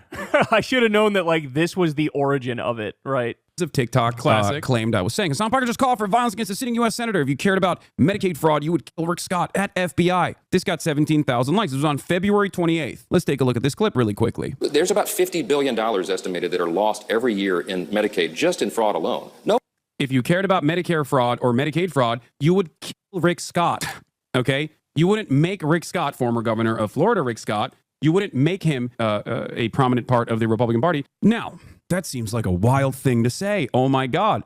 Is this person calling for the death of a U.S. senator? Of course not. I was not calling for the assassination of a U.S. senator. So I went back to figure out the context. Here it is. Let's take a look. Are people who are covered by Medicaid now going to potentially lose Medicaid coverage as a result of this? No, look, the White House has made a commitment. The president said over and over and over, we're not going to touch Social Security, Medicare, or Medicaid. We've made the same commitment.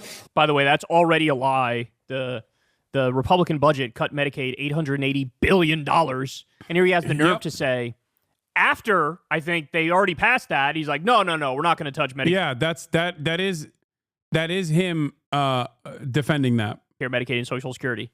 It's so shameless how brazenly they lie. Now, that said, what we are going to do is go into those programs and carve out the fraud, waste, and abuse and find efficiencies. Couple of examples. You know, there's about $50 billion estimated that are lost every year in Medicaid just in fraud alone. No. That fraud is not coming from individuals. It's coming from providers. They're not tackling providers. They're not actually going after like false billing. They are trying to cut recipients. If you cared about Medicare fraud or Medicaid fraud, you would Rick Scott. The reason why I'm saying if you cared about Medicare or Medicaid fraud, you would kill Rick Scott is because, and not make him a prominent part of the Republican Party, is because he to this day is still known as committing the largest Medicare fraud in U.S. history. They want to cut SNAP. They want to cut Medicaid. They want to cut the funding of Medicaid. They want to make it harder for people to receive Medicaid. They don't want to actually go after medical providers or the insurance companies or the nursing homes that are lining their pockets with major donations. Those are the people who actually engage in the fraud. It's not your uncle that's like lying about their condition and stealing money from the government by, going to the doctor or whatever. That's so insane. They just flat out lied. They just flat out completely edited the clip, took it out of context, made it look like he was making a direct threat of violence against Rick Scott. That's complete and utter bullshit. You just saw the full context. Man, that's so crazy. They just lie. Like, they just lie. He's right. And it's they OP. had to know. It's OP. Lying is OP. Please nerf. Lying is OP. Please nerf. Lying is OP. Mods. Gods. Oh, they were doing it because they chopped it up in a way to make it look like he was doing a direct threat of violence when he wasn't doing a direct threat of violence. He was very clearly saying, hey, Mike Johnson, if you cared about Medicare or Medicaid fraud, you would kill Rick Scott.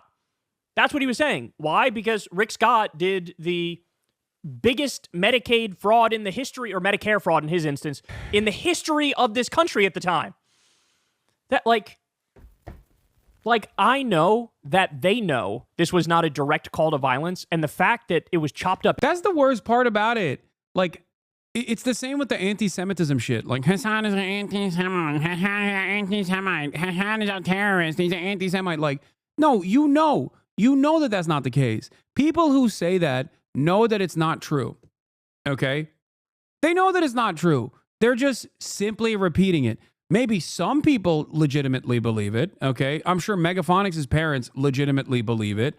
They've already been believing it because they're pro-Israel. And then all of a sudden, someone comes along and says, no, he's an anti-Semite.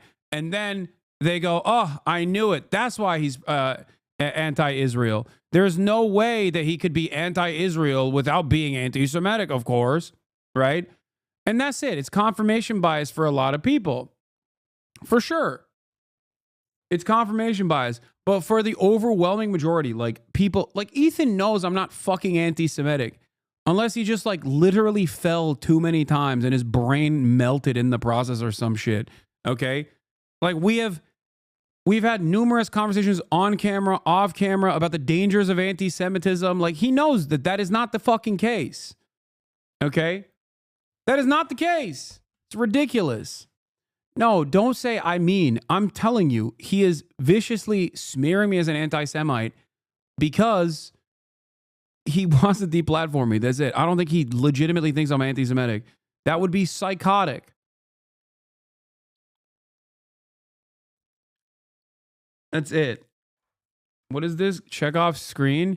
Ethan Klein will not have a call in from ideological foes who've called for a debate or are knowledgeable, like Bad Empanada, Mike from PA, Denim TV, or Hasan the Hun. He will, however, want to debate random Twitter users. He's not serious.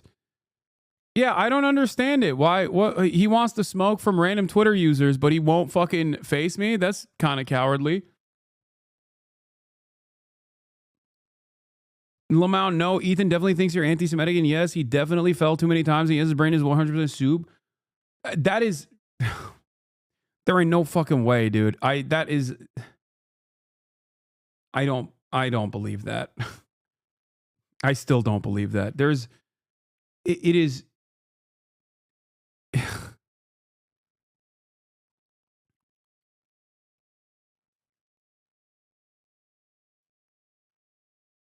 To be fair, not wanting a call from Bad Empanada is reasonable. Okay, that is fair. That is fair. Not wanting a call from Bad Empanada is fair. How many times do you have to be wrong on Ethan to get it? I mean, it doesn't matter if you fucking if I'm wrong on Ethan or not. I think it's very obvious that I recognize what he's doing. What he's doing is actively trying to deplatform every single pro-Palestinian voice to the best of his fucking ability, and do that at the behest of trying to find this like narrow focus on a pro-Palestinian liberal Zionism. Except the difference is even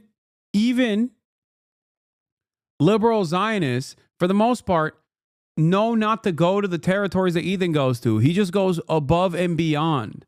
Okay? That's the difference. He's just like, he's trying to narrowly carve himself a space here where he's like, oh, I'm a liberal Zionist. I'm progressive. I just happen to hate everyone that says pro-Palestinian things. And then he takes it to the same degree as like a Josh Hawley, where he's just like, oh, I'm pro-Palestinian. I just think that like Hamas will rape you and kill you if you're gay. And also that all of these Hamas terrorists are rapist, bloodthirsty monsters who none of these like orphan children could ever have an interest in like emancipation and an end to this fucking occupation. It's all just like crazy anti-Semitism mode. And every single actor in the region, every single person in the region cannot look at what the fuck is going on. A violent settler colonial entity that is destroying every nation in its periphery and you know, feel some type of way about it. No, they must also be violent, rabid anti-Semites. Every single one of them. Anyway, and put out there like that. Hasan, you're crashing outlaw. Okay, dude. The collective total that I've dedicated to talking about Ethan on this broadcast over the past month is basically one entire episode of H3H3 podcast. How are you so dumb trying to act about people who are dumber than you? What? This doesn't even make sense. I mean, first of all, I am dumb. But I don't understand what you're saying here. You're saying that Ethan is dumber than me? Ban me? No, I'm not going to ban you. What the fuck?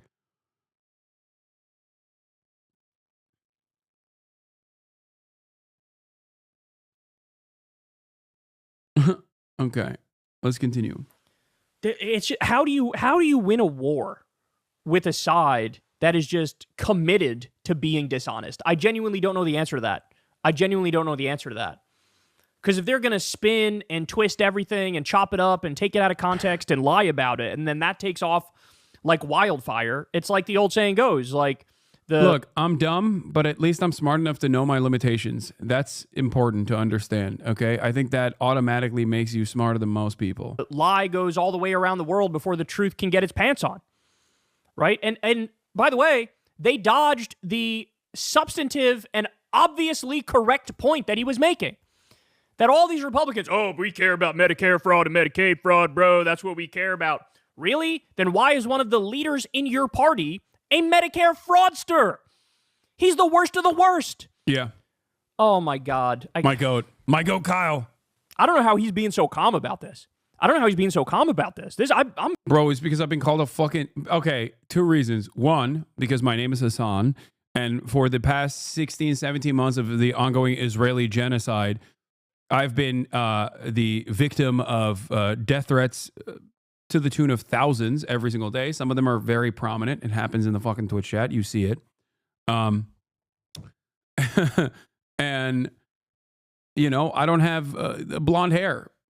And I can't avoid that level of scrutiny. So I'm just kind of used to it. You know? This is light work, in my opinion. People have been actively saying that I'm a terrorist that the FBI should fucking throw in jail when this incoming administration has been talking about doing exactly that.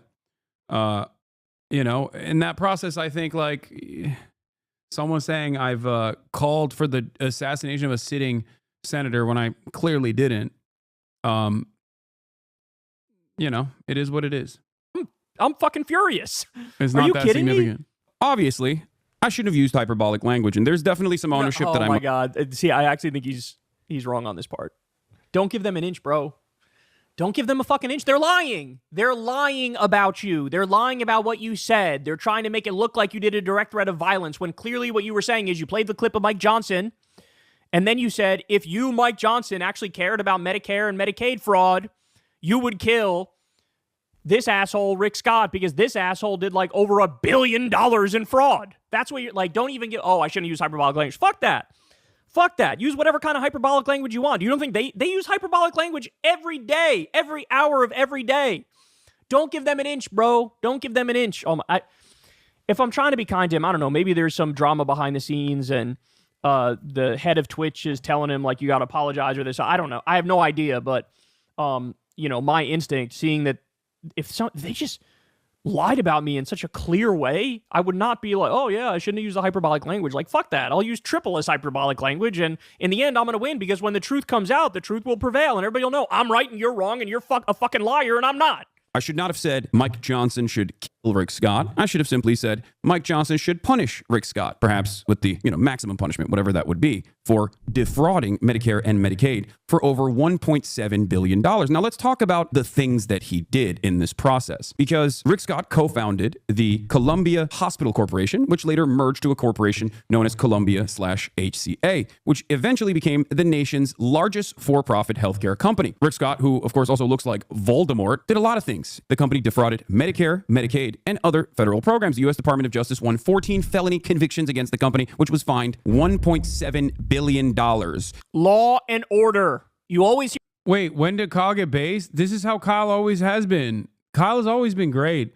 I've often maintained the position that Kyle, out of all of the skeptics, was the one fucking skeptic, the one like atheist guy who never turned into an annoying Islamophobe who became like a reactionary right-wing loser.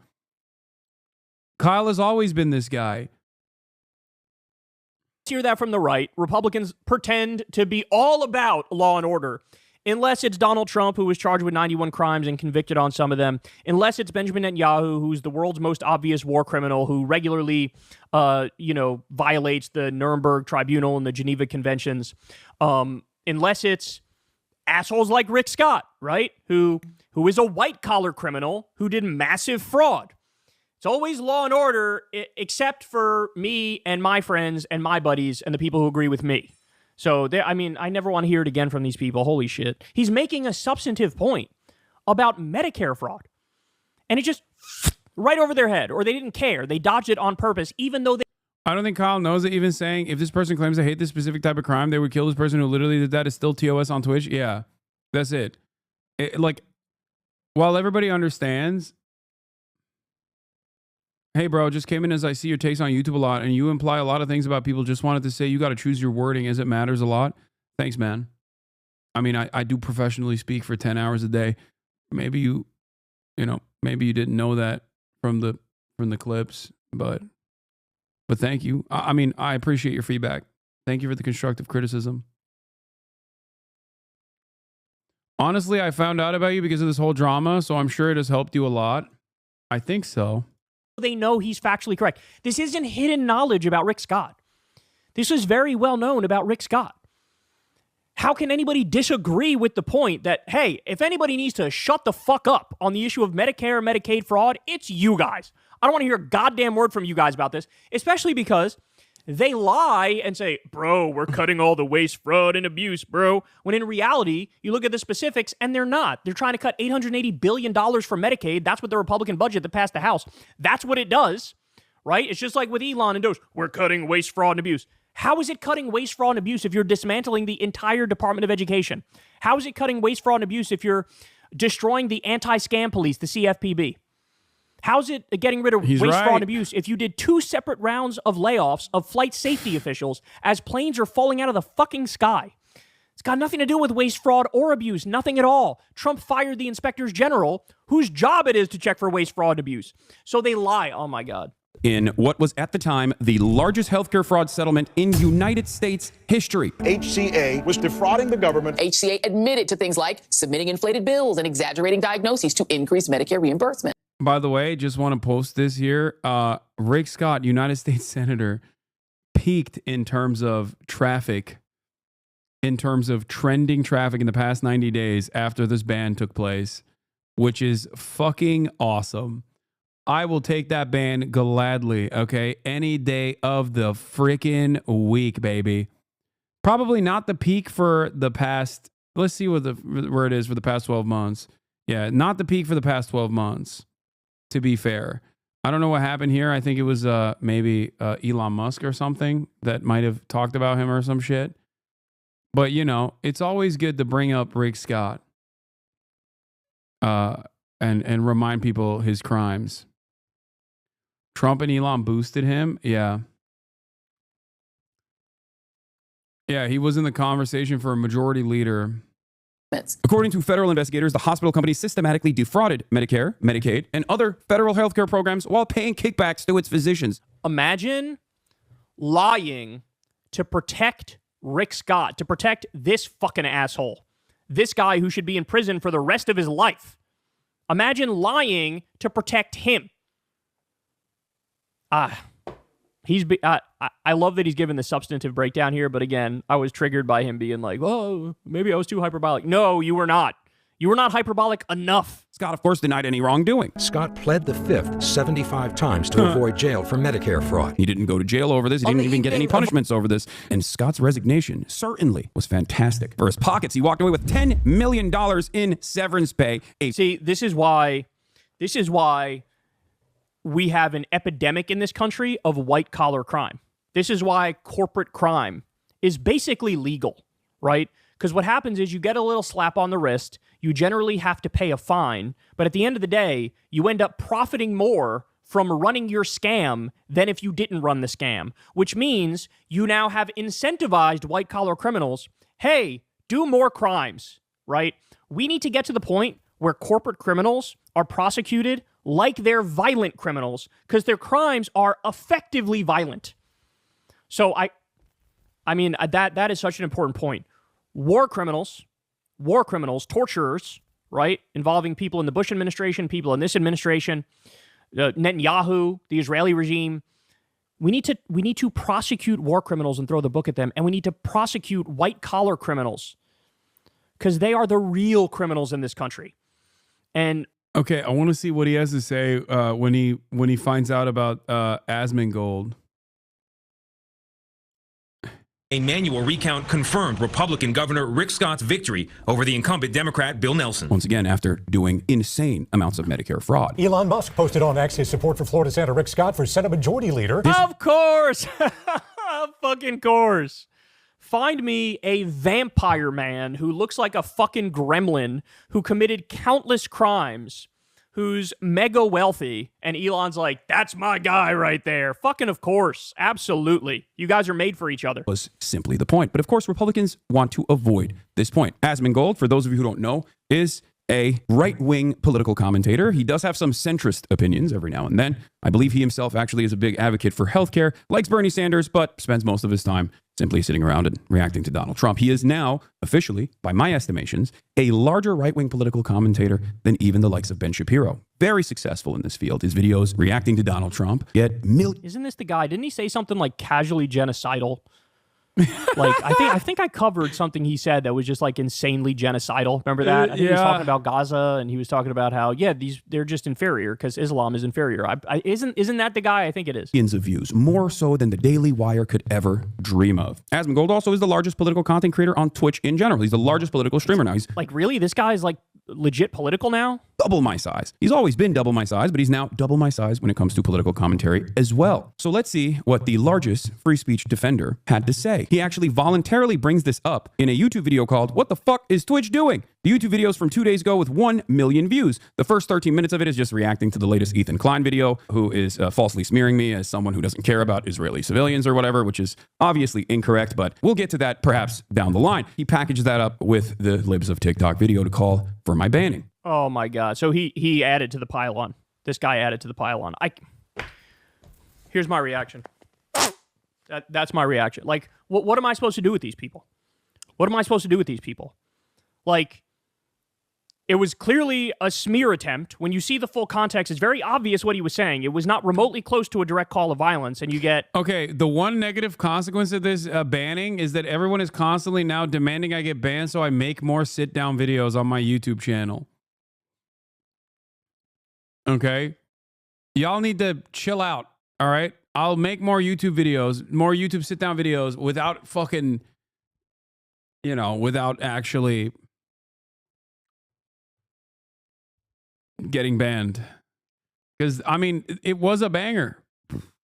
It did really, really well. It got 1.1 million views in one day. It's crazy.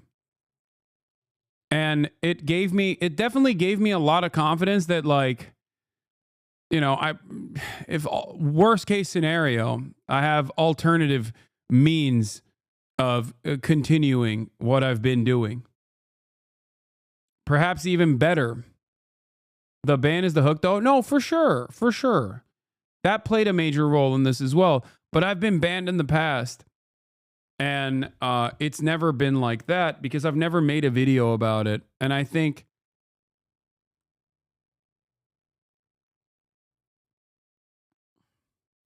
it's actually pretty good when I'm not constantly monitoring chat to hear some of the dumbest takes anyone has ever heard. He was banned, and then you have all these fucking idiots adding to the pile-on, clearly not knowing the context, or either adding in on the lie, knowing they're lying, or just being duped. But it's like, what am I supposed to do with these people? Right? Like, these are the sorts of people, to be fair, I have no idea what Asmongold has said on this issue, but these are the sorts of people who look at what Elon's doing, and they're like, oh, yes, keep cutting that waste, fraud, and abuse. Even though it's got nothing at all to do with waste, fraud, and abuse, and they're slashing jobs for disabled veterans and destroying the anti-scam police and dismantling the Department of Education and firing flight safety officials and hacking our nuclear program. Like, we know it's got nothing to do with that, but these are the sorts of people, oh, yes, Elon, amazing, genius, mega genius. Like, I have zero fucking patience left for these sorts of people. Zero. None. Zero. Zilch. Nada. I can't deal with it. It's like, again, how are we supposed to navigate a political environment where like 50% of the people in the conversation are just fucking disgusting liars and incompetent idiots? I don't know how to navigate that.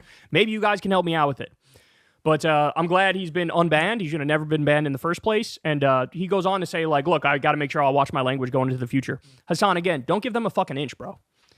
You did nothing wrong. Like, stop pretending. Like, everybody needs to stop pretending. Like, oh, my bad faith critics maybe have a slight point. No, they fucking don't. No, my bad faith critics don't have a slight point. But that doesn't change the reality that I should be more careful with the language that I use.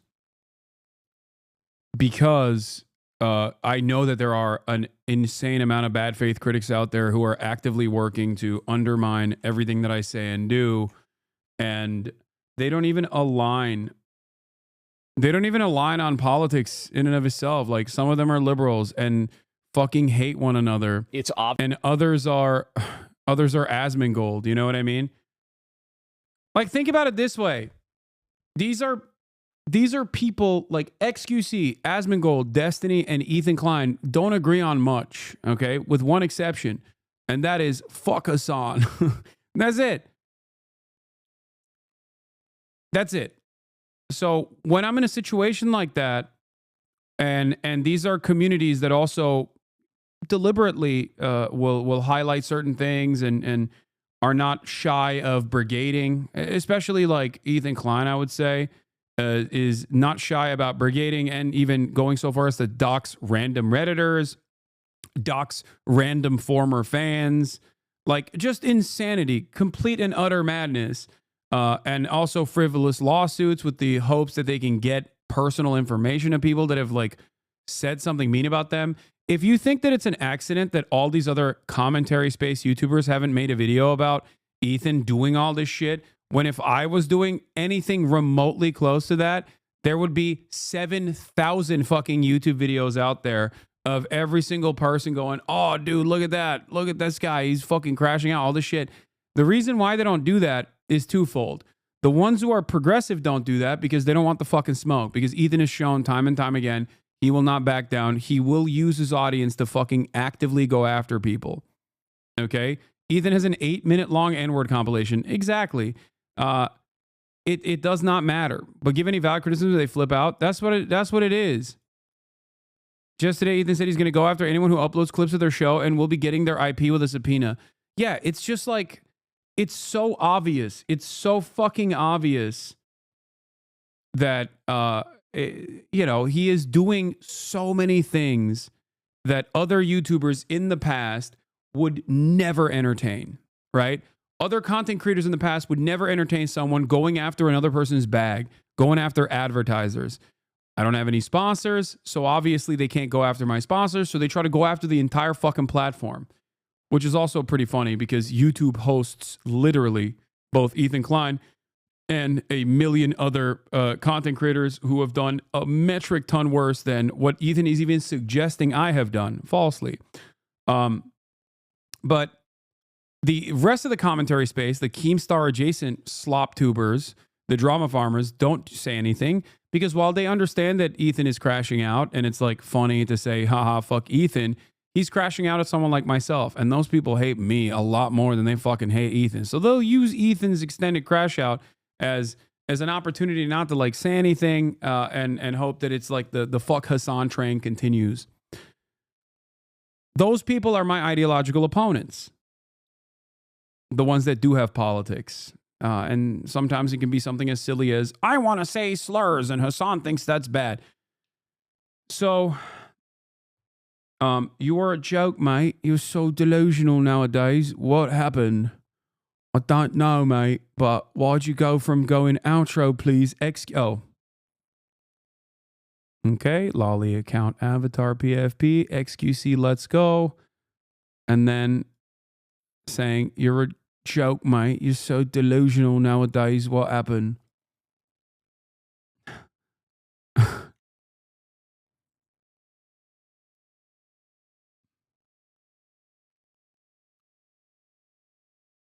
What happened?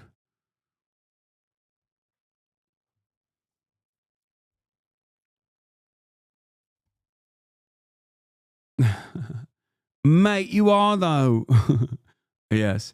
Ask the average person if ask the average person who's a bigger joke. Not like people in your fucking subreddit. Okay, I miss the old days of listening to you yapping. Well, considering that my commentary or my ideology has not changed over the course of the past 10 years, I think it's probably you that changed your perspective. Just saying. You can find me advocating for the same exact things that I was advocating for 10 fucking years ago, as a matter of fact. Whether it be taking a firm and strong, committed position on Palestinian emancipation or any number of different things. You changed, bro. Okay, point to a single thing that I've changed on, and then we can maybe discuss. There could be some areas of growth where my attitude or my opinion has changed, but overall, my firmly held convictions have not. But, you know, I think we already know where you're coming from, so I know why you think I've changed. Yeah, I changed because I made your favorite content creator feel bad because I said gambling at a cryptocurrency casino that is unregulated. Not sure about 10 years, but your takes on politics have shifted. Okay, I'm gonna enjoy this. Give me some examples of what has changed on my political takes. And no, bro tips doesn't count. Lamau, I don't care about Gamba. Okay, well then tell me about what my political opinions of mine have changed. Not even 10 years, but just like recently, since 2021.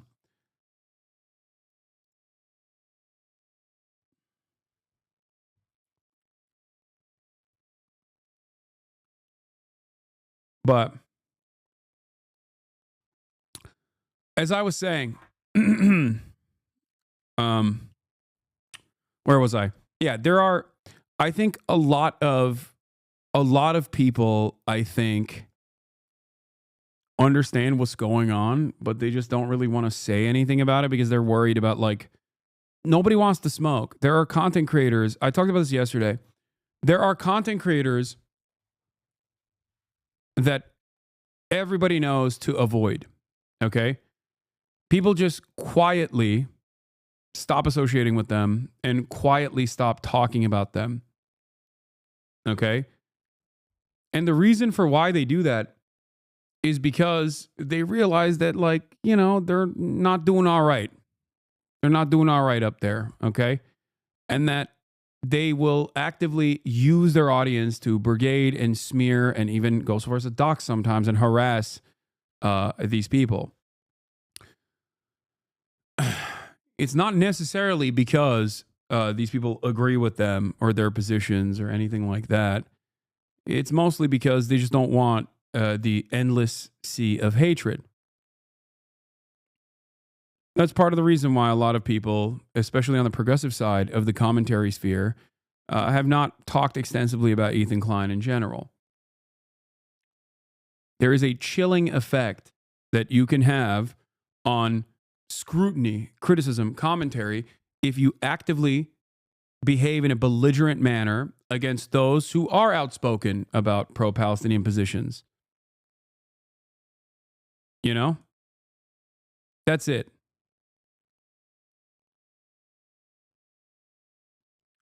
Same goes for Asmongold. Like, a lot of people are also worried about, like, very large content creators in general, especially if their audiences are fairly toxic, fairly right-wing.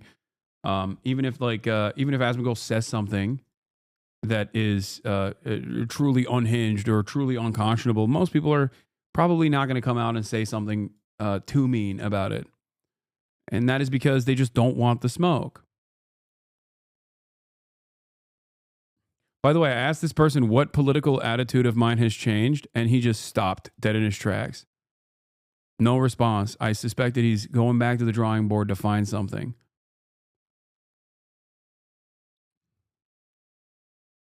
We'll get him next time.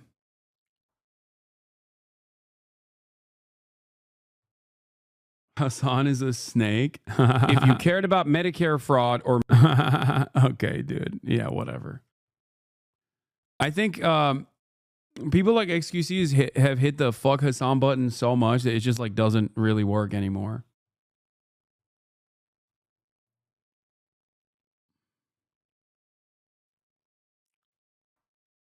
I'll take it, man. I'll take it. It's not...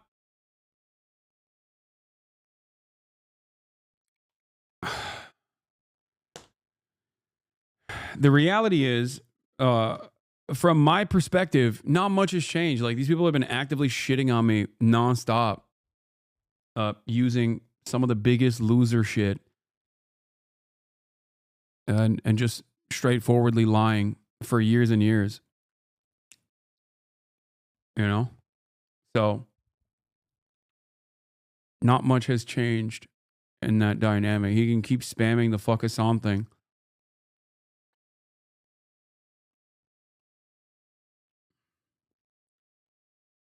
Over and over again. You are one content creator you are one of the content creators that needs to be avoided now. Lola, if Hasan lived in Europe and said what he said about Rick Scott, he'd be in a jail cell. What? Why would I say that about someone who's doing Medicare fraud in Europe? At least most of the European countries have something that we don't, which is called socialized medicine. Maybe your fucking stupid Euroid brain should comprehend what it's like to live without it. After all, you will inevitably recognize that when America fucking, unfortunately, does America shit to Europe as well. So it's coming for you.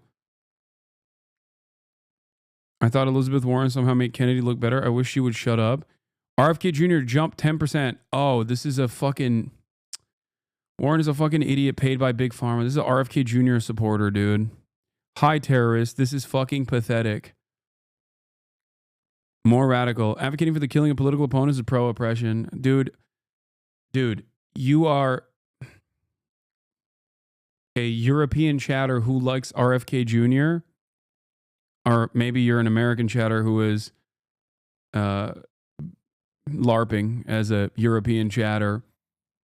But being pro RFK Jr. is already a massive red flag. All right, let's watch this Asmongold video. He crossed the line, 1.3 million Obvious views. that Twitch has two different forms of punishment, right? Where Twitch streamers that embody certain political values are not being punished at the same ratio that an average person would be punished. This is what happens when you don't kill every single slave owner after slavery. We would have socialism at this point if someone just went out of their way and... Is this guy banned? Did they ban him? Nope. Let me see if they did. Hello? 30K to end. Wait, I'm confused. What is the... He's mad that Shonda Black said, this is what happens when you don't kill every slave owner? What? What was that drama? I don't remember. What happened there?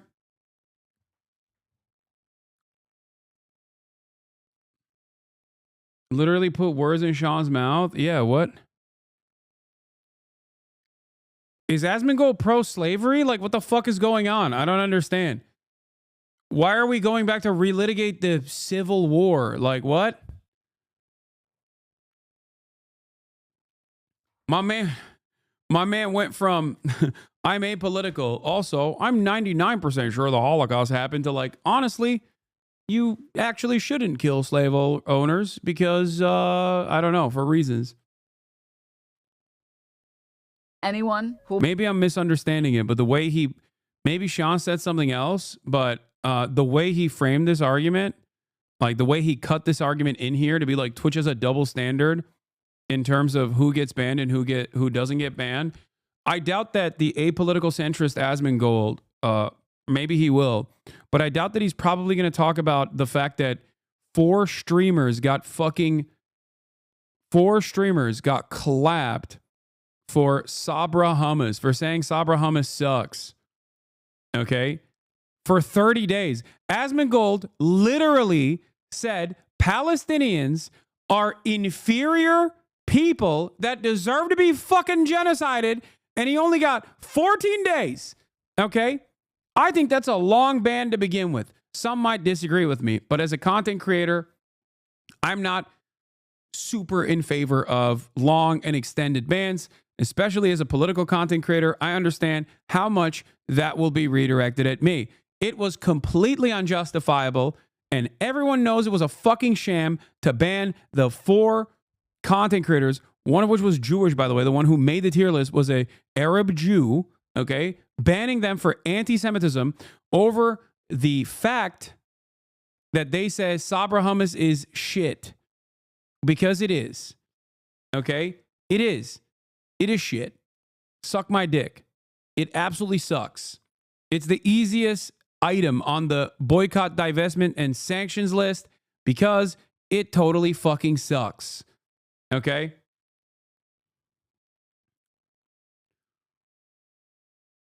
This take is not very apolitical of you. Shame, shame. In any case, I love the people who are like, oh, I hate that this, like, VTuber got banned for showing 2D ass. Fuck Twitch. And it's like, I don't want them to be banned. Why are you putting that on me? I don't fucking run Twitch. Okay? It makes no sense. People genuinely have deluded themselves into believing that, like, I literally run Twitch. I do not run Twitch. Okay? For those of you at home who think I run Twitch, I'm here to tell you, I do not run Twitch. If I had the ban hammer myself, there are plenty of people who I would enforce it upon, and there are plenty of people who I would not ban. Random VTubers that are, I don't know, humping an NPC, or random VTubers that you guys are talking about online, on Twitter, comparing that to my ban. I don't want them to be banned. I don't know why you think I want them to be banned. I have no say in this matter. I did not personally ban myself, for example, for the day. I didn't even advocate for Asmongold to be banned, if I'm not mistaken. When he said the Palestinian thing, I literally talked to him personally about it afterwards to try and get him to understand, to try and get his audience to understand how insane of a statement that was. Okay? Yeah, here's what Asmongold said for his ban versus what I said for mine. Let's take a look. I'm not going to cry a fucking river when people who have genocide that's baked into their laws are getting genocided. I don't give a fuck. They're terrible people. It's not even a question. That's it. Just takes enough. That's right. These people are not your allies. They are not the same as us. They come from an inferior culture that is horrible. It kills people for their identity, and it is directly antithetical to everything Western values stand for, and it is an inferior culture in all ways. It is that simple. No, I don't feel bad for them. I don't feel sorry for them. I don't care. I don't support them. They are trying to cut recipients, okay? It is not happening at the point of recipients.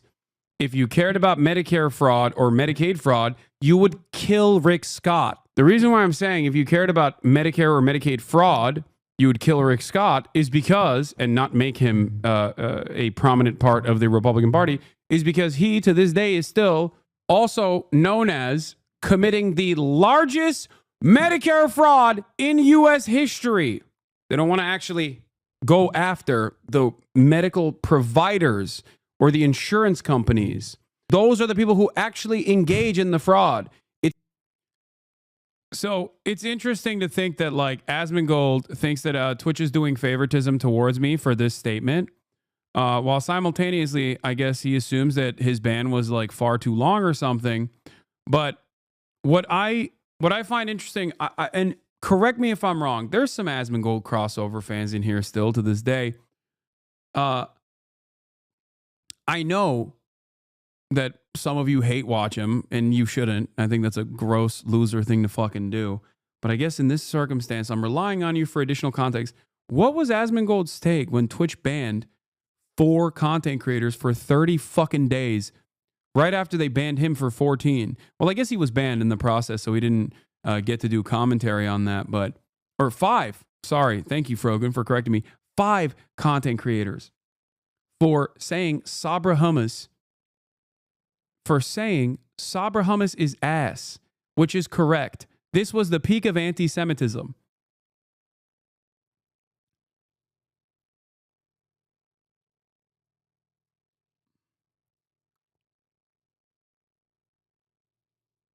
He basically said it should have been perma. He said Frogan shouldn't be banned. I'm so confused. I'm getting 2 entirely conflicting takes here.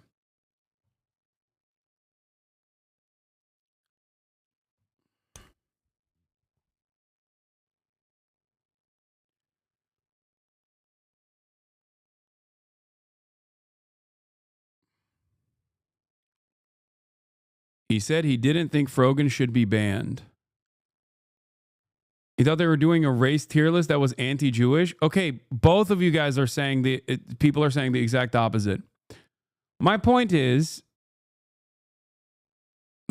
here, okay, is that, of course, banning and terms of service is a very tricky situation. Twitch has done the ultimate crime. The ultimate crime of actually trying to apply a rigorous interpretation of its terms of service, unlike every single one of these other social media platforms. Okay? Hello all, new to this version of Hasan. If you're a terrorist, how are you terrorizing the people? Asmongold, do the math. How are you terrorizing? The fuck?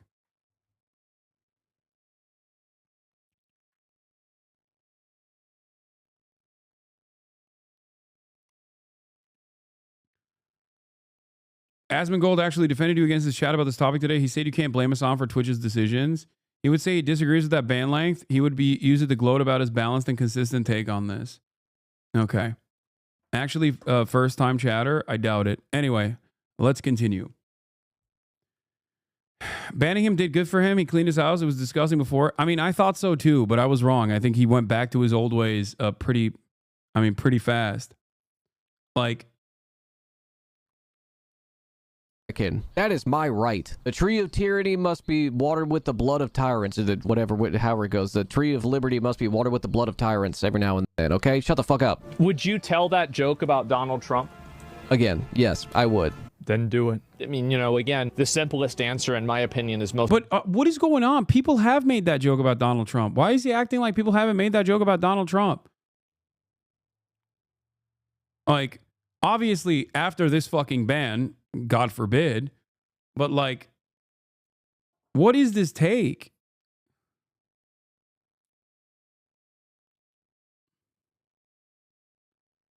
Like, does Asmongold think that no one was making he shouldn't have missed joke over and over again? Why does he come across like a fucking SJW here? I thought he wasn't. You can't, dog, you can't have a massive American flag in your rooftop room that you haven't cleaned in months and constantly talk about anime titties and shit, and then also behave this much like a fucking SJW. What? Most often the correct one. The reason why people like Hasan get unbanned very quickly and they don't get punished as much as other people do. And again, like, if they're acknowledging that he did this... If you cared about Medicare fraud or Medicaid fraud, you would kill Rick Scott. Twitch's moderation and Twitch's team, I think, is compromised. I think that they're biased, and I think that they don't have any principles at all other than responding to controversies. Other than that, they won't. I think Asmongold is... He made a whole video about this. There were like a couple of things that he brought up about me. Another big issue that a lot of these people have is that they think that the reason that they get banned and the reason that they get in trouble is because of somebody else, right? It's like, it's my... Bro, you literally just admitted that Twitch's banning processes are inconsistent, and it only becomes an issue when someone makes it an issue, and then you literally pointed to me saying exactly that, and now are saying that that is not the case.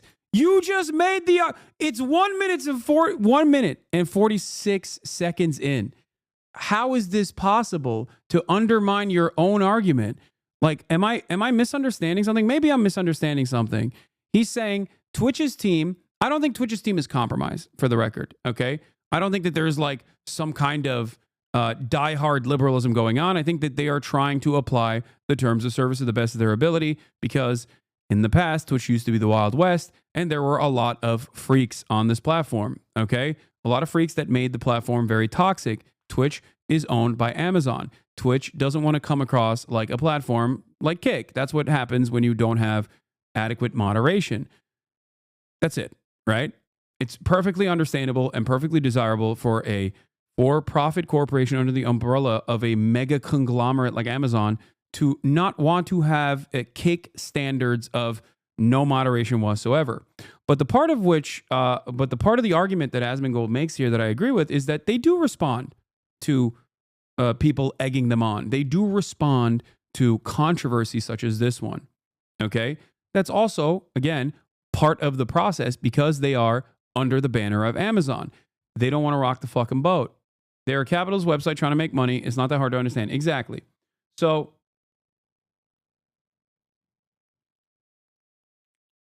that's the situation, right? Now, what's interesting about this, okay, is that Twitch has also responded inconsistently to content creators that are not fucking right-wing reactionaries, but instead super woke. I think that they're biased, and I think that they don't have any principles at all other than responding to controversies. Yeah, they definitely respond to controversies. This part I agree with. But what doesn't make sense is him saying is that they think that the reason that they get banned and the reason that they get in trouble is because of somebody else, right? It's like, it's my fault. It's Ethan's fault. The fact is that sometimes people are just victims of their own bad decision making, right? I think wait, but I also owned up to that. Why is he acting as though I didn't own up to that? I said in this video that it was the language that I used that put me in a compromised position, and I take ownership over that. While, yes, so this is what's interesting, because Asmongold and I should be in agreement on this, right? I also think Twitch's ban structure is inconsistent. I'm probably a little bit more understanding about why it's inconsistent, because I think that policing language is always going to be quite difficult, okay? There's a lot of vagueness, there's a lot of context, and a lot of nuance in terms of the interpretation. Okay. But having said that, in this video that he didn't watch and simply watched clips off of Twitter, I do openly recognize that I shouldn't have used the word kill. Any other word instead of kill as a substitute, even capital punishment, would not have garnered a ban, would not have garnered enough attention to get a ban. Gold is covering this because he wants Twitch to see it. He's done this a couple times in the past couple of weeks. I understand. We are ideological. I think that that is partially true. And I think that Hasan should look at the bigger picture and see the problem of allowing extremism on the website and how dangerous that's going to be for the web. Yeah. The difference is, I don't think that my commentary is allowing extremism. I know that they will say that. I know that Asmongold will say that, partially because he's just fucking responding to shapes and colors. Let's be real. But in this regard, the extremism that we're talking about is Republicans being hypocritical about Medicare fraud as they simultaneously advocate to literally take away $800 billion worth of Medicare from people who need it. I think that I am not the extremist here. I think that the Republican Party is the extremist here. Okay? That's crazy. At least he recognizes that we are ideologically on the opposite side here. But it is funny to hit it from a centrist angle and being like, yeah, I just think that extremist ideologies have no place. Okay? Here is an extremist ideology that I also think has no place on this platform. Let's take a look. I mean, I don't know, right? I have no idea. But like this absolutely will reach a fever pitch and then people will push them out. Absolutely. He's talking about Muslim immigrants in Germany, reacting to a video by Tyler Hitler Vera inside the rise of Germany's neo-Nazis in air quotes. Now, of course, many of you are very familiar with the German neo-Nazi movement that Tyler Oliveira is calling neo-Nazi in air quotes because he doesn't think that they're neo-Nazis. The entire video is actually about normalizing their perspective, as a matter of fact, which Asmongold watched and seemingly agreed to a lot of the points that were being made. National race. The question is, at what cost? Well, how much is a dollar worth, right? Yes, and what will be the social consequences of mass immigration to a country? These very questions are what troubles the AfD, as the foreigners that make up 15% of Germany's population account for... The only reason why they have trouble with the answers for the solutions to these things are because the solutions would get them put in jail. They know what the What is the solution to non-white people being in Germany? I mean, of course, this is not an extreme position. Make no mistake.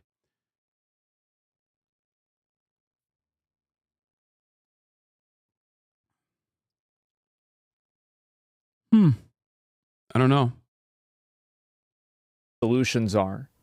They have plans for what the solutions are. He really hyper-focused on the term solution. I wonder why he just keeps saying solution over and over again. Dog whistles used to be called out.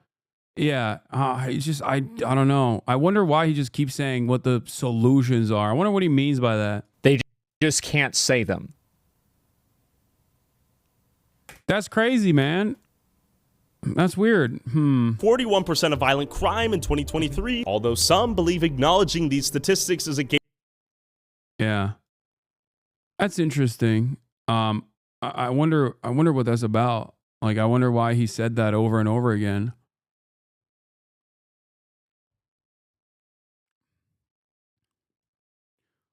Hold on, let me put my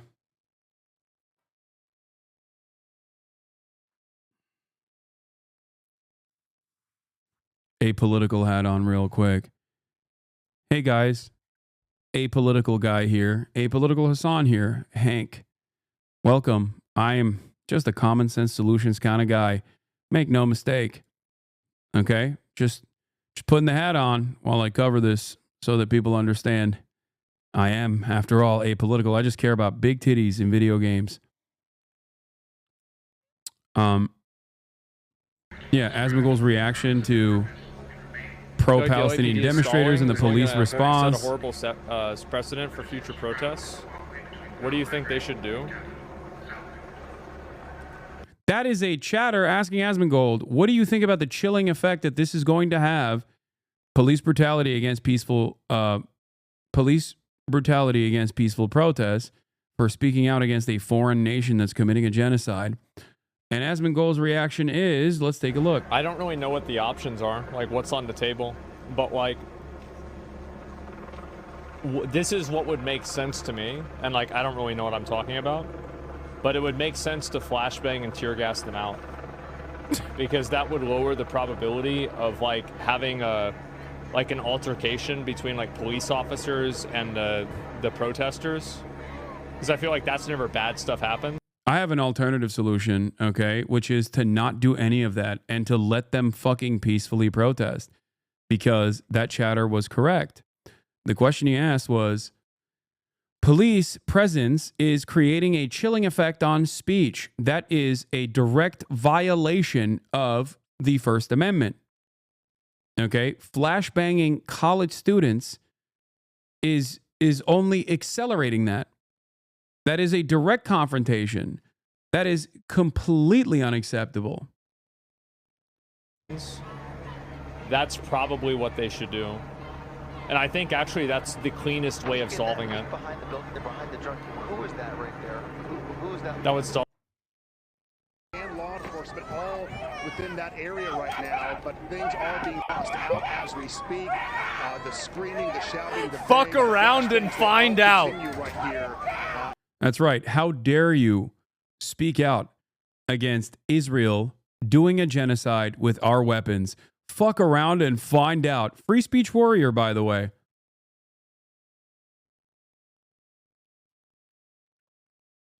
At the encampment that's been in place now for several days after yesterday. Yep. More and more of these Palestinian supporters arrived on. Yeah, they're finding out. Campus, I'll tell you that. Bringing in more materials, more PPE, and refortified their walls. Those walls, the perimeter of this encampment now being built. And law. Yeah, I mean, this was his editor. I actually hit him up at the time to be like, what the fuck are you doing? And he actually deleted it. Elon unbanned a white supremacist, in air quotes. Mildly right-leaning political commentator Nick Fuentes gets unbanned on Twitter. And that was his editor that actually posted that because his editor himself is, most likely a fucking rabid neo-Nazi, for the record.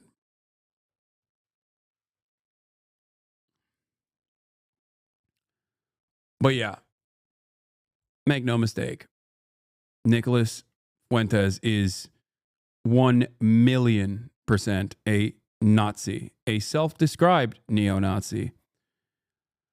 So yeah, all of this stuff, I think, presents a fairly clear case that the radicalization is not coming from my end in terms of doing pro-terror propaganda. The contextualization of how groups that engage in militant resistance against a settler colonial state is always going to occur, whether or not right-wingers and liberals alike don't want it to happen. In the process, I have literally had academics on here who have contextualized that and offered historical reference points. It is very important to recognize why these groups behave or engage in violent militancy. Very important to recognize that because we have to understand how to stop violence. Okay? That is my goal. My goal is to put an end to the violence. And the most violent thing that you can do is obviously maintain an apartheid state and also do genocide. That is what Israel is doing. Okay? No amount of hand-wringing will stop that reality. No amount of claiming that every single thing I say and do is actually sparking anti-Semitic fears or whatever is going to change that reality.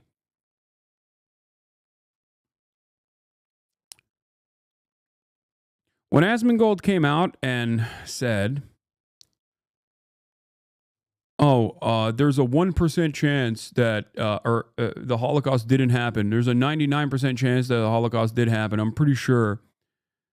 I said he was entertaining a very dangerous group of people. I said that he was actively welcoming Nazis into his community by entertaining this notion. In the process, I think he has done even more than simply just entertaining. I mean, there is this as well, obviously. Asmongold says Elon Musk's salute was unintentional, also states that there's a 1% chance of the Holocaust did not happen. I don't think these two statements are related. I think probably 99% certainty that these two clips are unrelated. Emotional thinker, okay? Like, so I can't appeal to people emotionally. But what I can say is that every part of my logical brain is telling me that this was not an intentional Nazi salute. This was not any nod at any sort of like Hitler Nazi stuff at all. And it was just Elon being stupid. Yeah. Okay.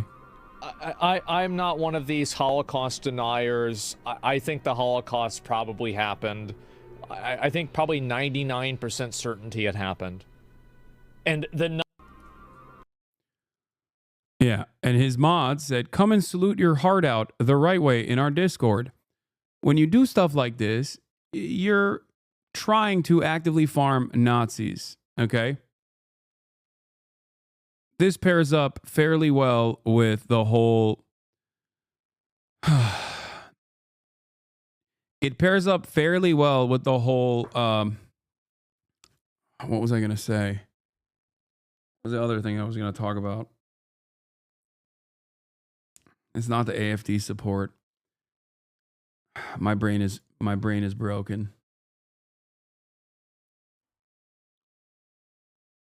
I think Asma got high off too many dead rat fumes. No. He also had a WoW character named after a neo-Nazi mass shooter. Okay, I don't know if that's I don't know if that's you know, if that is like intentional or not.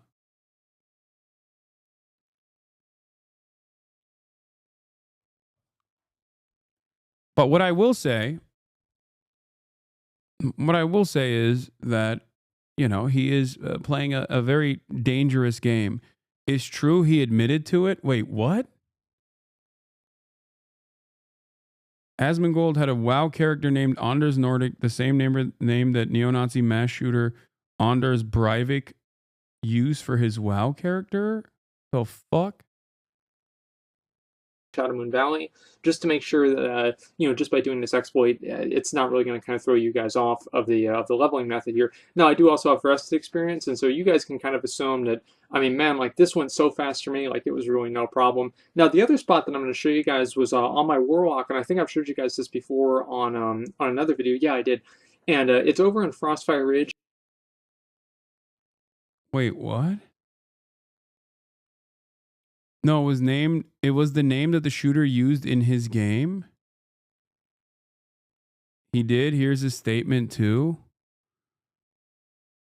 It's your boy Asmongold. It's my version of inappropriate and dark humor. Don't worry, I'm not some kind of white supremacist or whatever. If you're Norwegian, I'm assuming you don't play on the US realms, but if you do, feel free to report the name. And if it violates the rules, I'm sure it does somehow, then I'll change it. I made tons of videos on YouTube, some of which were linked on Reddit, talking about how much I care about following the rules and in general voicing a dislike for certain things. It would be very hypocritical for me to not extend that same option to you. What the fuck?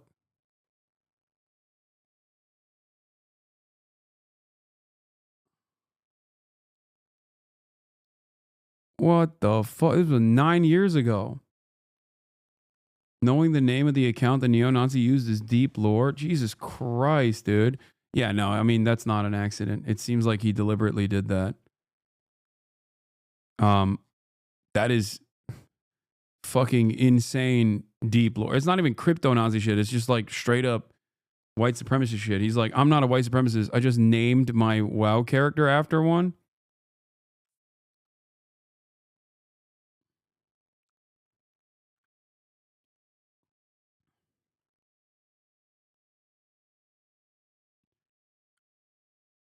You and Asmongold both have something in common. Both like terrorists. Brother, if you think that a white supremacist terrorist like Anders Breivik is in the same camp as people who have been fucking dominated their whole lives, you might as well just admit that you're a white supremacist yourself. Okay? Anders Breivik gets radicalized by fucking online forums and feeling like white superiority is no longer entertained.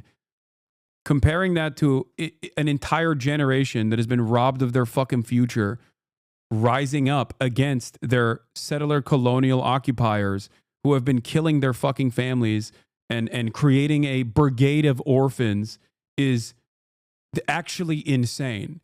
There is no comparison. This is why I hate having this conversation with Americans who think the biggest problem is straight up like having your burgers taken away from you. Okay? That's it.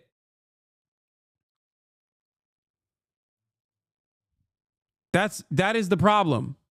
Okay, the Houthis are rapists. Okay, dude, I think you're a rapist.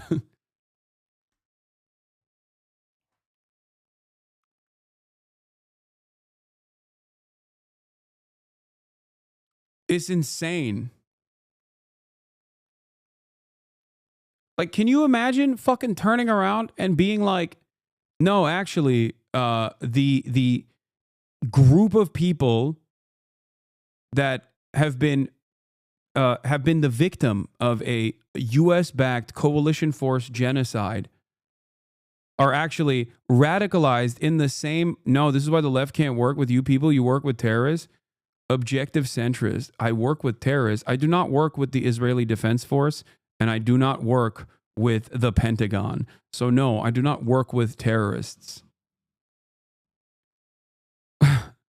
You people... No, this is why the left can't work with you people. What do you mean by you people? I'm a centrist. Objective centrist. Welcome to the broadcast.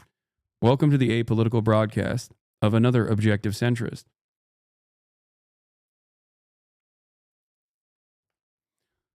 It's ironic because a big chunk of my commentary that people say is like pro-terror is unironically contextualizing how people arrive at reactionary points of view. Like the members of the Ansar Allah movement, right? Okay. You said America deserved 9/11. You said a Houthi was Luffy. That person was not a Houthi. Regardless, it doesn't matter.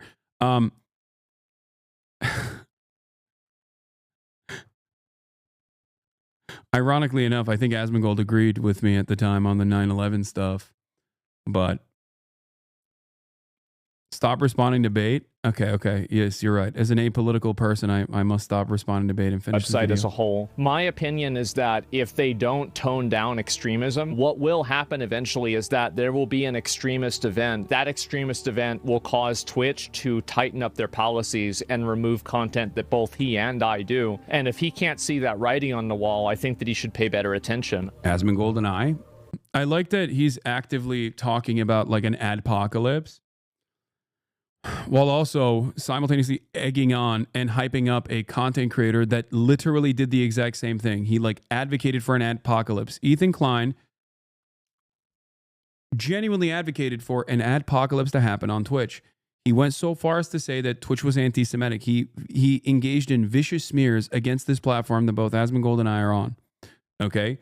I don't think he cares that much about Ethan actively lying to create this situation that would harm every single content creator on this fucking platform. The reason why I say this is because he hyped that shit up. He hyped that shit up pretty aggressively.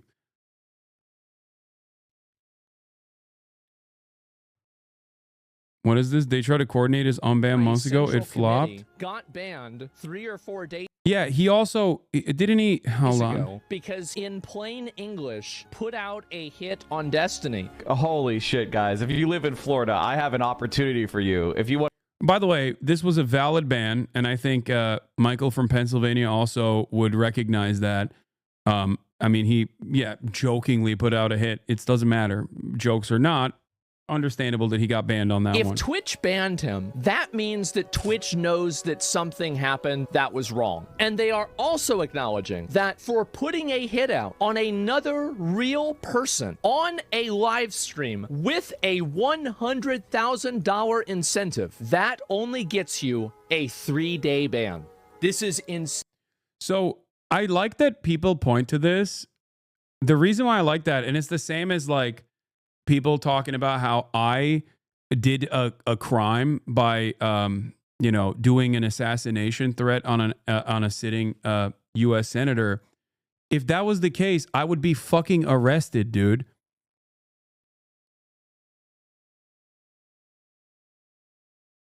Like, and the same goes for Michael from Pennsylvania. Like, why do they point to crimes and then go, this is a crime? Why are you only getting banned for 3 days? Yeah, okay, call the fucking cops then. What do you mean? And as a matter of fact, every single right-winger has been adding the FBI nonstop since that fucking Libs of TikTok post. The reason why the FBI doesn't give a shit about stuff like that is because they have too much on their fucking plate and they know that this is ridiculous. Why did they never consider that they might be wrong? I know. Yeah, you're right about this as well. There is deep irony here that the same people that go, you did a crime, you should go to jail, will then simultaneously call the Sex Pestany situation drama when he is literally going through litigation and there is an active criminal complaint against him as well. That's not drama. That's literally a crime. That's how you deal with crimes. Okay? Yeah, legal arc, drama. Meanwhile, has Asmongold even reacted to the Destiny stuff? Because I know that there's they're not exactly fond of one another, but maybe he has and I just didn't see it. Did XQC react to it? Maybe he has. Maybe I didn't see it. I don't really follow whatever the fuck XQC is doing. It's just weird. It's weird to me when these guys will make a mountain out of a molehill about any and every single thing that apparently I'm doing because I'm the fucking greatest villain online. But when there are literal people in active litigation, they're just so silent. Maybe XQC did. Maybe XQC did, to be fair. Maybe Asmongold did too. One of the funniest things that happened was every single time, I'll give you an example. Every single time I say something about like how anti-white racism is not the same as anti-black racism or whatever, Asmongold and XQC will get in their feelings and will actively talk about how Twitch should potentially take some action against me, right? I'm explaining the academic context in which like systemic racism is different than individual acts of discrimination, right? And how one is significantly more harmful because systemic violence is associated with it. And I remember this flares up. This issue flares up basically once every couple months. And when it flares up, it's all over LSF. Everyone posts about it. Everyone gives their takes about how fucking racist I am, how anti-white racist I am. XQ Snake being one of those people. In that same process, Destiny will actively say the N-word. XQC has defended Destiny saying the N-word, claiming that Destiny actually didn't say the N-word in a hateful way, despite the fact that he's a white guy, but I actually was saying cracker in a hateful way, and that I'm actually an anti-white racist. If that does not spell a significant amount of hypocrisy and bias, I don't know what to tell you. It's literally real. I'm sure someone can find it. It's on LSF. Okay?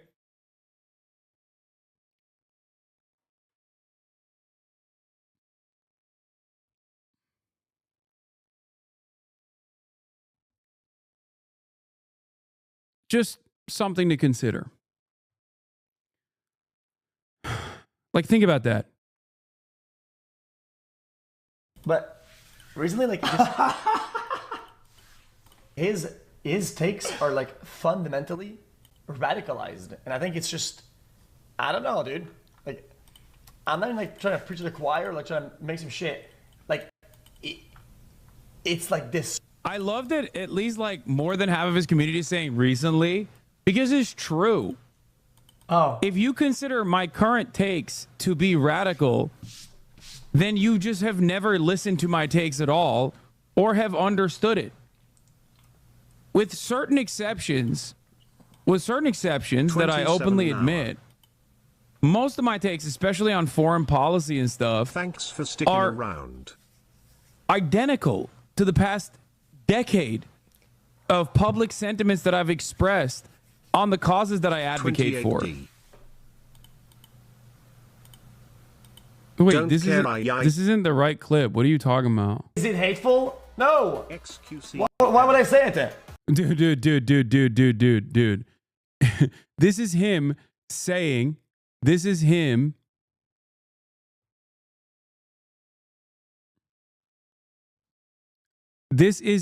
defending Destiny using the N-word.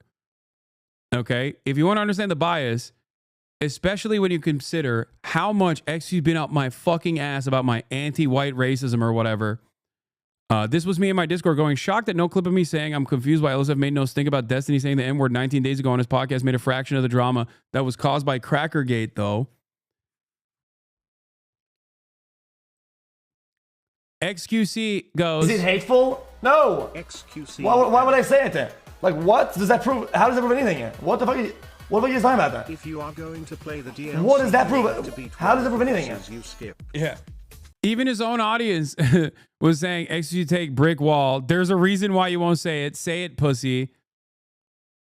Okay, say it then. Then say it. His entire audience is fucking dunking on him for actively dick riding Destiny into oblivion here. Like what? 100% Elden Ring X. Guys, that's like saying it. Guys, I don't think that this drug is harmful. Okay, then smoke. So you're really not gonna apologize? I'm just here for you to apologize to me and the Chibok girls for supporting terrorists. So you're really not gonna apologize to the thousands that dies in the hands of Boko Haram, which is funded by massive terrorist groups?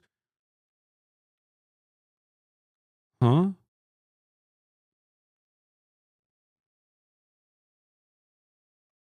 What?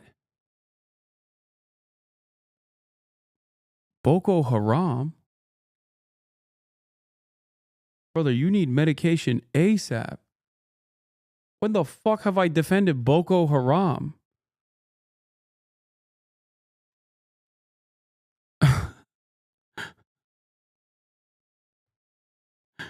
What?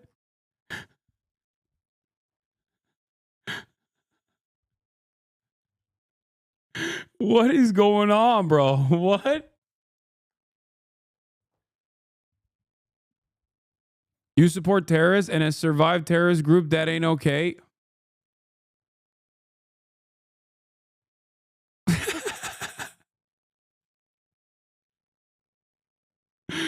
My stance on the issue of Boko Haram is that I am not in support of Boko Haram. I never have been, and I never will be. I think you're not all right.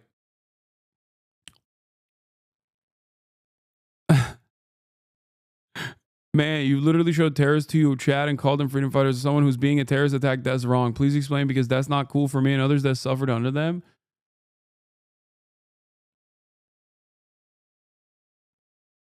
What the fuck are you saying, bro? Bro, what are you saying? Do you think I'm like pro-ISIS too? Are you insane? I mean, the answer is yes. I shouldn't have asked that question. That was a rhetorical question.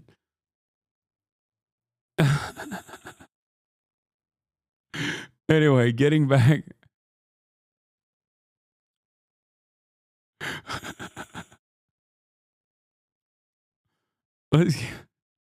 There's not even a clip chimp of that out there. He's just inventing it on his own. It's a new level of, that's a new level of delusion. What the fuck? You really are a terrible person? Not until they start paying you. What?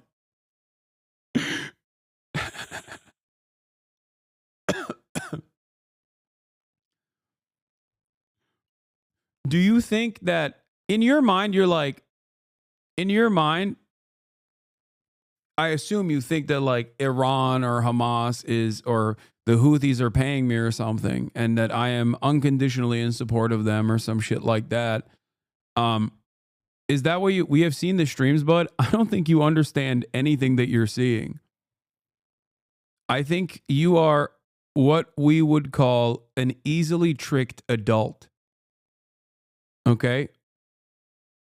Like, I think you're in here, but you're not exactly in here. You're not exactly all there, if that makes sense. Ethan implied that you were funded by terrorist groups in the video. Yeah, that's Islamophobic garbanzo bullshit, dude. Under any other circumstance, that would be considered racist as fuck. Okay? But you can say whatever the fuck you want about someone who is Muslim, and everyone will agree with you. Okay? You will not get called out for it. That is just the unfortunate reality.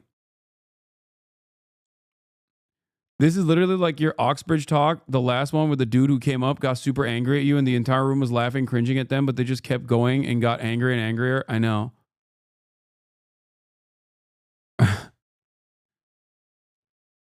It's just, anyway, here's we were looking at the XQC defending the N-word thing because I just wanted to show you guys that they're unprincipled actors. That's it. I don't know if he actually, people in the chat are saying he actively watched the Destiny Sex Pestiny video. I don't know what his takes were on it, but I do recall that time where he said XQC saying or Destiny saying the N-word was not hateful. Oxbridge, Cambridge plus Oxford. Insane. This is crazy. Mike from PA threatens to DMCA Asmongold, source LSF. If you watch any of my content, you don't have a license, I will DMCA you. I don't give you any consent to review my content. And I said that if this guy doesn't get banned for 2 weeks, I am going to bring Dan Saltman. All of the information that's going to come out has not.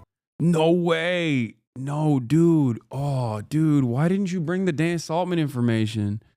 Oh, shit, dude. Oh, big dog. He's got big dog, man. He's got big threats. Disagree vehemently on a lot of issues, all the way from the history of Nazi Germany down to the fact that immigrants are not actually contributing to the American crime rates in the way that the Republican administration presents it. In the way that they present it, but they are contributing to crime rates. Yeah, dude, it's a fucking marginal percentage. Yes. Undocumented migrants, 20 million of them, okay, that come from so many different parts of the fucking planet. Oh, this is exactly the type of shit that actually pisses me off. Whenever these guys move away from like drama, even marginally, and try to dip their tippy toes in the realm of political commentary, it literally makes me lose my fucking mind, especially because of the unfettered confidence that they demonstrate in the idiocy, okay? Yes, undocumented migrants, if you were to group them as a whole, have, of course, contributed to crime, okay? Contributed to crime. 20 million people coming from every different part of the fucking planet are not a monolithic force to say that we are going to group every single undocumented migrant together when the fucking number of murders that they contribute to year over year is marginal. Marginal. When the crimes that they engage with per capita is far, far lower than the crimes that natural-born U.S. citizens engage with. If you are an anti-crime guy, you're not going to fucking spend a whole deal of time going after 20 million people who are otherwise law-abiding individuals. That's it.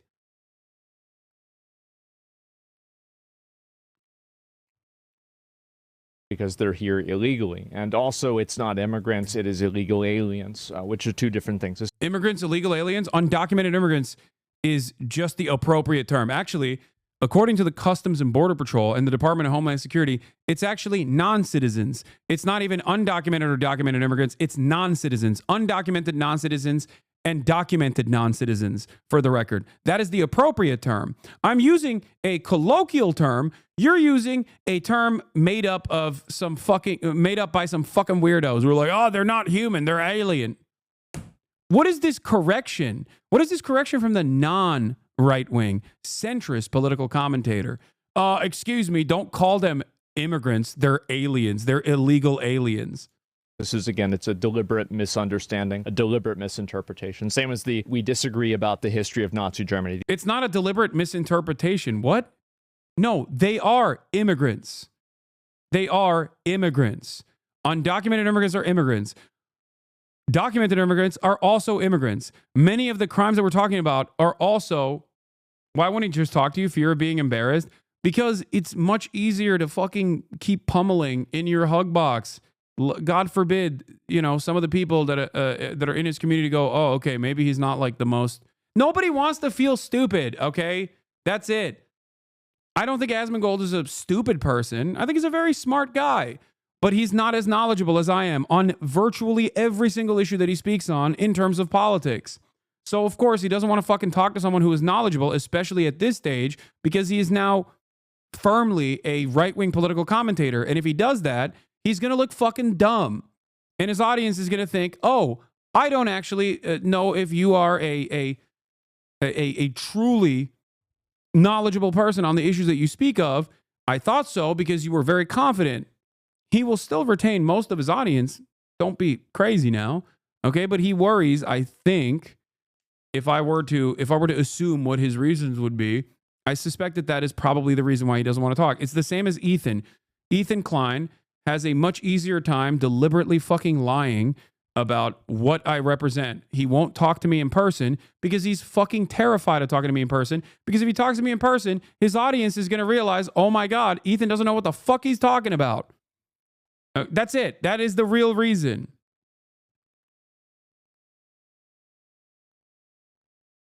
Yeah, if he cares about embarrassing himself, is pure ego, not self-preservation. Okay, fair.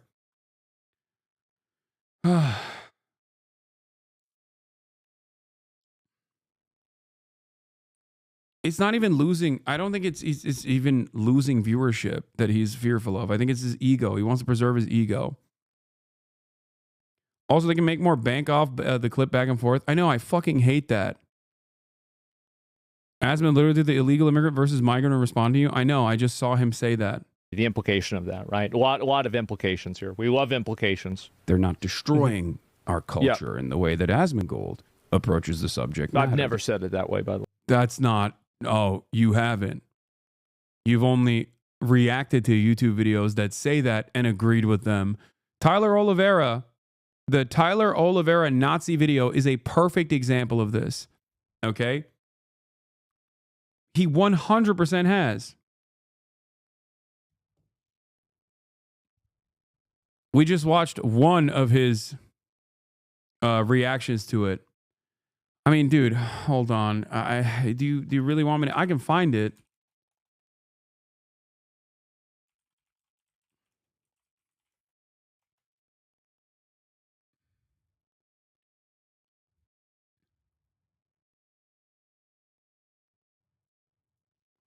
Like, Sports Kita. Asmongold comments on illegal immigrants coming from shithole countries of the U.S. while reacting to the White House viral ASMR video.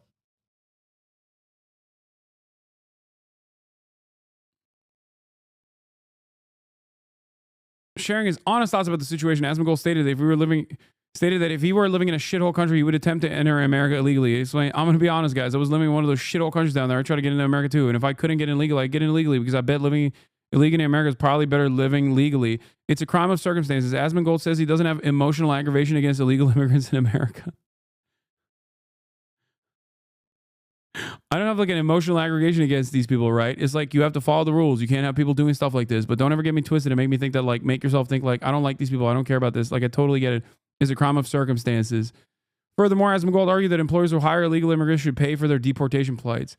Yeah, you're right. What about those people? Because who should be paying for these flights? That's the most important part. Is how do we deport them? He's like, I understand that they're victims of circumstance, but I still think that they should be fucking deported. I think that people that should be paying for these flights, yeah, the real problem is, by the way, E is actively calling for your upcoming video to be brigaded.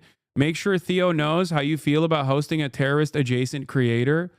Yeah, Ethan Klein is such a fucking moron. He doesn't even realize that Theo Von quite literally had Candace Owens before me. Okay? He's so one note. He's so fucking stupid and so clearly not invested in anti-Semitism whatsoever. I didn't even know I did not even know that Theo Von had Candace Owens on before me, for the record. Theo Von's not going to give a shit, dude. But it's so funny that he's like, this is the perfect demonstration of someone who does not give a fuck about actual anti-Semitism and only fucking cares about attacking me by saying I'm a terrorist adjacent creator. You're so stupid, dude. Like if you cared about stopping anti-Semitism, I don't think you would actively try to censor me, you fucking moron. You would probably try to censor people who are actually engaging in anti-Semitism.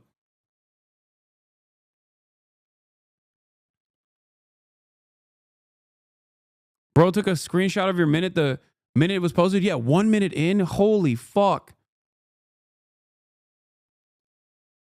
It's so crazy. He is just so one note. How the fuck does his audience not recognize this, dude?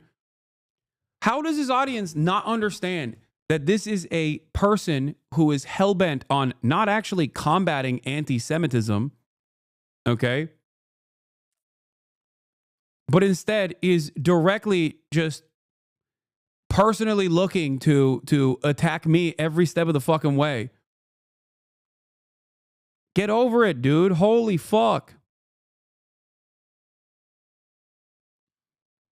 Also, this is actively trying to brigade any podcast appearance that I engage in. I'm going to be honest with you. The commentary community that actively, the commentary community that avoids talking about this topic, when they would have made basically a million videos about any other content creator that that engages in this extended crash out, okay? You're fraudulent. You don't want the smoke. I get it, but you're fucking fraudulent. You're a little cowardly. You're a little cowardly. I'll say it. This man has become my one-man Keemstar.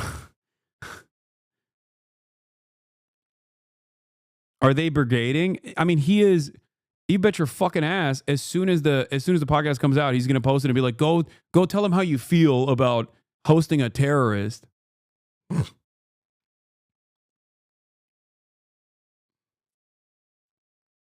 Did he brigade Bad Hasbro? Fuck no, of course not. You want to know why? Because Bad Hasbro is not like an apolitical space. Okay, God forbid he actually sends his audience to Bad Hasbro, and then they literally, God forbid he sends his audience to Bad Hasbro, and they watch the podcast and learn something. That's the problem. Ethan is terrified of people who are more knowledgeable than he is. And the only thing that he'll do against someone who is more knowledgeable than he is just isolate them and try to actively brigade every single area that I appear in. And when it doesn't work, because these people go, "Okay, dude, what the fuck are you doing? Calm down." When these people turn around and say, like, "I thought the podcast was good. I don't know why you're fucking freaking out like this." He just loses his mind.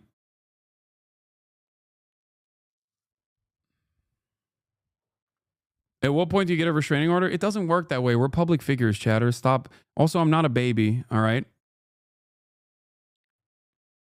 I'm not Ethan Klein. I'm not going to, like, cry about every single person. Like, random commenters and try. Like, can you imagine me trying to actively dox like, random former fans? Like, that's insane. Do you know how many YouTube videos that would have been made in this situation? The reason why he's saying the reason why he has to slant his manic, pathological obsession with me under the guise of like combating anti-Semitism is because he is nakedly and insanely obsessed. That's it. He's lost hundreds of thousands of subs at this point, and he can't he can't let it go. In his mind, he has to justify it. He has to turn around and say like, nah, it's 100% because like Hasan turned my community against me.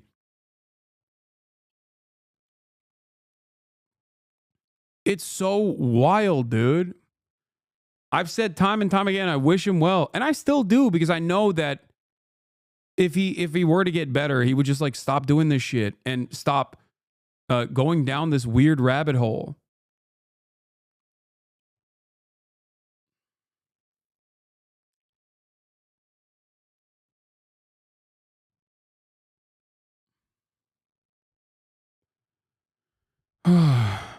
What is this? Have you seen him lying about this yet? Like, why is his podcast just talking about me? What the fuck is this? Ethan Klein lied about Hassan's no other land coverage. When I see Hasan talking about it, zero mention of the Israeli partner. Hasan talked about Yuval, and Ethan didn't even know the interview was in person. Like, this is what I mean. Why? It's like very simple shit to fact check. Does Ethan's community not give a fuck? I don't understand. Seen Hasan talking about it. Zero mention of the Israeli partner. And when he I'm not saying, I don't know what happened, but he interviewed the Palestinian guy, and the Israeli wasn't on the call. They raised a bunch of money. It wasn't a call. It was in fucking person. And Yuval, who I am trying to get on the show, by the way, was flying in. That call. They were there. Why is he? Why? Oh my God. I'm glad that someone is fucking fact checking him. Holy shit. Yeah, loser Hasan is so funny to say in this situation.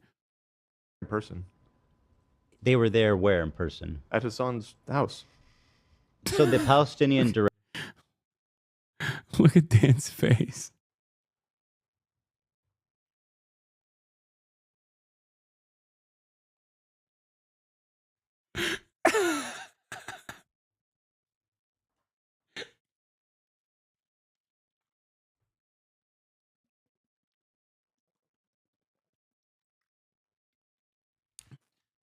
I didn't know Ethan was going to have so many Joe Rogan, Jamie ass moments, dude. Hey, Jamie, fact check that. My man looks fucking exhausted, dude. Holy shit.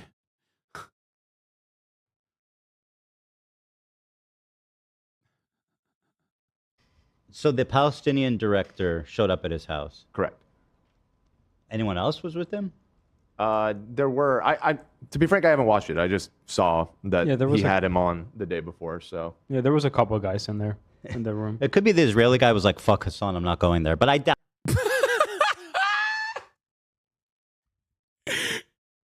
Oh, I'm wrong? Okay, let's double down. Oh, it could be that the guy hates him. I think if he had a problem with Hasan, the other guy probably wouldn't have gone either. If they're like homies. Yeah, I doubt it. But yeah, I think Hasan. I think it's interesting how Hasan just pretends like this wasn't made by half is made by an Israeli. We do all of that, most of our activism together. Yeah.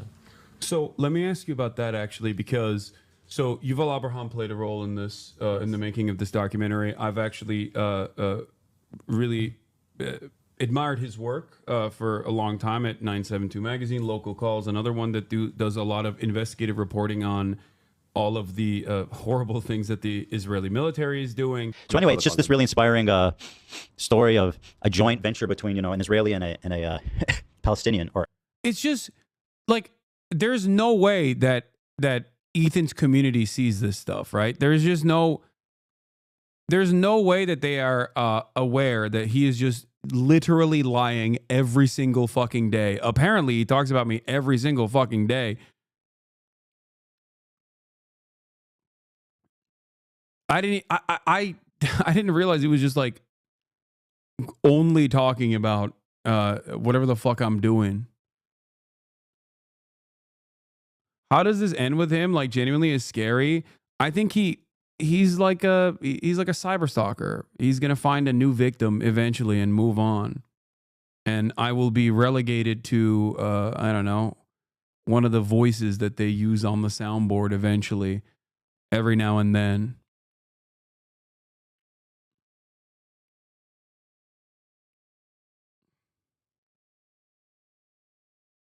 There's a segment now bitching about you called The War Room. Oh my God.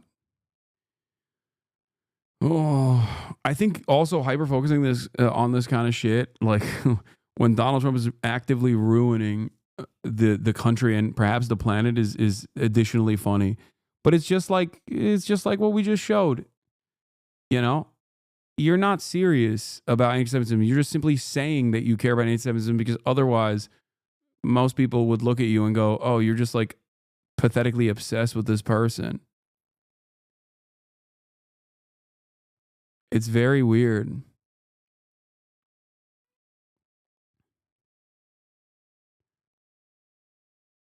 Yeah, the H3 is turned into the Hasan hate hour. That's the 3 H's. Hasan hate hour.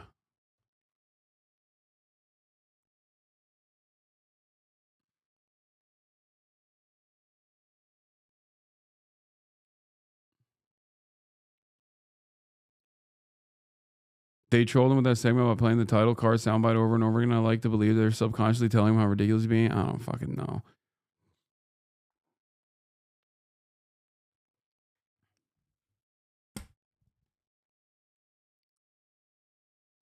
Do you warn whoever you're collaborating that this brigading shit can happen? I didn't in the past, but I probably should warn people because like he's just always going to go after anyone and everyone that I collaborate with, I think.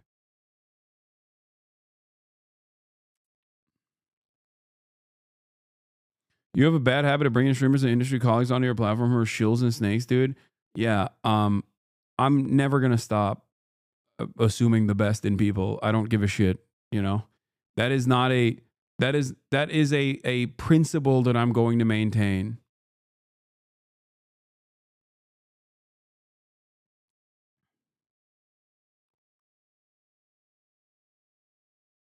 Getting fact checked by his own crew.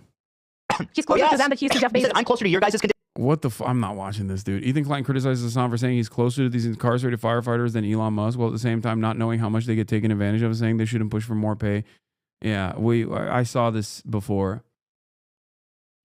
I know that many people have that opinion. Okay. I want to believe that it doesn't really matter from which country you're coming. Okay.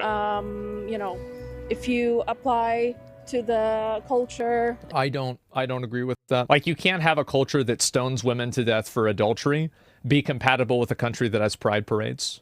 It's not compatible. It's naive. Like, it's something that sounds good and it's like the right thing to say, but it's just completely blatantly and plainly untrue. And I'm not even making a value judgment as if like our culture is superior. Like, I like my culture better, but if I went to a place that stones women to death for adultery, I would respect and follow their laws because I'm in. He's like, I would stone women for adultery.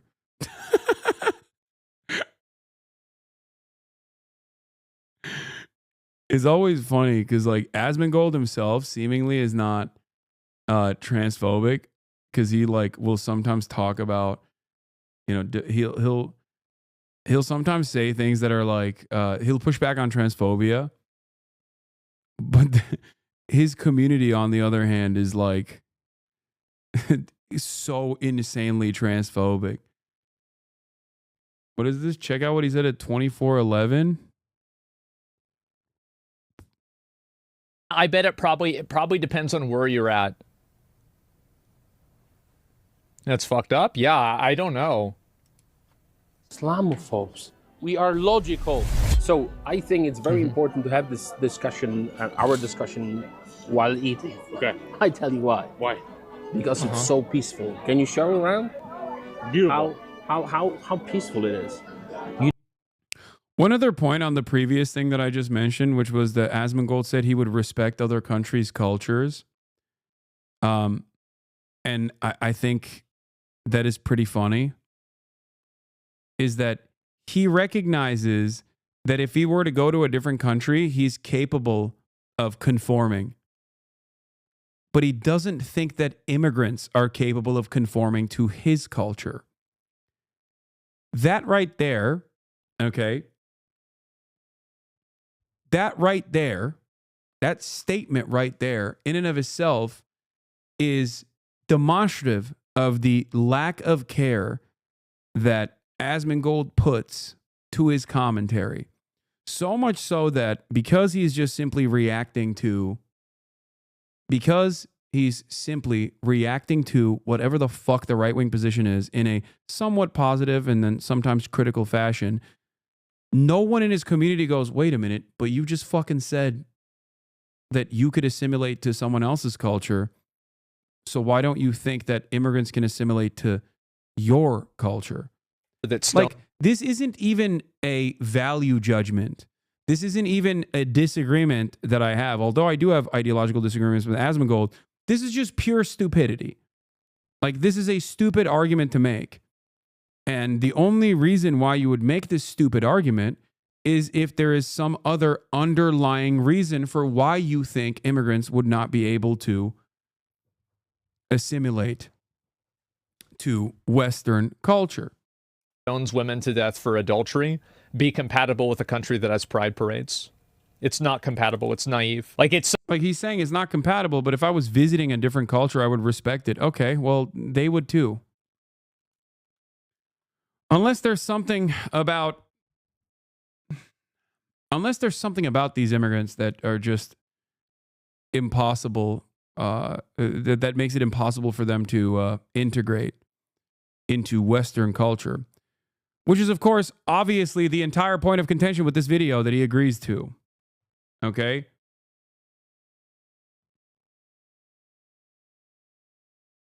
But the reason why we showed that video is because he never actually said, immigrants are not incompatible. Agree about the history of Nazi Germany, the implication of that, right? A lot of implications here. We love implications. They're not destroying our culture in the way that Asmongold approaches the subject matter. I've never said it that way, by the way. There's plenty of disagreements there, and I think that he's doing this deliberately, I will say, in an effort to, shit stir. Well, every video that I make and everything that you show on your stream, including this here, is done deliberately. Obviously, that's the case. Try to get me banned, which worked. The clip's too short. Maybe it's out of context. I hope so. I definitely do. Hopefully, it's out of context. How are you gonna? Now, once he said this, does Asmongold go back and seek out the context? No, he doesn't. Instead, he follows through, basically packaging this as a... If you cared about Medicare or Medicaid fraud... This is, by the way, the clip of me watching the context. You would kill Rick Scott is because... No, that's not the full context. Because, and not make him a prominent part of the... That's literally not the full context. The full context is before. The reason why he doesn't understand that he's not reacting to the full context is because he constantly gets his information from this account, which is like a weird rabid stalker community. That is the whole point. The context is before. That implies that I'm actually reacting to Mike Johnson. I'm talking to Mike Johnson.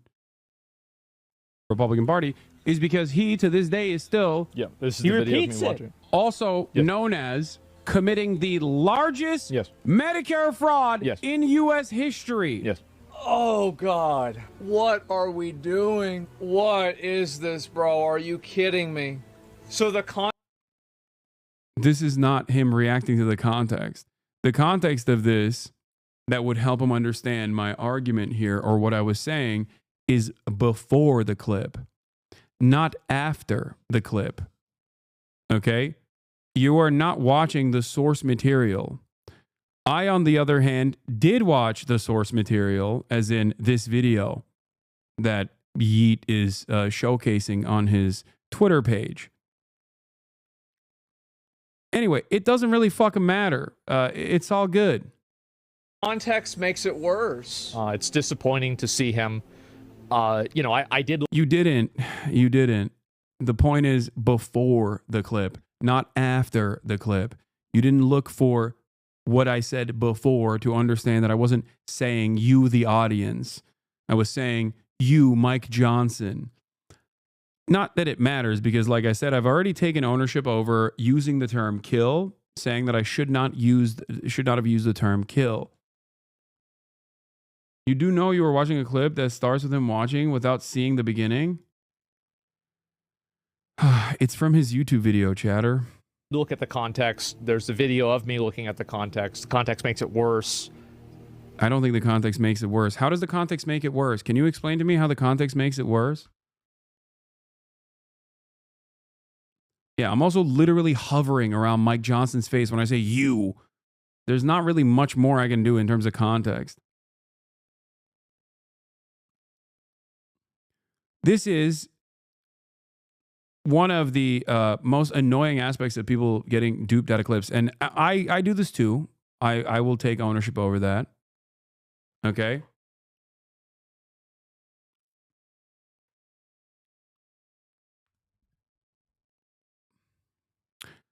Having said that, you know, this is serially bad faith. I don't know what he's doing. Would you tell that joke about Donald Trump? I think people would tell way crazier jokes about Donald Trump. And people have told way crazier jokes about Donald Trump. He's right. People, but not you. And there's a reason for that. That's not true. I have as well. What the fuck? I 100% have.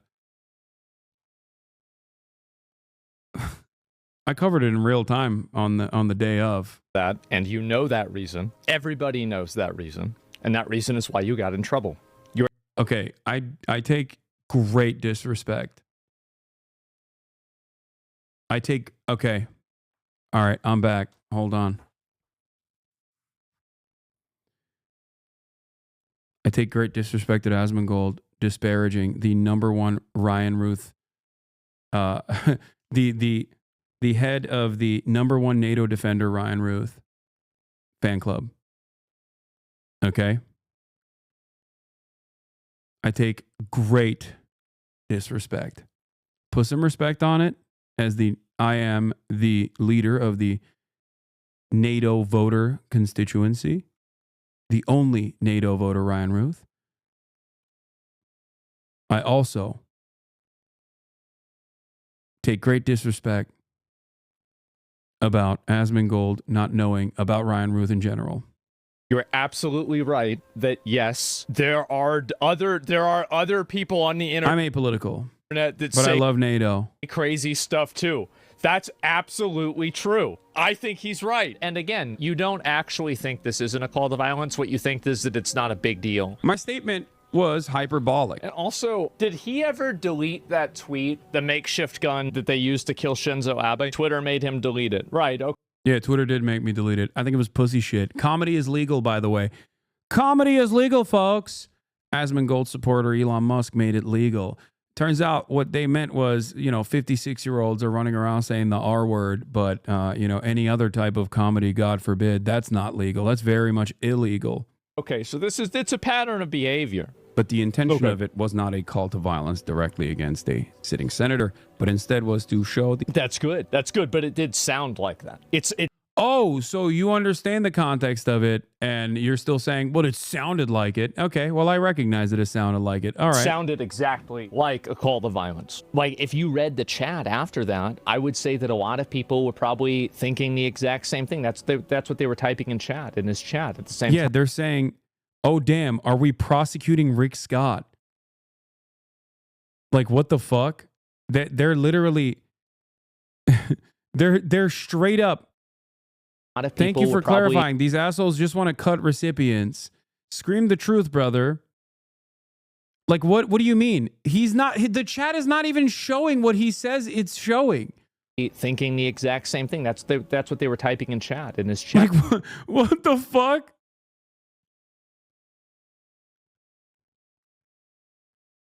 Why did he show this? At the same time. The hypocrisy of the Republicans. They want to cut the American people out. Like, what do you mean? You just said chat was going, yep. Like, dude, chat is quite literally... The hypocrisy Chat of the is quite Republican literally, Party. with The exception of the one guy that said, do it, okay? Every single person in the chat is straight up saying, like, prosecute Rick Scott. In terms of how little they truly care about. Also, we do ban people who do calls to action all the time. Like calls to violence all the fucking time. He's trying to make a point that you radicalize your chat like he does. Yeah, I radicalize my chat in the direction of protecting Medicaid for their fucking grandparents. I know. Instead of radicalizing them in the direction of constantly blaming trans people, constantly blaming undocumented migrants. Like, if I'm radicalizing my chat in the direction of being an advocate for Medicare for all, Asmongold is radicalizing his chat in the direction of killing undocumented immigrants by saying he's going to go fucking on a deportation hunt dressed up like Ash Ketchum. Not saying that he's doing that, by the way. I'm not saying he's like radicalizing them in that direction, but understand that this analog, if extended to its logical conclusion, leads me to believe that that is the case. That paired up with a million different, you know. Another thing. So like they're doing this thing with like these deportations where they bring in like celebrities to deport people. And yeah, you can't fucking say my chat is representative of me as a note when the chat is representative of me, by the way, and it's not saying what you claim it's saying. When your fucking chat goes insane mode at the mere sight of a woman or, God forbid, a black person, they just like start spamming DEI so hard that some of them get fucking aneurysms, dude. And it made me wonder, what is the probability that Tom Homan would let me go with him dressed up as Ash Ketchum with watching them do deportations? Like, I feel like it's probably at least 5. Like, this is so dehumanizing. It's so unimaginably dehumanizing. Also, speaking of chats, yeah, his chat was fucking spamming W Hitler when he was talking about Nazis doing book burnings, trans book burnings. Like, what the fuck do you mean? Yeah, okay, I'll take ownership over that. Yes, I'm radicalizing my chat. I'm radicalizing them to have radical amounts of fucking empathy for all people, including victims of American war. Okay? God forbid. I know I'm a fucking major terrorist for that. It's illegal. Meanwhile, you're fucking radicalizing your audience with this shit. Actively dehumanizing undocumented migrants, talking about them like they're just cannon fodder, talking about them like they're Pokemon, dude. I'm gonna go and toss a Pokeball at a random Guatemalan dad who's been living in fucking on U.S. soil, picking fucking strawberries and fruits and vegetables so that like he can have a Whataburger order that has a decent price adjustment so he doesn't have to pay too much money. And then he's going to sit there and be like, well, yeah, time to throw a Pokeball at this guy. Yeah. 5% chance, right? Like, I think I think we're at a 5 to 10% chance that this could happen. Yeah, exactly. That'd be really good content. It would be. And yeah, probably not going to happen though, but it would be fucking funny. For the love of God, you must try. Yeah, it'd be fucking hilarious. And yeah, your statement about not voting to disadvantage yourself is really blowing up on X with strong support. Well, of course it is. Of course it. Bro, someone in the chat said he banned the people that said it.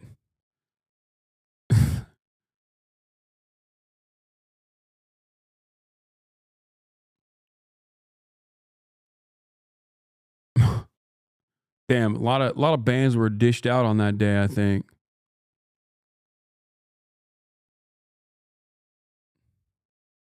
W. Adolf, like, come on, dude.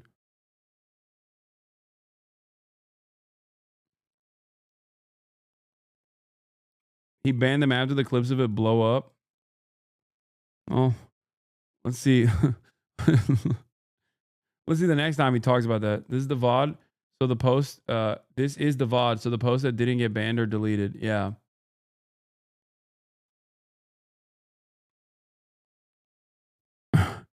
Can't believe Christian2123 said Nazi W. Like, what are we talking about in terms of radical takes here? Jesus Christ. About Medicare and Medicaid fraud, because that happens at the point of the provider. He brings up a great point, and I think he's right about. Like, look. Like, here, you want to know chat moderation? If someone is a good person, they would kill Hasanabi, says Snuffle de Juret. Okay? Guess we can't say his name in here.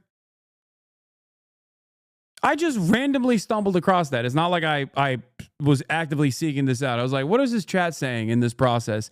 Well, that's what his chat's saying. If someone is a good person, they would kill Hasanabi.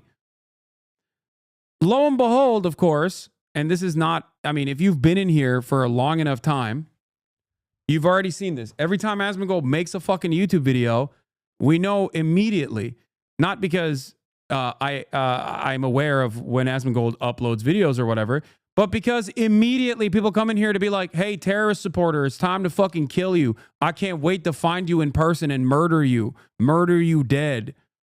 You know, every single fucking time. Now, I don't even think Asmongold would agree with his chatters saying that they want to fucking murder me, okay? I would not agree with my chatters saying similar things. 100%. It's unacceptable. But goddamn, dude. I wonder if he's ever said anything in here. He's not chatted in here.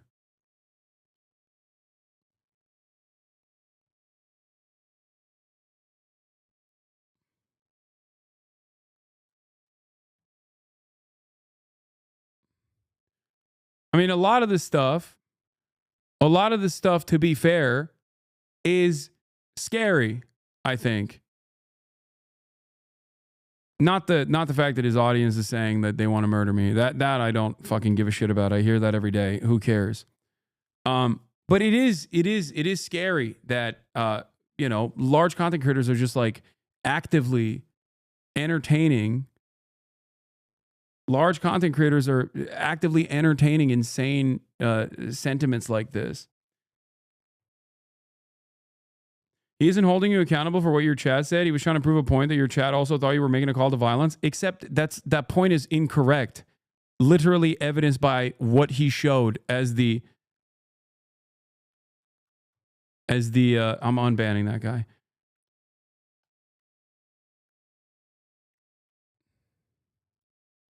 He brings up a great point, and I think he's right about this. But the issue is that you're muddying the waters and you're damaging your own argument and you're making yourself seem like an extremist when you're calling for killing people, when you actually have fun. Okay, he already understood that that's not what I was doing anyway. I was so weird. Fundamentally a strong argument and a good policy position. And the ironic thing about this is that I remember I saw Hasan's interview with CNN, and Hasan even said, what do Democrats need to do to get people back? And he said, have good policies. It's about how you're communicating it in a way that's hostile. Obviously, I shouldn't have used hyperbolic language, and there's definitely some ownership. Okay, there you go. All right, problem solved. Yep, he agrees. That I must take. Some apologies there. I should not have said Mike Johnson should kill Rick Scott. I should have simply said He didn't say Mike Johnson. He said you should. There's about $50 billion estimated that are lost every year in Medicaid, just in fraud alone. Nope. That fraud is not coming from individuals, it's coming from providers. They're not tackling providers. They're not actually going after like false billing. They are trying to cut recipients, okay? It is not happening at the point of recipients.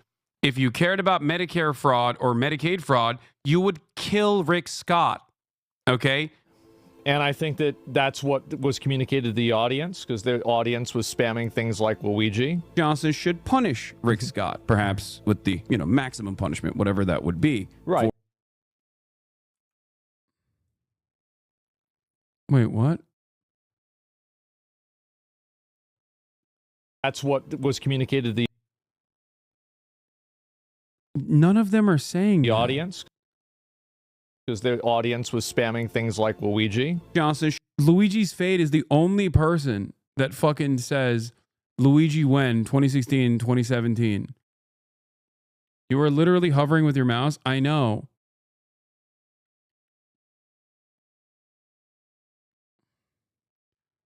It's so obvious that there's one person. There's like 35,000 people watching at that point. One person should punish Rick Scott, perhaps with the, you know, maximum punishment, whatever that would be. Right, which is fair. And I think that one guy said Luigi and he focused on it. I know. He had said that, by the way, there would have never been any controversy about this. The difference is about advocating for vigilante justice versus advocating for a...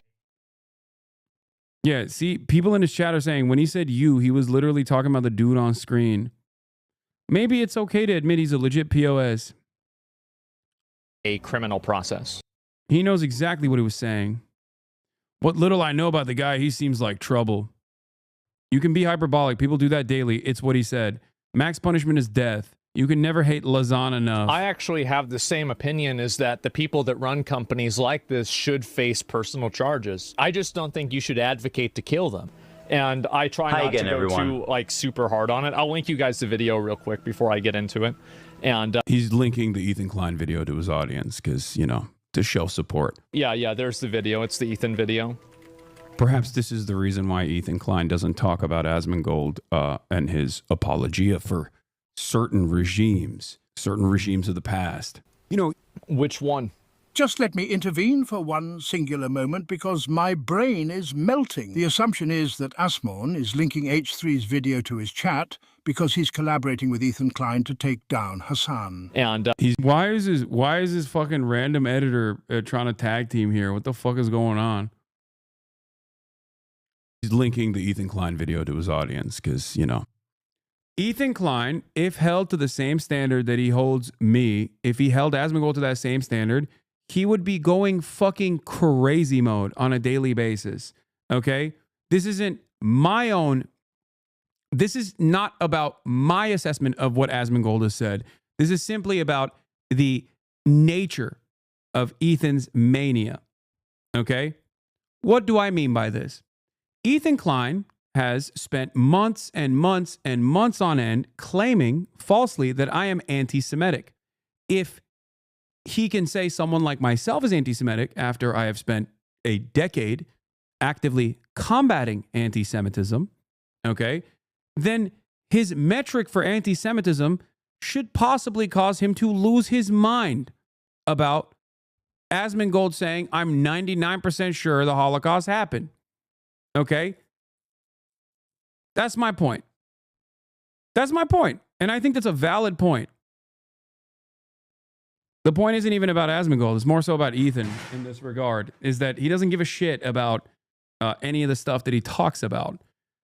It's a very common technique applied by the ADL, the Apartheid Defense League, the Anti-Defamation League, also known as the Apartheid Defense League, focuses more on anti-Israel sentiment rather than the, you know, active anti-Semitism that happens. 100K to anyone who kills Hasan, PM me.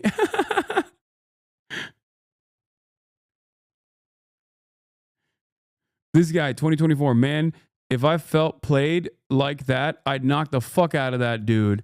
I'd kill that motherfucking dude. Now I'm the dude he wants to kill. How did this happen?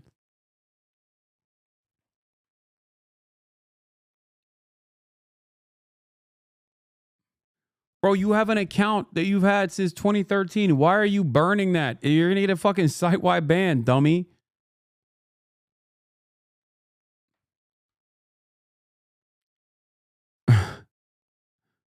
That's crazy.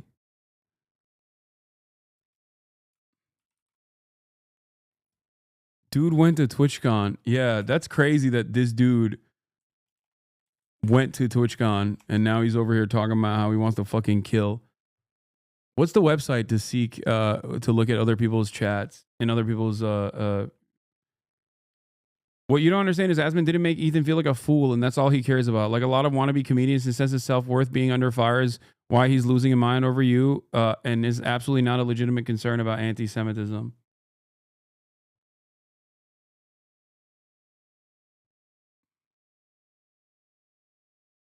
What do you mean Ethan would love him? Asmon said Palestinians deserve to be genocided. I mean, that's true. Anyway.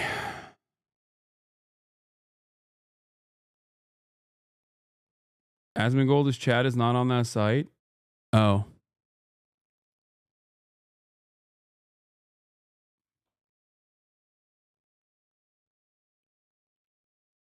Let's continue. Newsflash. That's what good reaction channels should always do, but I'm sure you wouldn't know anything about that. Link the video. There's the video. I'll link the video again. This is so funny. I'll link the video. I'm going to link the video again. Oh, let me link the video. I'll link the video, guys. Give him a like. Give him a sub. He doesn't even link the video as he's reacting to it. Oh, yeah. Wait. He reacted to my fucking video. He didn't link it. What's up? What the fuck? Dumbass editor? Stupid ass fucking editor? What is this? Oh, who he follows? He follows me. Squeaks, Michaela, E-Rob. He follows a lot of people. XQC, Moon Moon. It's just, it's always weird when you got people who like follow your friends and then they're just like,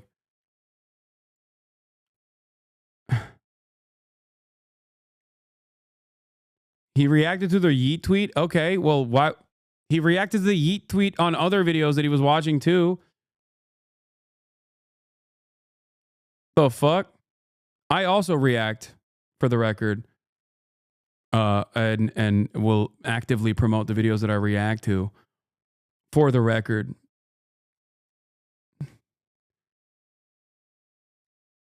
If you like the video. Oh, I almost forgot. He also pretty much called Asman a Nazi, but I'll let my employee handle that. Back to you, Baldy. Ethan, who really cares about anti-Semitism, of course. This is it's a terrorist simplifying bitch, the King Joker.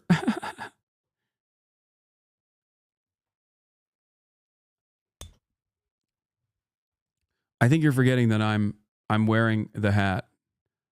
I'm an apolitical content creator. Also, I love when dudes get real horny about like shitting on me that they don't type correctly. Another, and the obvious implication is that I am a Nazi apologist, right? That's clearly what he's implying. Obviously, you can't say that because if you say that, it sounds insane and retarded. So the only thing that you can do is... No, I don't think it sounds that insane. I mean, I don't...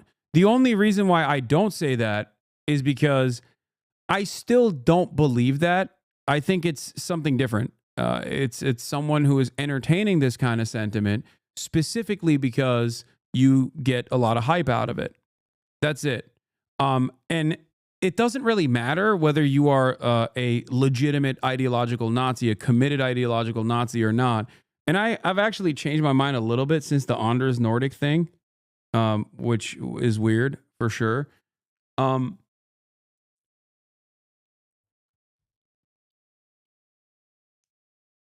I'm saying that you are entertaining Nazis in your community, which is correct. It literally is correct. I'll give you a counterexample that, for example, Ethan Klein and Asmongold and every other person that watched the content puke does not understand. I talk about Hamas, Hezbollah, and numerous other groups that are fighting against Israeli violence on a daily basis.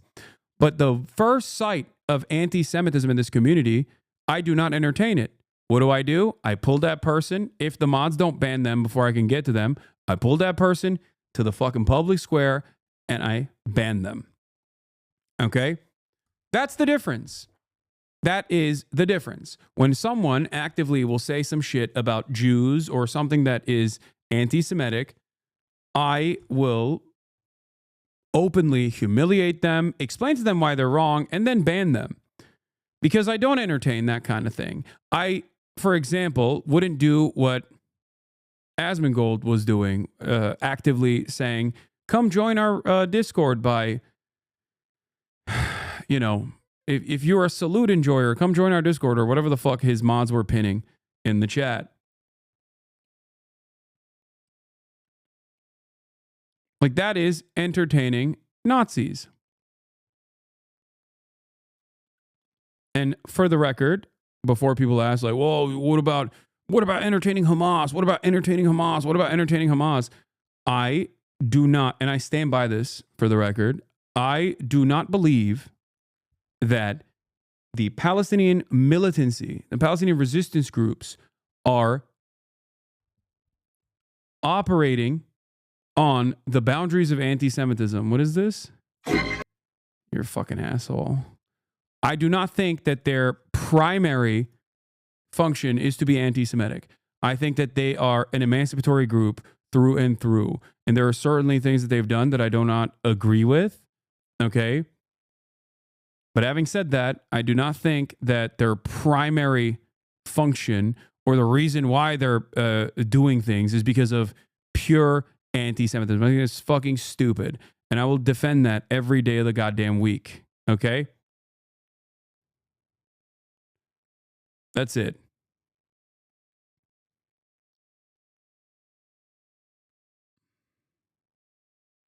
You are joking, right? They say from sea to sea. What?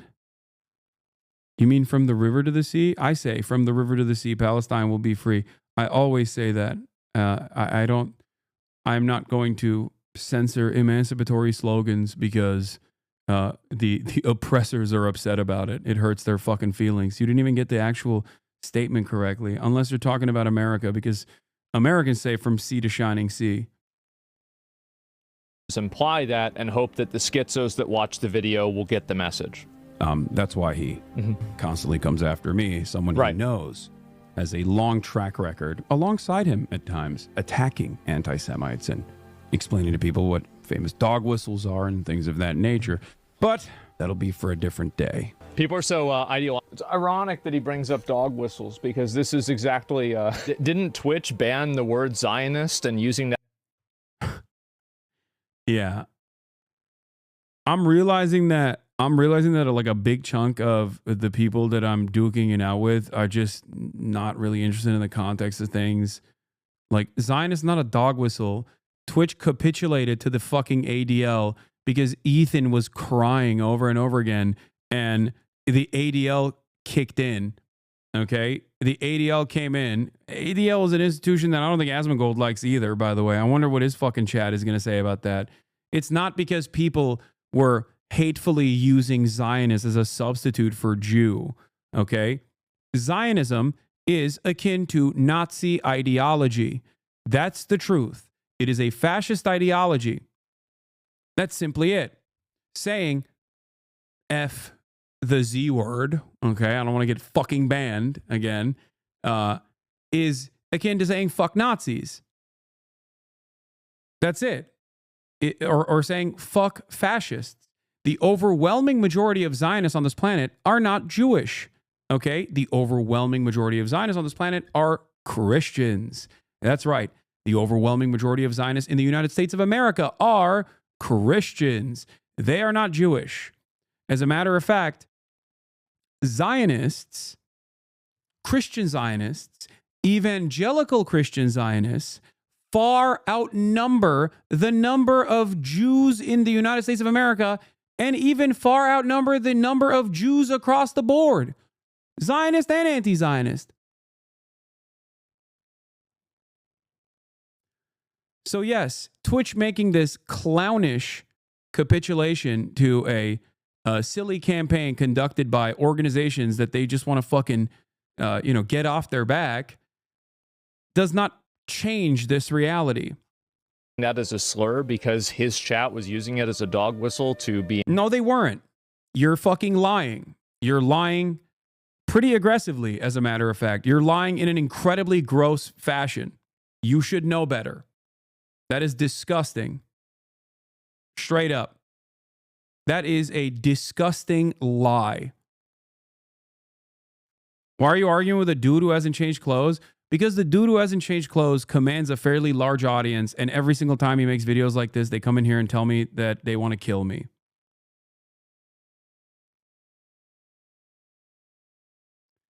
It's also kind of funny because I don't even think he's pro-Israel.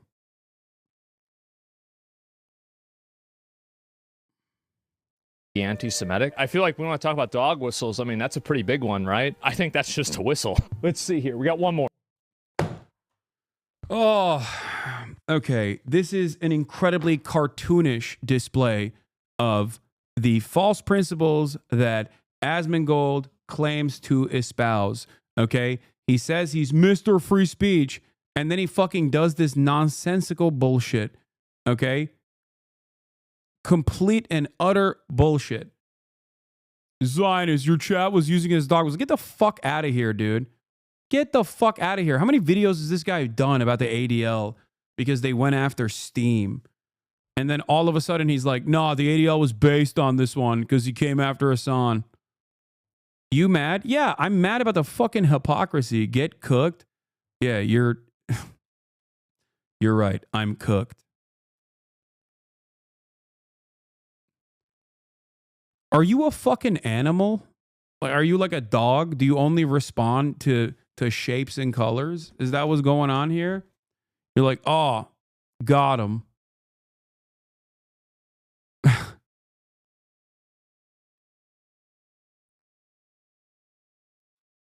What's crazy about all this? Yeah, guy who used the term solution when talking about what Germany should do with immigrants a million times says Zionist was a dog whistle in this chat. Here's the problem with that argument. Here's the problem with that argument. Anti-Semitism in broad fucking daylight is not only not restricted, but literally celebrated at this fucking point. If someone was supposed to be anti-Semitic, why the fuck would they try to hide it with dog whistles? Okay? That's what's so stupid about this. Look at fucking Candace Owens. Look at Dan Bilzerian. Look at Andrew Tate. These guys are insanely popular content creators, and they don't fucking hide it. They just like actively say that they don't like Jews. Okay? Look at Jake Shields. Zach Rar, you did kind of say that there was a non-zero chance that the Holocaust didn't happen. The Sabra incident. Anti-Zionism isn't anti-Semitic. Hold on. 1 second. Oh, I gotta open the door. Noah's here. One more. But spends most of his time simply sitting around and reacting to Donald Trump. He is now officially, by my estimations, a larger right-wing political commentator than even the likes of Ben Shapiro. Very successful. I don't know about that. Now, I love this glaze, right? I mean, if you look at these numbers, let's zoom in to look at these numbers. Wow, those are great numbers. We love those numbers. Wow. I mean, it's true. Now he's saying glaze, but like, why does he hide from the truth? Yeah, Noah's here. Wow. Ben Shapiro is infinitely more well-known than I am, right? He's been doing this for years. He's been on mainstream media for over 10 years. Just because I'm getting more views on YouTube doesn't mean that I'm more popular than somebody. But, okay, that's fine. Let's move on. Than even the likes of Ben Shapiro. Very successful in this field. His videos reacting to Donald Trump get millions of views, more so than the day. Which, by the way, keep in mind, this was a joke video that was AI made about them fighting because Donald Trump, if you look at it here, Donald Trump never actually punched Zelensky on camera. Use more. Wait, what? Does he think that's the only? See, this is what I mean. Does he think that that's the only video that he's done? Like, we can see this video's on your channel, dude. We can see all the videos that you're doing. Democrats embarrassing themselves during Trump's speech. Migrants challenge U.S. troops, get captured immediately. Trump killed it. Like, what? Why is he doing this? You have to assume your audience is fucking, like, room temperature IQ at that point.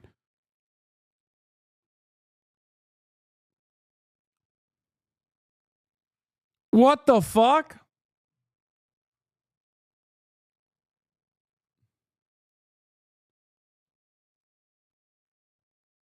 Like, do people just click on this and go, yeah, that's right, Asmongold is not right-wing.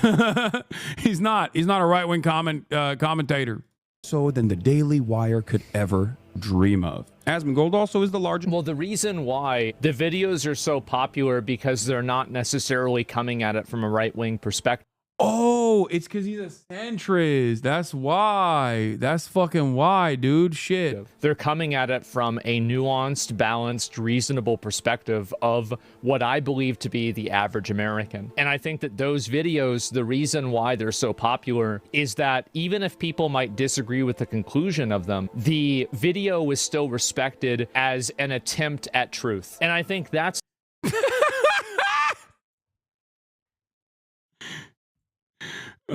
Every right-wing person does this, okay? Oh, I'm a centrist. I'm nuanced. I'm balanced. I'm reasonable. Trump is based. That's why I wear the hat. For those of you who are wondering when I say I'm fucking apolitical now, that's why I do it, okay? It's a joke about how so many right-wingers will routinely claim that they're fucking centrists who have a nuanced perspective and are simply arriving at the truth or whatever the fuck. It's like Tim Pool. It's a Tim Pool technique. Tim Pool, still to this day, for some weird reason, claims he's a liberal over and over and over again. It's just ridiculous. That's the reason why a lot of people watch the content. That's the reason why a lot of people like it. It's because they like seeing at least some degree of attempt at discourse. It's not because I'm more educated, I know more about it than other people. It's not because I'm funnier. I tell jokes about it, but like at the end of the day. Yeah, I mean, his political content gets more views than his gaming content does. His political videos get more views than his gaming videos do. It's because he's a political commentator. And I get it. Okay. I know this better than anybody else because I myself am a political commentator. Of course, a centrist one, a centrist political commentator. Look at the hat. But that is the reality. Like, that is where Asmongold is. I don't know why he tries to fucking masquerade. I mean, I do know why he tries to masquerade as like a centrist who is approaching this subject with a nuance that is desperately needed in the field of politics. It's just marketing. He's smart enough to just not openly admit that he's right-wing, but it's very obvious that his entire grift is doing right-wing commentary. And it's not the first time that someone has done this. There are a lot of prominent right-wing content creators who literally started off by claiming that they were apolitical, but constantly slammed incredibly right-wing positions into their commentary. Jordan B. Peterson being one of them. Even fucking like Sargon of Akkad and half those like centrist content creators, far-right content creators initially started off as like centrist skeptics. They always do that. And then they slowly but surely lean into it. Joe Rogan was a nuanced approacher to the subject matter. That's it. I just don't think that he gives a shit. I don't think he cares about the politics. 2022 call out, centrist Tim Pool. Yeah. Supposed centrist Tim Pool is currently hosting Kanye West, neo-Nazi Nick Fuentes, and PETA defender Milo Yiannopoulos on a show. I wish I was making this up. That's it. This is like fence sitting is a very common technique used by right-wingers, okay? Very common technique. The main reason why is because I do try to think about how people feel and then express it from their perspective. And I think that that's a good thing. And that's something that I try to have. That's Bro, XQC is so aggressively in the tank for Kick. It's hilarious. Aiden Ross says he messaged 30 of the biggest streamers on Twitch for support. First of all, for someone asking, I'm curious, did Aiden reach out to you? Of course he didn't reach out to me.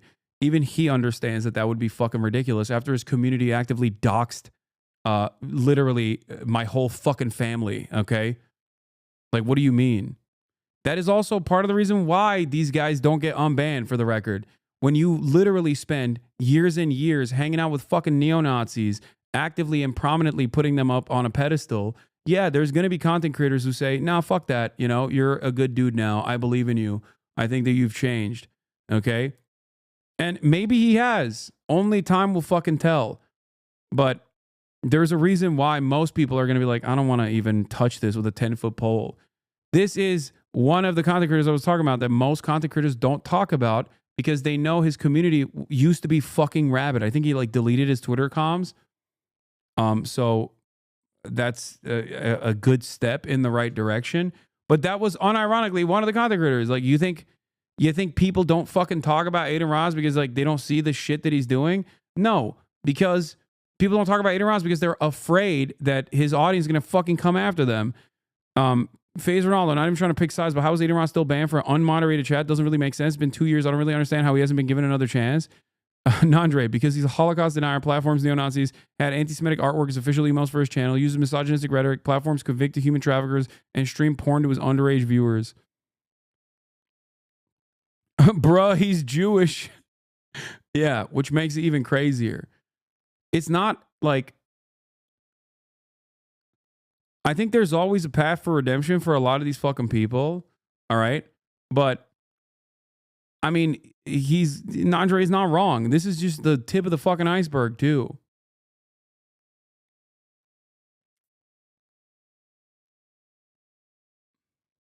Yeah. People talk about how, like, oh, Hasan is doing threats to, calls to action or threats to violence or whatever. Like, Aiden Ross literally fucking was talking about killing transgender people. He's tweeted about killing me. He has literally said Aiden Ross once famously fucking said that he prays to God that there is some dirt on me, that he would give $1 million in crypto to anyone who can fucking find something to smear me with. Okay? He came out with nothing in the process. And here is that fucking snake piece of shit XQC going, the industry classic. Yeah, lots of fake friends. Talk about a fucking fake friend, dude. I housed this motherfucker in my house when he was getting fucking targeted. Okay? God damn. Like, think about that, dude. Yeah, no friends in the industry, dude. Oh, XQCL, my juicer, no friends in the industry. Meanwhile, you're over here, like, with $100 million that you got from Kick, actively trying to fucking whitewash this dude who has literally done unimaginable, untold amounts of fucking harm to the same community that you're a part of, because XQC treats every single person like a fucking NPC, okay? That is the reason. And the more he grows his platform, I'm sure the more he grows his fucking platform, more people will collaborate with him again. But the reality of the matter is, for years and years, he just discarded every single person, didn't give a fuck. I don't know if it was because of insecurity. He was a very nice person behind closed doors when the cameras were not on, but it didn't fucking matter, okay? When the cameras turned on, he just turned into a goddamn demon.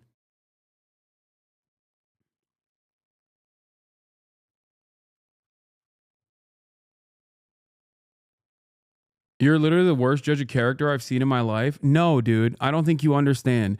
I will always and actively try to fucking help people, okay? Doesn't matter.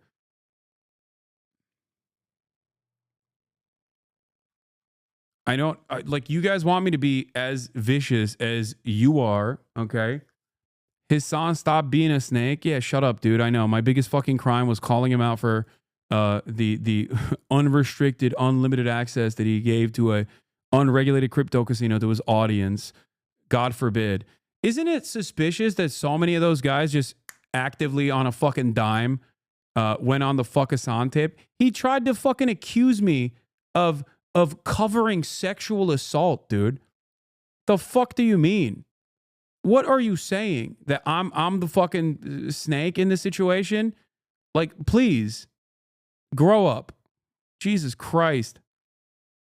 Yeah, weird that me and Pokey were actively covering sexual assault, it seems, according to him and Train. Why did they actually target me and Pokey, I wonder? Perhaps it has something to do with fucking cryptocurrency online casinos.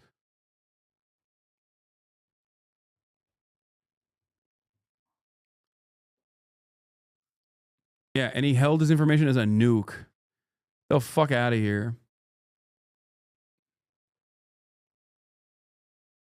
I was wrong about you, not gonna lie. I like your platform and I think your views are actually unbiased. Thanks for having common sense and being a voice of reason. Those other guys are fucking sellout losers.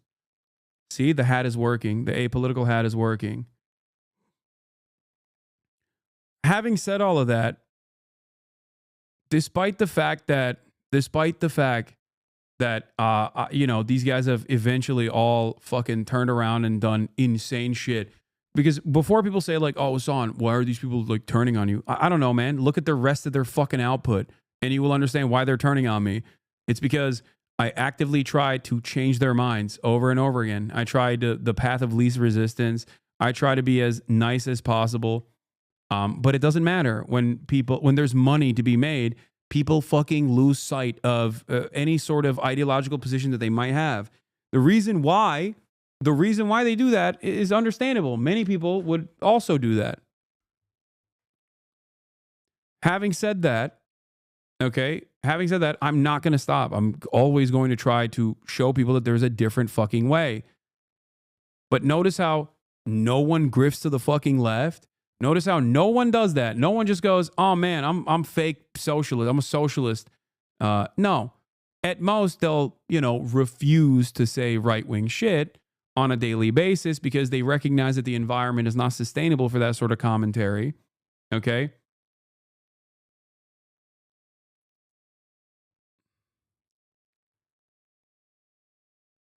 It is what it is. What? Asmongold doesn't believe in spreading disinformation and hate speech? Oh, man. Do you believe spreading hate speech and disinformation should be allowed? Yes. What?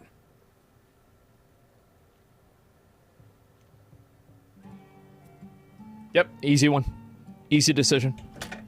Yeah, that's simple. Yeah, just absolutely.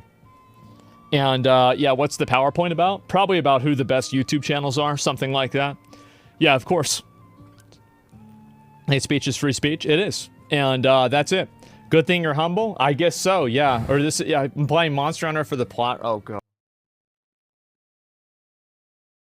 context was about free speech.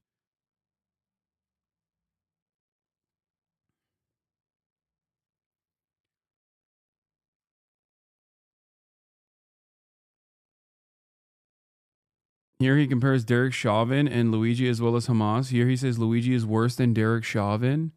I think that if Derek Chauvin was not involved and George Floyd was just driving his car and he had never been pulled over, he probably would not have died that day. Yeah, I don't disagree with Asmongold. I don't think people who spread misinformation should go to fucking jail either, to be fair.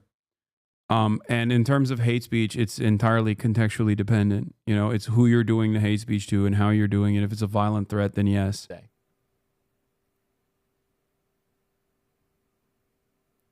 That's what my opinion is. And I think the martyrdom of this person, this, in my opinion, is the right-wing version of defending Hamas. Oh, timing. I wasn't agreeing with Asmongold's take here. I was agreeing with Asmongold's previous take on not fucking arresting people for spreading misinformation. Apologies for the misunderstanding from people. At the end of the day, I think that if Derek Chauvin was not involved and George Floyd was just driving his car and he had never been pulled over. Bro, this dude doesn't even know the fucking context of George Floyd. George Floyd wasn't pulled over while driving. Ugh.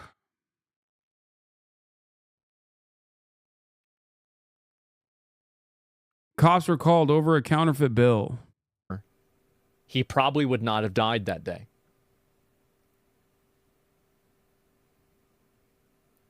That's what my opinion is. And I think the martyrdom of this person, this, in my opinion, is the right-wing version of defending Hamas. That's my opinion. Needlessly divisive, incredibly complex, mostly verifiably fucking wrong. It's complete partisan politics, and it's... Yeah, the fucking pro-Hamas party. Like, get the fuck out of here, dude. What are you talking about? Oh my god. Yeah.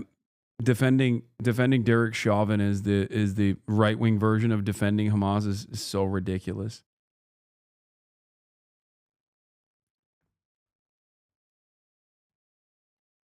This is, oh god, this is the type of shit that liberals will probably eat. It's of the though. benefit of no one. That's what I think. Or defending Luigi. Yeah. Yeah. Luigi's is worse than this. I would, I don't know, kind of it's worse. I don't know. It depends, right? But like, it's kind of the same. You can what? Apply similar logic, but comparing the two seems insane. Only a person of low IQ would, of course, Hamas is worse than one person, right? Obviously. But my point is that optically, this is the same thing.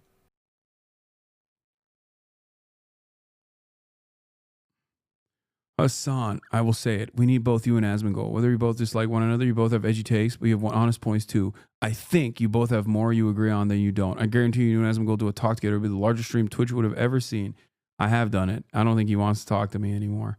I'm always willing to talk to Asmongold. I have no issues talking to Asmongold anytime, any place. I have done this. I had these conversations before. There was a time when Asmongold was definitely much more courteous and much more charitable to whatever the fuck people were saying about me. But that time, I think, is gone. I think part of that is also because an Anit American Hasan Skip. Anit American.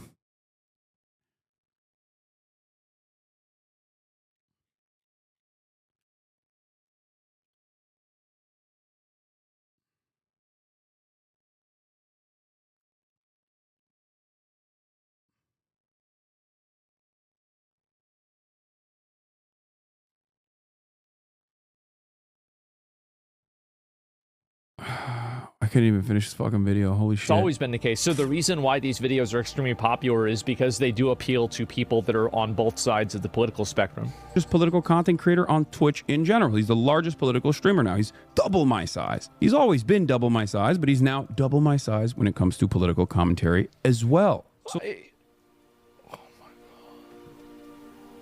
why does this bother him? It's just the truth.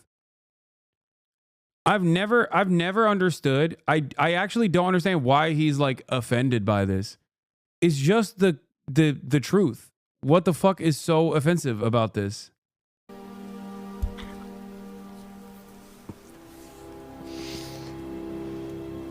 I mean, like, listen, I think you guys are very lucky that I am the most humble and modest streamer. This stuff would probably affect an average person's ego a lot. Doesn't affect me, doesn't bother me. And so I don't even see it this way. I think he's trying to just say... No, I think that the numbers do affect him in the sense that he responds to the numbers, and that's why he won't stop. And that's why he'll actively continue entertaining more and more right-wing stuff. And eventually when people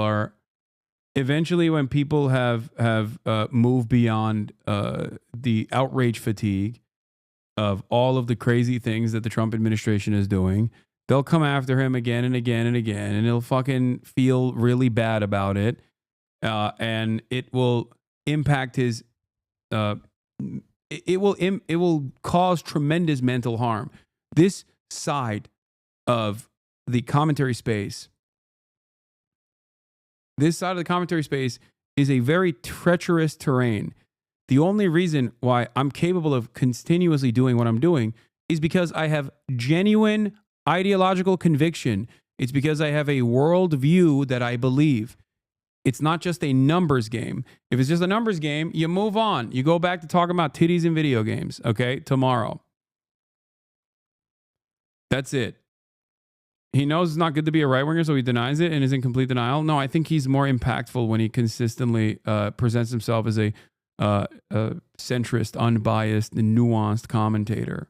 Say this in order to create a narrative of him being the underdog, like farm sympathy. Well, let's see what the largest free speech defender had to say. He actually voluntarily brings this up in a YouTube video called "What the Fuck is Twitch Doing?" YouTube videos from 2 days ago with 1 million views. The first 13 minutes of it is just reacting to the latest Ethan Klein video, who is falsely smearing me as someone who doesn't care about Israeli civilians or whatever, which is obviously incorrect. He packaged that up with the Libs of TikTok video to call for my banning. It was not just Libs of TikTok. I think that this is, again, it's an optics game where you're... Wait, what? It is? What the fuck? It was Libs of TikTok. Libs of TikTok got I think it was Yeet that clipped it deliberately, knowing that it could potentially get me banned. Someone leaked some fucking conversations that these stalkers were actively having about, like, they literally clip share.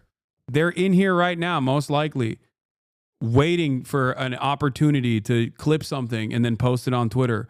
And they share it amongst one another to be like, this will get him banned. Yeah. Which is fine. I mean, it's all good. You're saying it's Libs of TikTok. Yeah, it's not just Libs of TikTok. It's, you know, a whole bunch of other right-wing freaks as well. TikTok, because Libs of TikTok is kind of a moron in a lot of cases, and so it's like, well, this person is doing it, and it's about kind of creating it to be a partisan political issue rather than... It is a partisan political issue. It is. That is precisely what it is.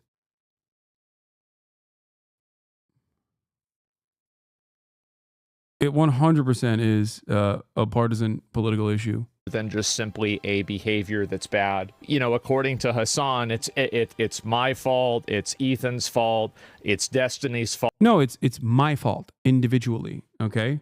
It is the words that I'm using that allowed me to get to a place where people could just like clip something out of context and then actively demand I get banned or go to jail or something. Having said that, however, yes, you and a lot of these other people highlighted it deliberately to cause a fuss. Libs of TikTok's fault. It's everybody's fault except for his. It seems Hasan has very bad faith towards you. People can be bad faith towards me all they want. The fact is that I'm still going to be here doing my thing. And the more that until the views dry up. That's it. If tomorrow the tide shifted and people no longer wanted to watch him talk about, if no longer people were interested in having him go, over and over again over, right-wing videos from Tyler Oliveira or Donald Trump, he just wouldn't do it. Straight up.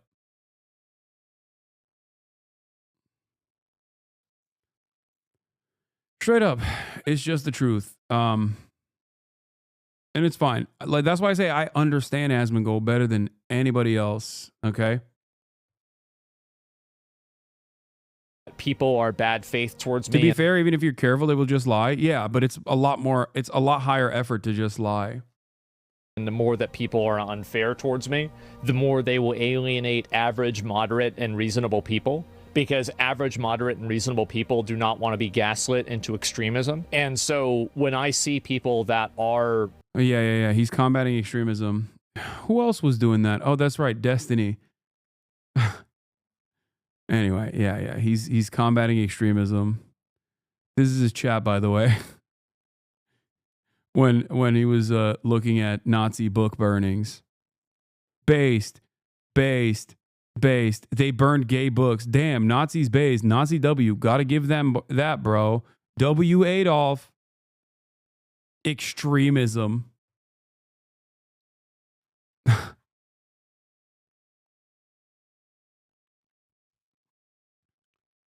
Yeah, he's combating extremism. He didn't say he was good at combating extremism. He just said he was combating extremism. This is him combating extremism and just failing to do so. Okay? That's it.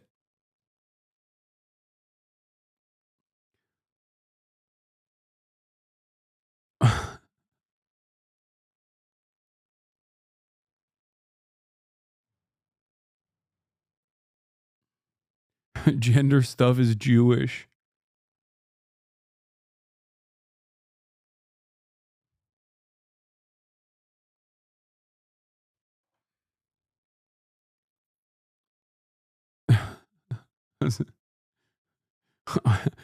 I'm not Jewish, I'm German.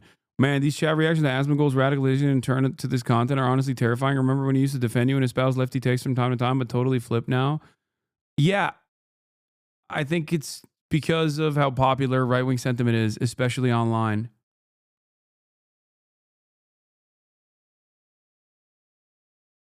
What is this? We're fine. Holy fuck, Donald Trump is doing it again. Based! Yeah. Trump signs executive order as early as Thursday to help abolish education department. They wouldn't let Brandon cancel student loan debt. He still defends you quite a bit, to be honest, and his chat grill him about it.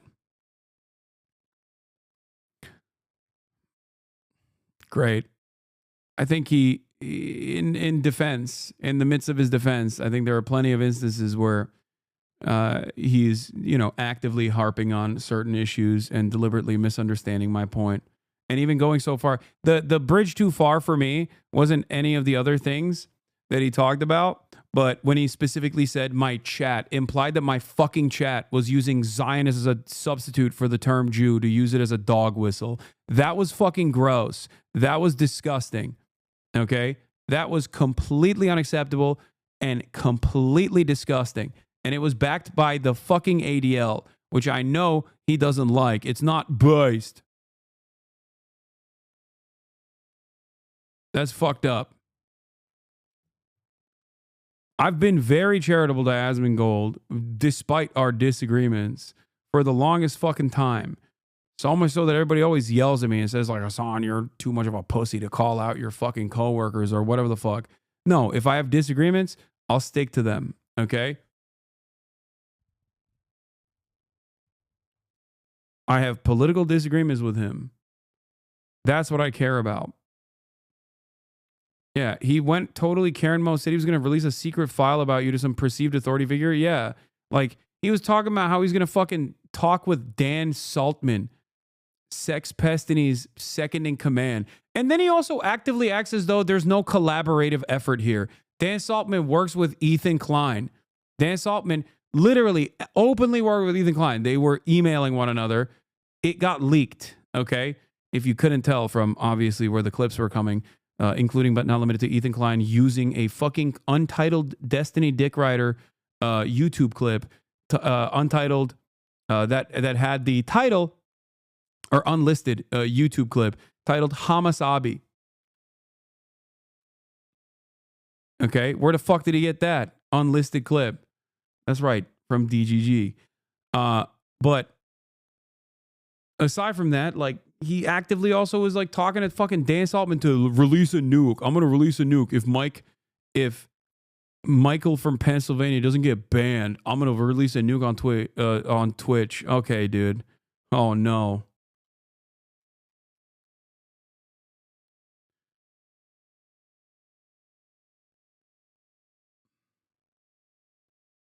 The funniest thing is, a lot of people say I'm thin-skinned, but like, that's why I also partially say I know Asmongold really well. Like, I understand Asmongold really well. He is infinitely more thin-skinned than me. This is why I say, like, political commentary in this sphere is, especially if you don't have like a true conviction for the things that you're advocating for. If you don't actually believe it and you're just like simply doing it because of the numbers, it's gonna fucking break your brain. You know? He's Mr. Ban all fucking dissent. People say I do that all the time. Yeah, I do. The dissent is, I'm gonna fucking kill you. That's what people say to me, and then that's what I ban. Oh. Your brain is already broken? Well, that too. I do have a broken brain.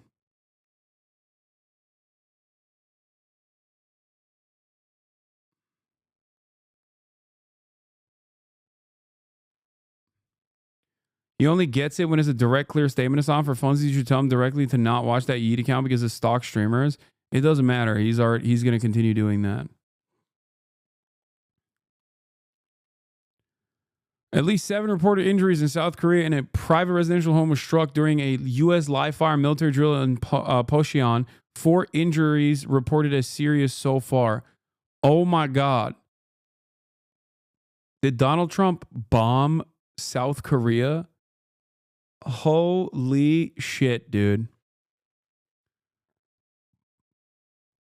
Abolishing the Department of Education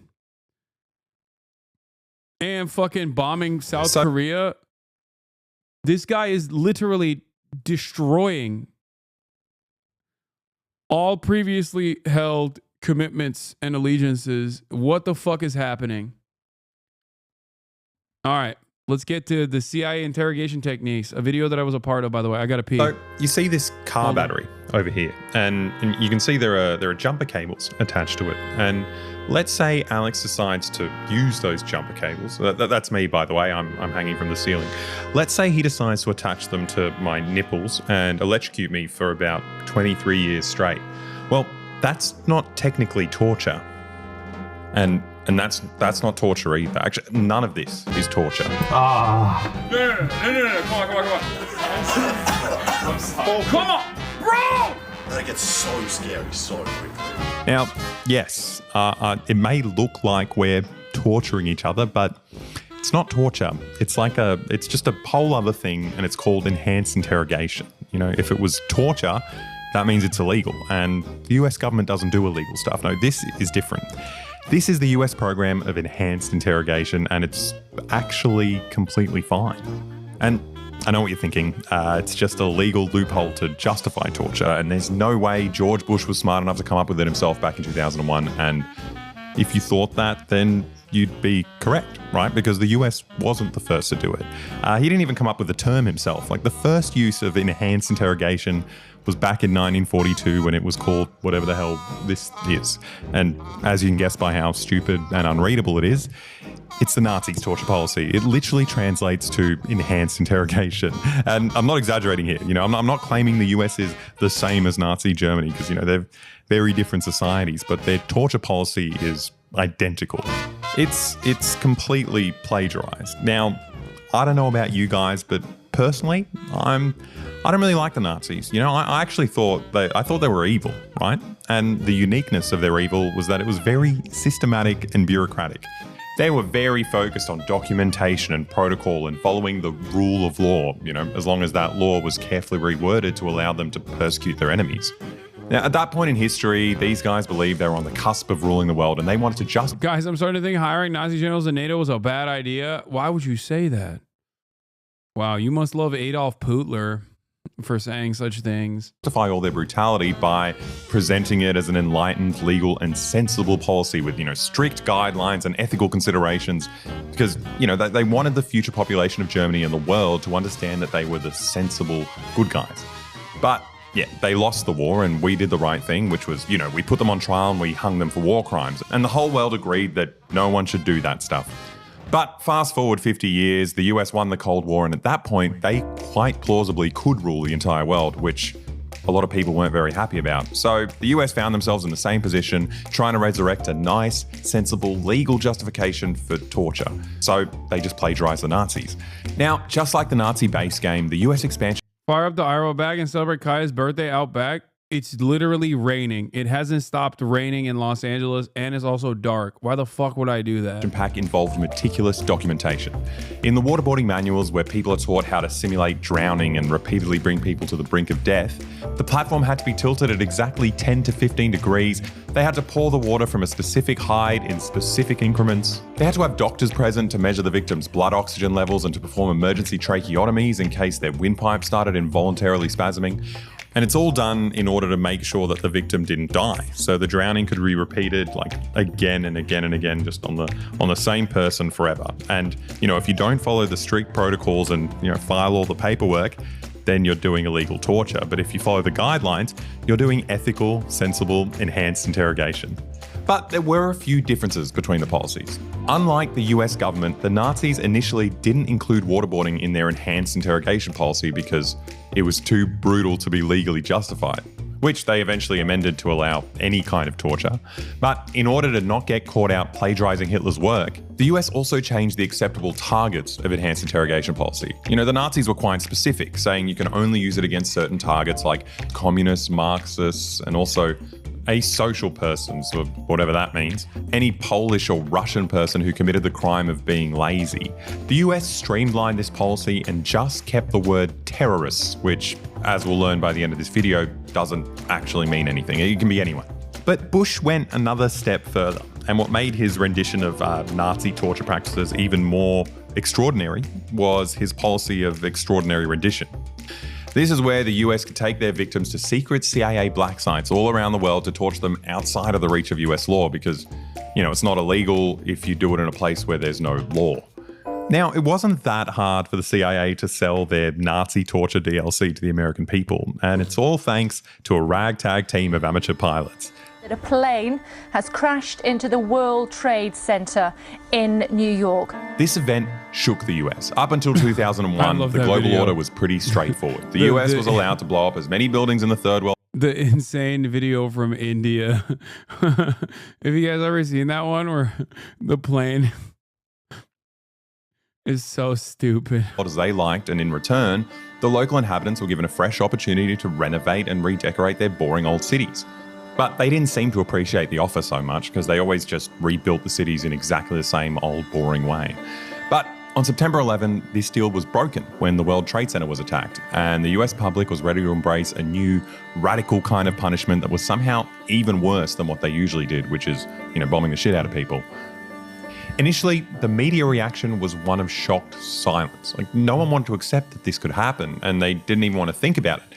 Disney was ready to release Lilo and Stitch at the time, but had to frantically edit it at the last minute to change the scene where Stitch hijacked a passenger plane and flew it through skyscrapers. But soon enough, American media embraced it, and things got really, really aggressive.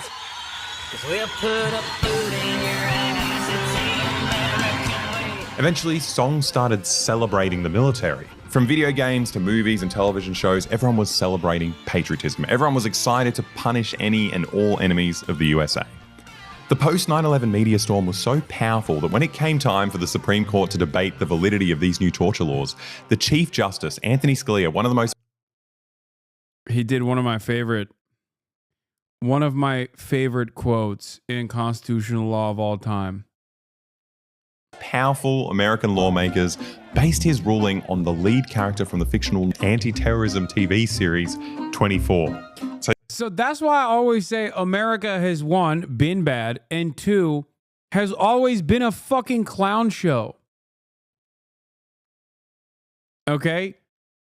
Like, this is when the Republican Party was the sane Republican Party. This is the type of shit that liberals want to go back to when they say, like, Donald Trump ruined the Republican Party. What? How come Jews weren't on that list, /Jen? What are you... I don't know what the fuck you're asking about, dude. I genuinely don't know what you're saying. What list? What is... Why are you spamming this question?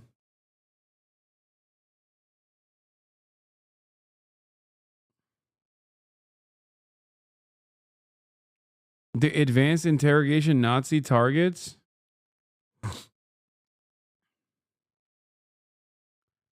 I don't know. I don't know. I don't know why it wasn't. I don't know.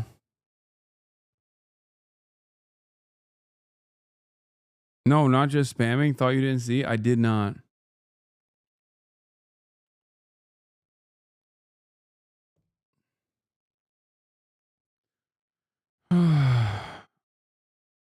I don't know what this question is about.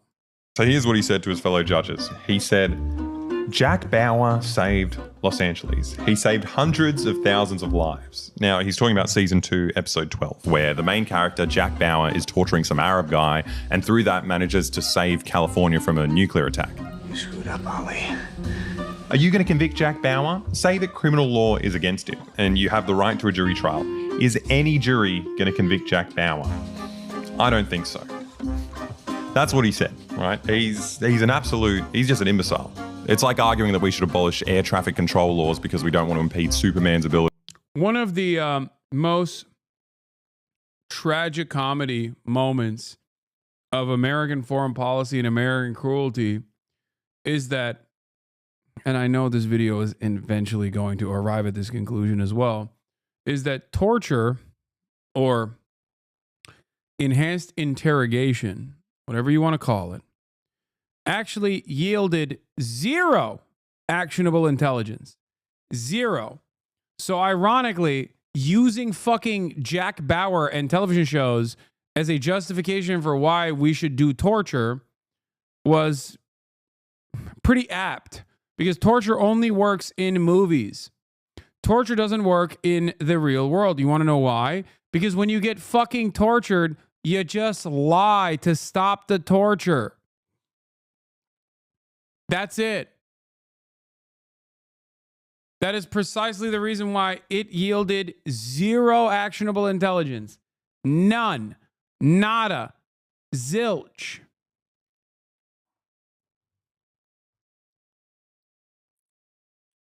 To, punch a meteor that's about to destroy the planet. But it worked. Thanks to people who think Jack Bauer is a real person, there was now legal cover for this brutal CIA torture program. Now, the only issue left, and I don't mean to get nitpicky here, the only other issue is that torture doesn't actually work. The Pentagon knew it didn't work as early as 2002. There are multiple leaked classified reports that show I pre-watched. that not a single piece of usable information was ever gleaned from the countless people they tortured over the decades. You see, when you torture someone, they'll just admit to anything you accuse them of, right? I didn't pre-watch. I lived through this history and was actively following it as a fucking child. That's just how it works, right? If you ask me, you ask me where the cookies are, and I don't know where the cookies are, and if you start torturing me, I'll just tell you a random location so you stop torturing me because, I feel like I'm going to die. But literally the only use of torture is to just... Yeah, if you pointed that out during Bush years, liberals like Ethan will call you a terrorist supporter. Viciously brutalize another human being. But I mean, it's also useful as a gimmick for a YouTube video. It's really good for that. But nonetheless, the US managed to legalize torture, which is a big deal until you realize the US has been waterboarding people forever, long before it was legal. Here's them doing it back in Vietnam. But thankfully, the US government had learned a lot since Vietnam. And the two main takeaways are, one, call it something else, and two, don't let anyone see it. If the average person sees their tax dollars going towards, burning children alive, then chances are they're going to, stop cutting their hair for some reason, and you're not going to be able to do your war anymore. So the US brought in something called embedded journalism. The only way you could actually report on the ground in the US's war on terror is if you were... By the way, Israel does this as well. Just pointing that out. Embedded in the military and reported exactly what they wanted you to report. All the stories that came out were about the kinds of food the soldiers ate and how much the locals loved them. You couldn't even show pictures of damaged US vehicles or the army would expel you. They became journalists in the same way that this guy is a journalist reporting on McDonald's. The news coverage was so bad that George Bush got away with announcing mission accomplished 2 decades before the end of the war that killed 4 million people. And the American public didn't have a proper grasp of what was actually going on there. Now, the only way the public actually found out about the torture camps is through independent journalists who risked their lives by just going to war zones by themselves. We wouldn't have known any of this if it wasn't for people like Olivia Rousset and Seymour Hersh and... these independent journalists, I reckon they're just kind of like us, like YouTubers. They're these guys inspirational and they're much braver than us, but also probably we're just as brave in a way. We're independent and we're not corruptible. No one can. This video was sponsored by MyHeritage. Discover your family history with a DNA test. I think I'm going to be the most boring person. Christ. No one's ever come to the Balkans and been like, I want to mix my gene pool with these guys. I feel like we're just 100% pure cabbage farmer. Let's go. Is this where he finds out that he's actually Turkic? 60 seconds. Which sheik are you doing? I'm not telling you. You're allowed. And there we go. And then we'll have our results very soon. Oh no. Alexa's ethnicity. Ready to explore. I'm scared. Alexa, you are only 60% Balkan. Wow. Where's the rest of me? How does that make sense? You're like a half man. Greek and Albanian. 27% Albanian. Albanian! Yes! Oh, Bože moj. You're Albanian. That's great news. That changes everything. Who's my relative? Slavic. Third cousin. From Croatia. Jana Milica. Natasha. It's crazy to have all this information about ourselves, but I guess the nice thing about MyHeritage is that they're committed in its privacy policy to never sell our data. Now you can do this too. MyHeritage has a promotion going on right now with a 30-day free trial. Click the link in the description box or scan the QR code and don't forget to put in the coupon for free shipping. So go get your DNA results right now. And you can trust me, I'm Albanian. So before we commit to torturing ourselves, we wanted to hear from someone who actually went through CIA torture. And conveniently, the US's torture program spans the entire globe, so we didn't have to go very far. One of the many innocent victims is our neighbour, Mamdouh Habib. Now, before we get into the next few interviews with detainees and witnesses, I need to warn you that the kind of abuse that's described is going to be far worse than anything you could ever imagine. I feel like I wasn't prepared for it, and I don't know, it kind of fucked me up. There's no shame in just exiting the video if you're not up for watching stuff like that. Or actually, what's better is if you just leave the room for about 10.5 minutes, but keep the video going for retention and stuff for the analytics, and then come back and the scary part will be over. But if you want to hear about it, yeah, we'll do it now. Mamdouh went on a trip to Pakistan in September of 2001, which at the time wasn't the worst place to go. The weather's pretty mild. It's the start of autumn, so it's ideal for outdoor activities. You can trek the entire Hunza Valley without breaking a sweat. The downside is that he quickly found himself stranded in the Middle East when September 11th happened. And as it turns out, the US was suddenly paying lots of money for anyone who could bring them a terrorist to interrogate. So everyone from petty thugs all the way up to the Pakistani military were rounding up foreigners and trying to cash in on America's sudden spending spree. And the crazy part is that the Pakistani intelligence agencies were funding Al-Qaeda. Just good guy shit, by the way. I just want to say, this is why, one, obviously I love Boy Boy and I did a thing. Those are my homies. But this is why I also always say blowback is very complimentary to the things that I talk about on a daily basis. Okay? This is the why America is bad side of the America bad side. And for the record, for the longest time, this stuff wasn't a secret. Like, we knew about all this shit while it was happening. And if you fucking said anything about it, you were called, drumroll please, a fucking terrorist, a terror lover, a lover of terrorism, Mr. Terrorism. Oh, are you sympathizing with Al-Qaeda, you fucking Al-Qaeda lover? You don't want to invade Iraq? You don't want to invade Iraq? You must want to suck and fuck Saddam, you Baathist piece of shit. You're either with us or you ain't. You're against us.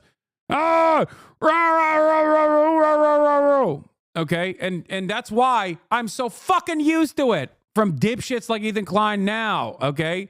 Because the past 20 plus fucking years of living on U.S. soil and actively visiting the United States of America and getting called a fucking terrorist all the goddamn time has hardened both myself and numerous other people from that side of the world to this kind of shit. Come on, dude. Hogs don't know what the word Baathist is. No, I mean, okay, whatever. It's also Baath with 2 A's, not with an O. It's also crazy that, like, it's also fucking crazy that so many fucking people just entertain this shit and then they sleep comfortably at night, not realizing how fucking harmful and how dehumanizing the shit that they're saying is.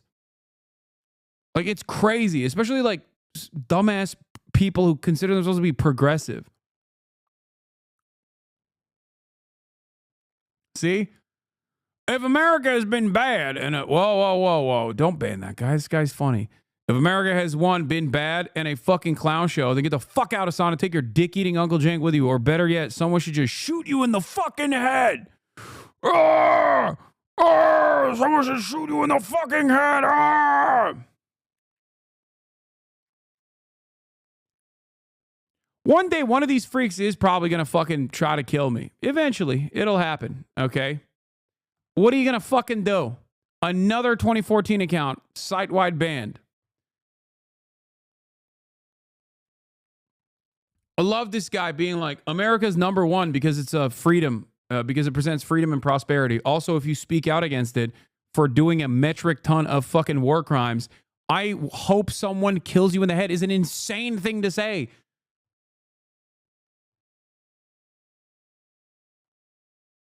Also, dude, I'm apolitical. What the fuck?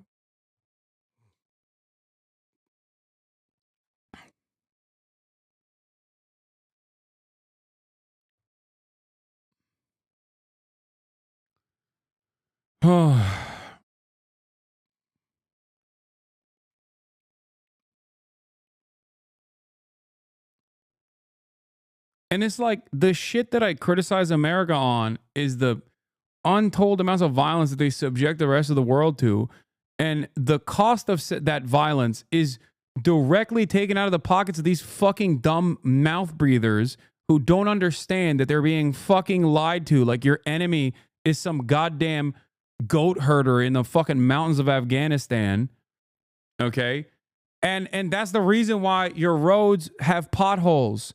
That's the fucking reason why you will never get healthcare. And you dumb bitches cannot fucking comprehend this. Why are people so angry? It's so unfair and rude, but I can repeat you have a place in Europe. I don't know where the fuck I would go in Europe. Let's be real. Also, he was so angry that he just said 1 and then didn't even come out with a 2. Okay? He literally typed 1. America has been bad in a fucking clown show, then get the fuck out, take your ticket, someone should just shoot you in the fucking head. Like, he got so horny. Immediately fucking account suspended and deactivated. He couldn't even come up with a second thing. He was just like, you said America bad. I think someone should shoot you in the head is not, you know, this is what being apolitical gets you, chat. I'm once again being attacked for I'm once again being attacked for having apolitical takes. It is kind of wild. I feel like people maybe are a little too normalized about like death threats. I don't know. Maybe people are too. Maybe people, or when I say people, I mean myself. Like maybe I've just gotten too used to the death threats. Like it just. I'm trying to be apolitical, man. Osama bin Laden's compound was barely 700 meters away from their military academy. Now they knew exactly where the big boys were, but they weren't going to give up those guys because they liked those guys, right? But they were cashing in and selling random people to the Americans who wanted to show that they were punishing terrorists. And Mamdouh found himself in the wrong place at the wrong time, and he needed to get the hell out of Pakistan. So I called my wife, and I told her I'm on the way to Australia. I did my booking, I was ready to go, and I was in the bus. It was very dark, like a night time. Then the Pakistani official go on the bus. Then I once was them down off the bus, clashing on the top of our heads. They put us in the bag, van, go. That's it. That's what happened. What did you think was going on in that moment? I have no idea actually, but I was thinking these people is not gonna do anything to me because I haven't done anything wrong. I'm very confident, and I'm Australian citizen. I have Australian passport. These people is not gonna play a game with Australia. Now, his Australian citizenship didn't get him very far. At one point, he realised Australian officials were present while the Pakistanis were torturing him, and he tried pleading with them. I'm Australian citizen. I should go home. I've been kidnapping. Say, we're not gonna do anything for you because America is control.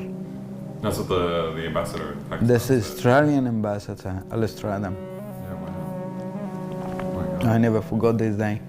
Now, one of the bizarre but weirdly relevant quirks of Mamdouh's life is his passion for Chinese medicine. And if you spend any time with him at all, he'll tell you about the holy trinity of Qigong. I told you I'm doing Chinese massage and acupuncture, Tai Chi, and Kung Fu trainer, because these three is together. Now, this may seem really cute and irrelevant, but not to the CIA, right? If you look at their leaked internal documents, that's exactly the reason the Pakistanis sold him to the US. Under torture, they made him confess that he trained the 9/11 hijackers on how to take over a plane with the power of Kung Fu. They accuse me I train people for pilot because I'm experienced with Kung Fu.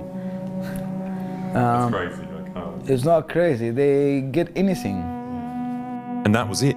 Mamdouh was now in the hands of the CIA, and every single day they put him through things that I could barely comprehend. Put me electric shock in my ear, on my groin, and they put that electric shock in my groin, even spin my groin.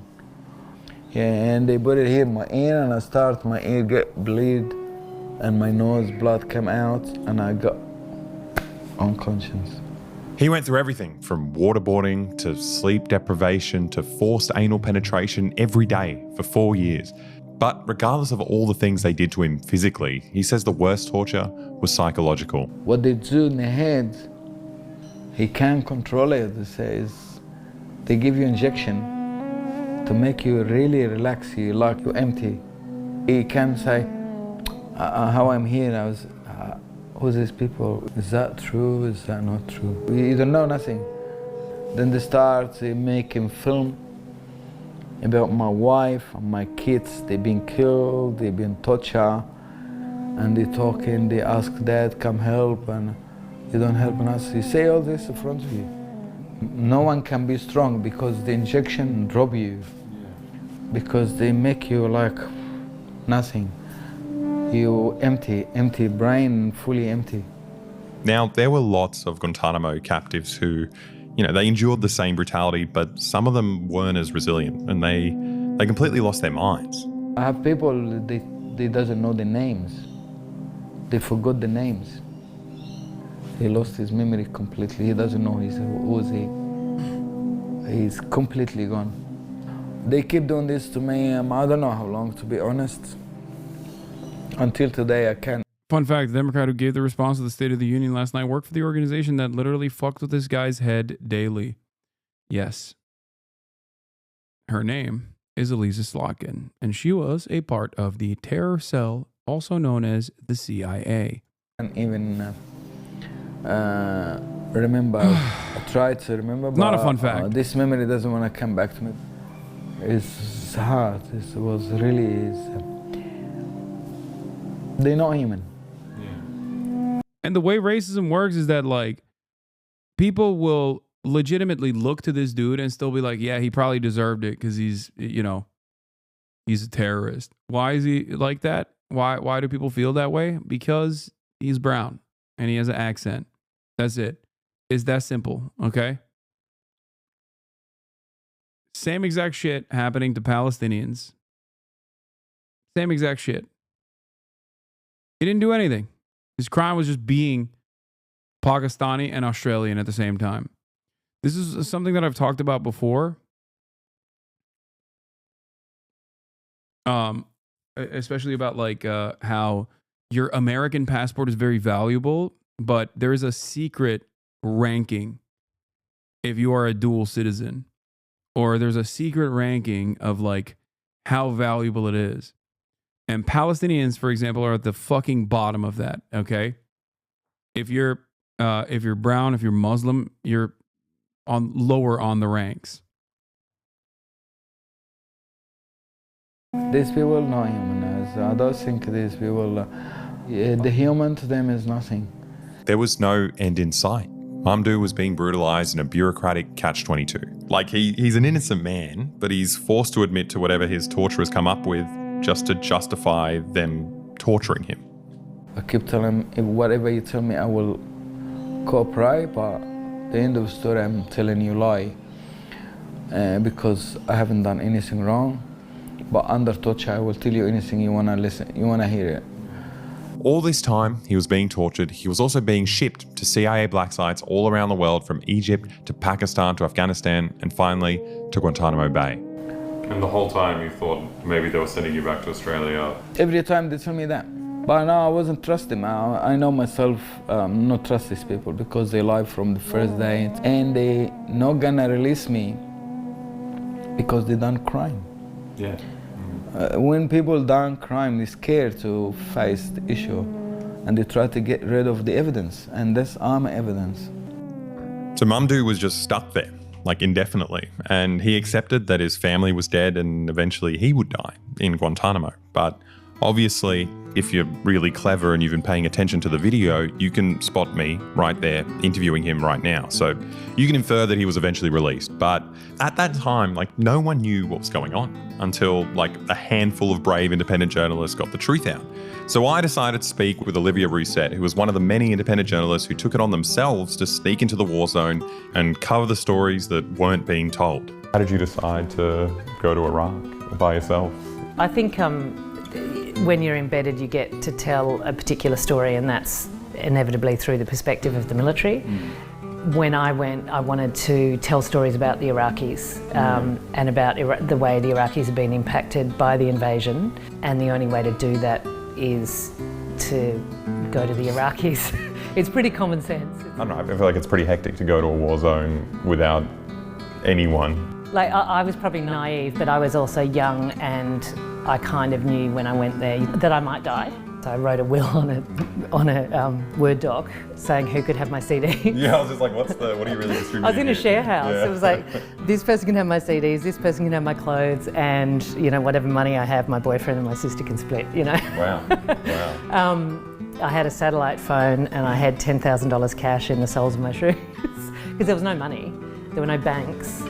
I had US money stuck in, like, hidden in sanitary pads and under the soles of my shoes so I could get by for a couple of months in Iraq. I'm scared whenever I take out money from an ATM. I'm scared just walking around Sydney. Like, I hate having money on me.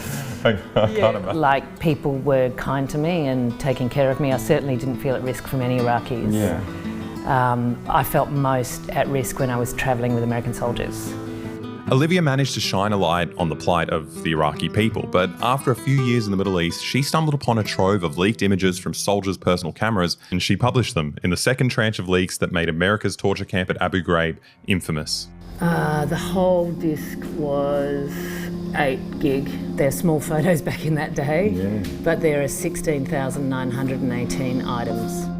I was prepared for how horrendous this mountain of torture footage was, and the fact that there were American soldiers posing and smiling with these mutilated corpses made it even harder to comprehend. Holy shit. This is Munadel al-Jamali. He was killed under CIA interrogation.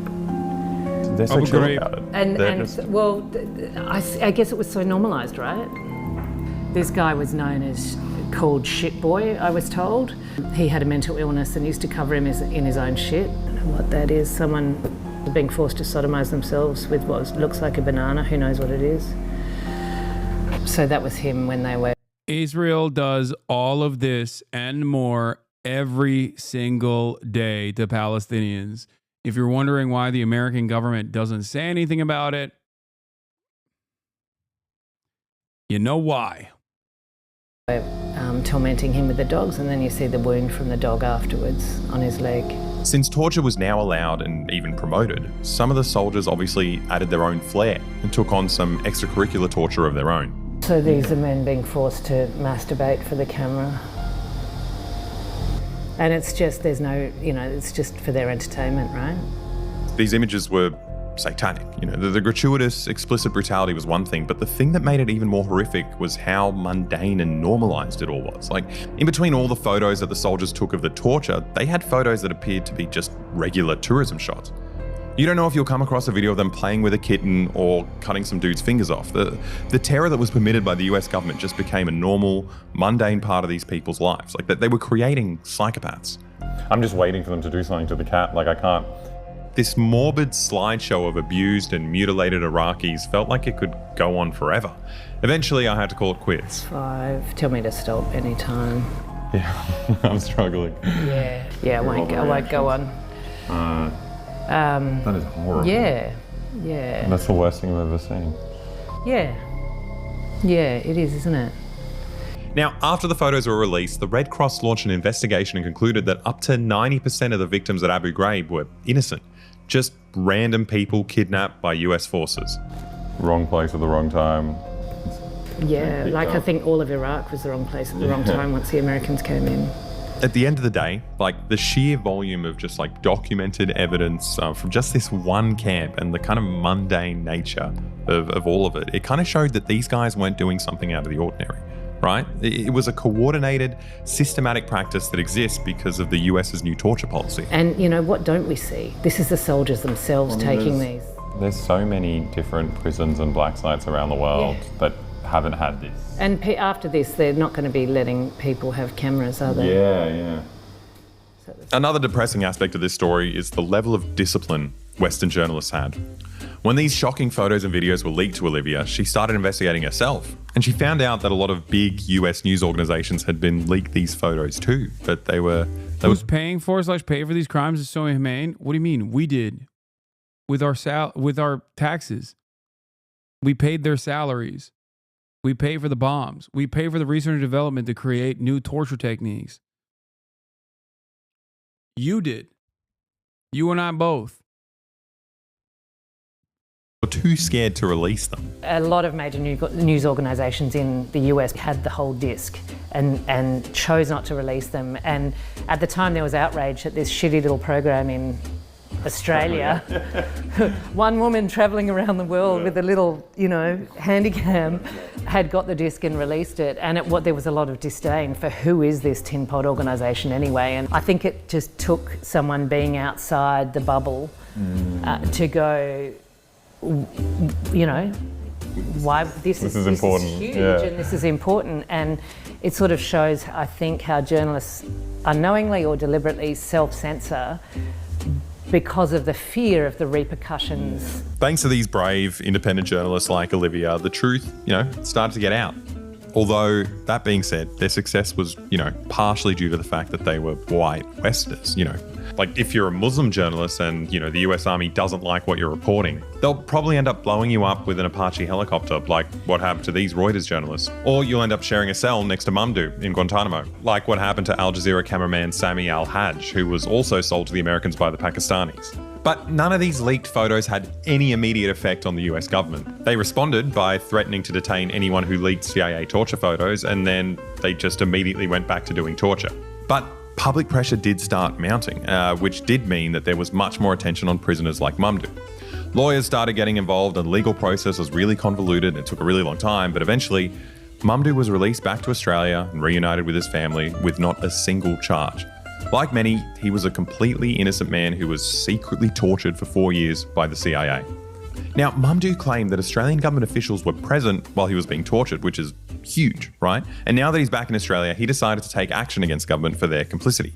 For 6 years, the government just kept denying his claims, and they even started arguing that he was never even tortured in the first place, until video footage and photographs were leaked from the Egyptian government, which proved Australian staff attended many times while he was being tortured at an Egyptian black site. So the government immediately settled the case out of court to shut him up. And I guess that's the happiest ending you're going to get out of all this. Okay, now you're about to watch us test out these torture techniques on each other, but realistically, there's absolutely no reason for us to be doing that. Like, it was brutal and it was horrible, but what we experienced is incomparable to what these people actually went through. Like, it's a joke, and even claiming that we're doing it is just insensitive and stupid. But that, ironically enough, the only one that was like as devastating, it still wasn't as devastating, obviously, because like it was done under a controlled environment, and I stopped immediately, was the waterboarding one. And the irony is they couldn't even put that in the fucking original video because it was literally torture. That being said, this is YouTube, and if you want an audience to sit through a history lesson about CIA torture, you're going to have to do a gimmick like this, and you need to have a thumbnail with losers like us soy-facing and torturing ourselves for views. So here you go. Here's the interrogation. Now, we filmed this torture scene last year. We patiently waited for Hasan to visit Australia because we knew there are probably millions of people around the world who want to torture this man themselves. But Alex graciously offered to go first, and he's getting waterboarded today. So we followed the CIA manuals precisely. I even built this platform out of an old door to the CIA's specific torture specifications. Now, the first step was to attach this heart monitor to him, and then it was time to get started. You lost 3 calories just talking about this. The only difference with our setup is that we have a kill switch when it gets too brutal. Alex is holding an object in his hand, and as soon as he drops it, we stop the interrogation. Someone has to watch this up. Don't just keep doing it to me.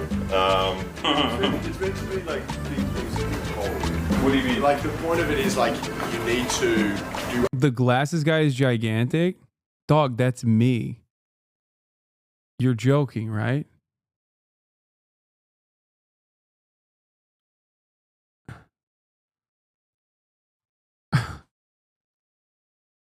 Active effort to hold it so that as like a dead man's switch gets dropped. Whereas like that's very small. You can just easily hold that in your hand. Yeah, I can hold that without like it. Oh, I do a VP. Hold it. Oh, a bloody VP. Hold it.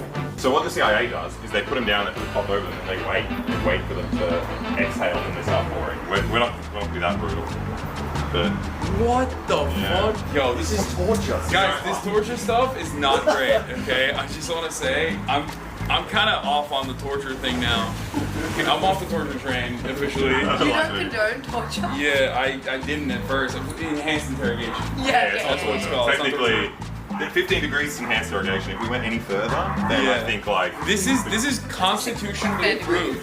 Remember, this is constitutionally approved torture. I don't like this already. You're not even drowning yet. Yeah. To be honest. I mean, sure, why not? It's okay, Alex. Is this gonna get like us arrested when we accidentally kill him? Yeah. The one scary thing about... lots of scary things about waterboarding, but you start choking, and then your esophagus might start spasming, and then you can't breathe even if you're not choking. That's the scary thing. But like, that's why the CIA has trained professionals when they do it. What do you mean? What? Like, even if water's not going down, the reaction you get to it can just continue autonomously. Well, but he'll be fine afterwards when the water stops? I don't know, I'm not a doctor. I don't know these things. And now I kind of don't want to be the one putting the water and killing him. This is the worst. Yeah, 100%. I owe you. Now, look, this is incredibly dangerous, and jokes aside, we do have an actual trained medical professional supervising, which makes it safer, but nevertheless, it's so horrific that it obviously won't work with YouTube's community guidelines, so we can't show it here. But if you go to our Patreon, in the video description, maybe you'll get to see the full video of, uncut video of Alex's interrogation. It's worth a try. I'm so sorry, man. I thought there'd be some chance you could breathe. You can't breathe at all. I'm going to be honest with you. I'm going to be brutally honest with you guys. It was awful. Obviously, it was much more awful for Alex, but even like I truly do not understand how the fucking CIA people did that shit. Okay? I do not understand how anyone can do that. Like, you have to be genuinely a fucking demon to be able to do that to another human being, okay?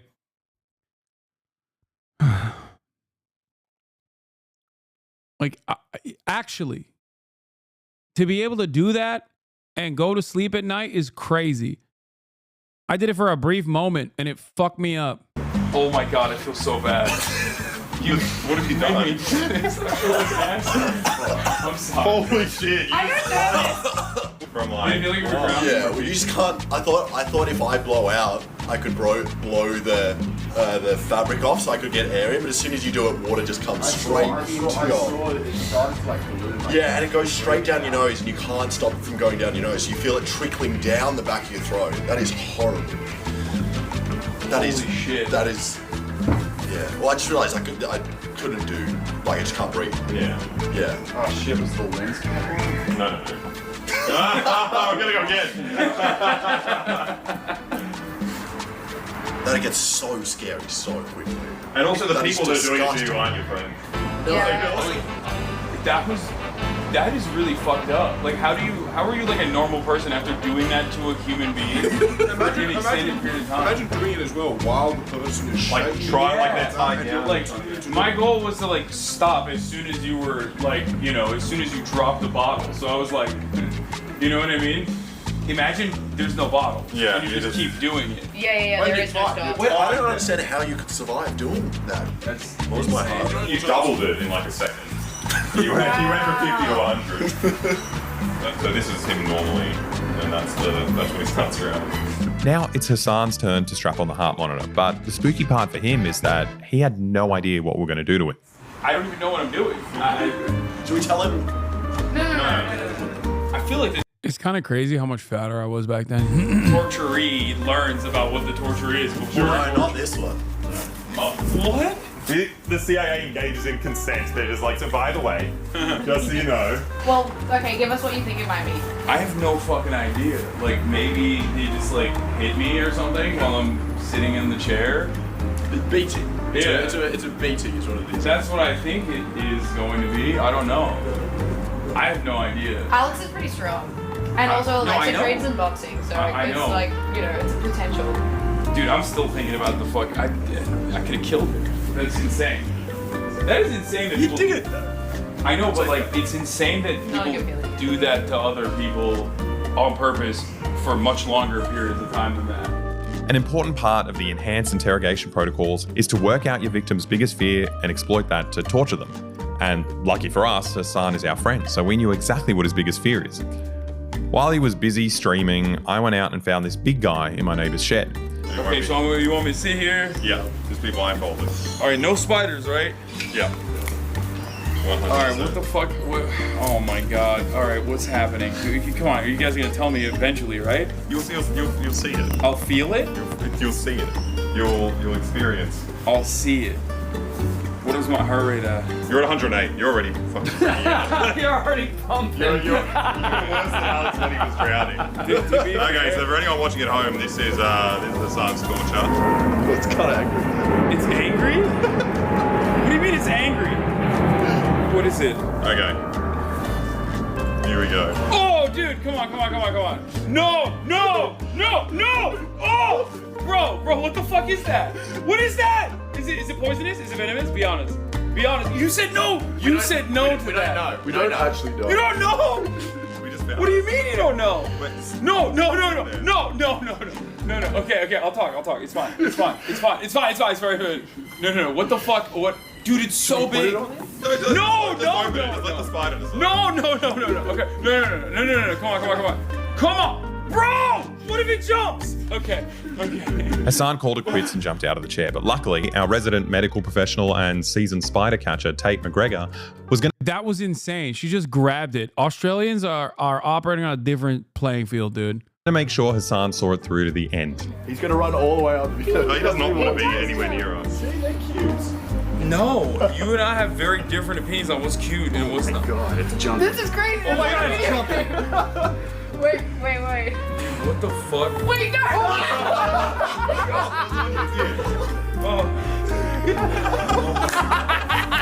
Okay, no. I'm done. Oh God. Okay, stop. Okay, no more CIA torture. Come on. He's going to bite you, Tate. Wait, so one guy got waterboarded and you were near a spider, Lamau?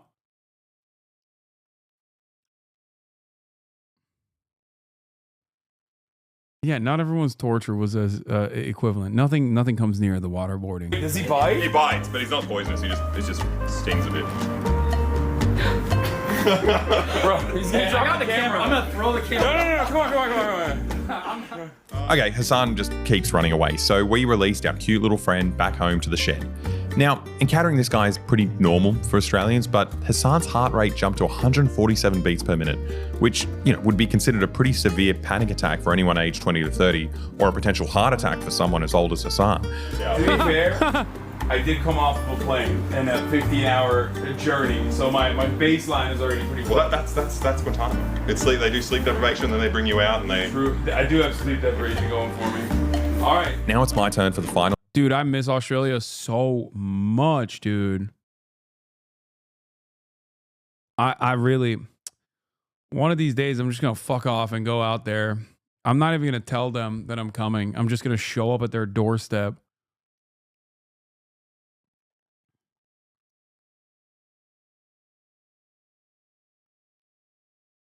Come back? Why are there so many Aussies in here right now? We got a cyclone right now, so maybe wait a minute. Australian ambassador.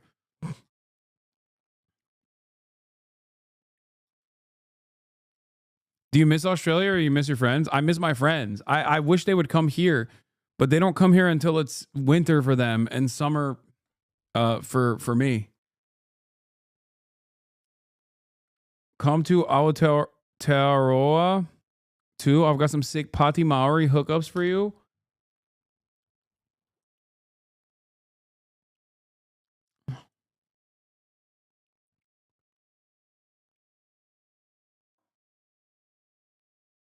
$2 p.m. with a cyclone about the heat. I know that's New Zealand chatters. I know. We don't use the fucking colonial language around these parts. Calm down. Interrogation, which is the box. The idea of this torture is that you can find in an enclosed space, too small for you to stand up and too narrow for you to sit down. You're confined in this stress position for hours while they assault your eardrums with loud noises of crying babies.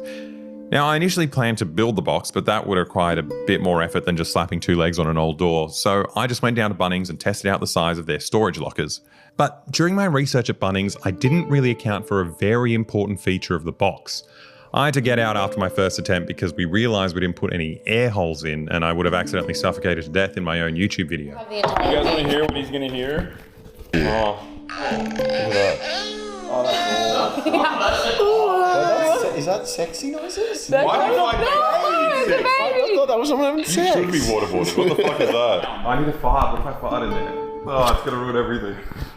Can you see through it at all? No, I can't see anything. It's actually just quite uncomfortable already. It was hard even getting into the box. I've never hated a box more in my life. That is so fucking strange. My muscles were already straining and it'd barely been a minute. And at that point, Hasan realised he had forgotten a crucial part of his job as a torturer. Oh, did I max up the audio? Ah. I just maxed it. My ears really, really hurt. I assumed they'd just adjust to the noise, but it had the opposite effect. I noticed my body flinch every time the baby screamed. It felt like I'd been in there for hours. Like, I started to think they decided on a whole new prank behind my back where they were just gonna, leave me there forever. My body was on fire and my head was throbbing.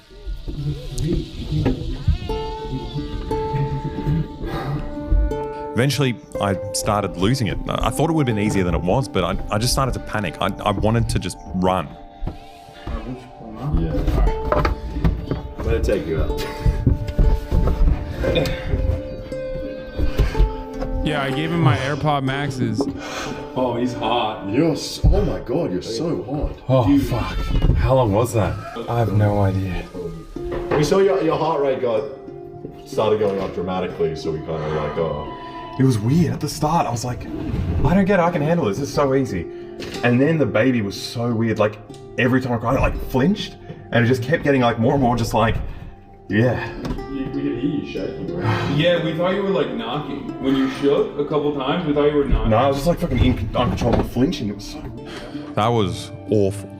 It's just a horrible, horrible time for all of us, but it was also useless. It bears absolutely no resemblance to the horrors. Yeah, I was near a spider, and that was very scary. Victims of the CIA torture program had to go through.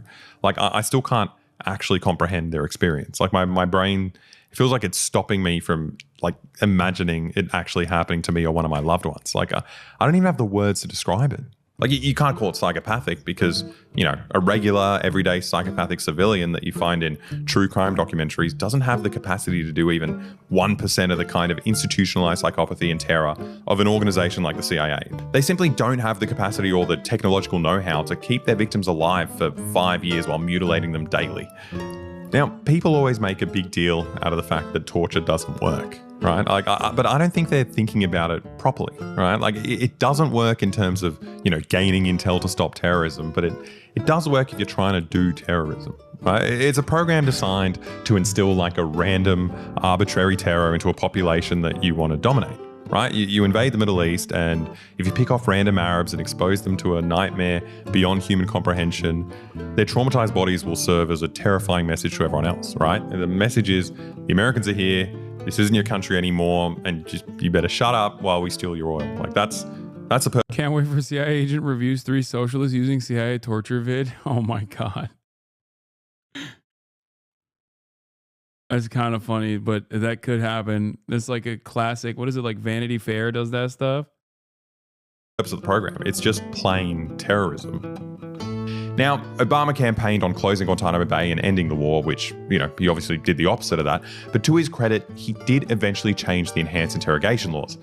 But I'm not sure where that leaves us, right? Like, the US was doing waterboarding long before Bush made it legal. And today, the CIA still operates Guantanamo Bay with the same prisoners trapped there for the past 25 years, and it's illegal to publish any information about these black sites that are still doing something all around the world. Who knows who's in there and what they're doing to them far away from the rule of law? And it's only going to get worse now that this guy's back. They asked me, what do you think about waterboarding, Mr. Trump? I said, I love it. I love it. I think it's great. He's sending 30,000 immigrants to Guantanamo Bay, and he's even signed a deal to send regular US citizens to a mega prison in El Salvador, in the same way they set up CIA black sites in foreign countries to avoid domestic laws. I mean, the mega prison is literally called the Terrorism Confinement Center. I mean, come on, guys. If that wasn't bad enough, his Secretary of Defense, the leader of the US military, is a goddamn Guantanamo Bay guard, a professional torturer who can't wait to get more people into Guantanamo and relive his glory days. It's a smart move. It's the perfect place. And I'd say that as someone who's spent a year there with a platoon guarding detainees at the detention facility. So if you have those existing facilities, let's use them. And we will use them. Yeah, I kind of think we're fucked. Also, go get your DNA tested with MyHeritage. Follow the link in the description or click the QR code and sign up for the free 30-day trial. And also make sure you use the coupon code to get free postage. Okay, bro, your heart's not in it. Come on. This finally came out, and this man didn't even let me know. Wow. Not sure why I thought I would be able to beat waterboarding by breathing out really hard in between breaths to blow the water away. It does not work. When is your Theo Vaughn episode coming out? Dude, I don't know. I mean, I just shot it this morning. Probably like next week. Here, let's watch this. This is exactly what I'm talking about. This is the ultimate form of abstraction. The commodity scene is purely a product of manufacturing. No faces, no people, just gloved hands in a warehouse. Cheap, sanitized, and apolitical. Why does it rip so hard? Why? Is the veneer of entertainment so seductive? No, I don't think so. I think it's more than that. I think it's because we can see through it. Consciously or not, we see the labor that they are hiding. And it is beautiful. It's beautiful to create. It's even beautiful to create ceramic Thai barbecues. Yeah, man, I thought you'd like it. You want to watch this, like, YouTube channel where they restore old Game Boys? I love this.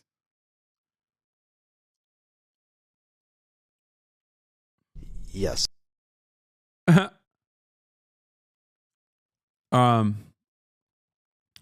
Anyway.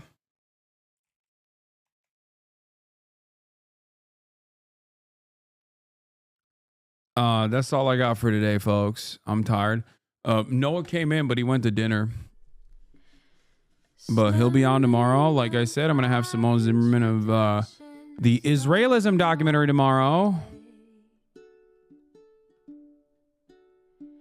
Once again, you know, as the #1 anti-Semite.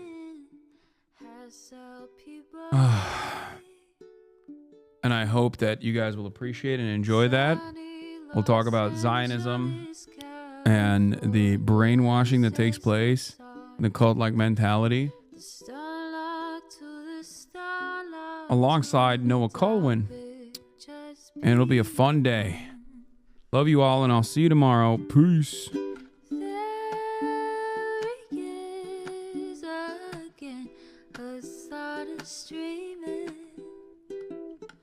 Hasan is streaming. There he is again.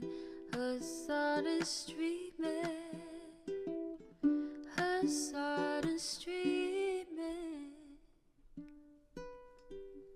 Review in the P.O. box. Uncle Uyghur's face. Sudden discord at your prop. Great names take embrace. Tiny Bernie Sanders, LGBTQ Air Force. The whole left at your fingertips. Ane at your door. H3 crowded debate, the Young Turks online show. 3 full fucking years of this, plenty more to go. 90-day fiance talks of champagne bourgeoisie. A Trump rally live reaction, a mass riot at DC. There he is again, Hasan is streaming. Hasan is streaming. There he is again, Hasan is streaming. Hasan is streaming. Reading a live stream, fair comments, Austin show chat advice, and all the ways the right-wing pipeline can suck you in a lie. JCS react, Lord frame gets broken, cover blown. A full-blown mass pandemic, monster streaming at your home. So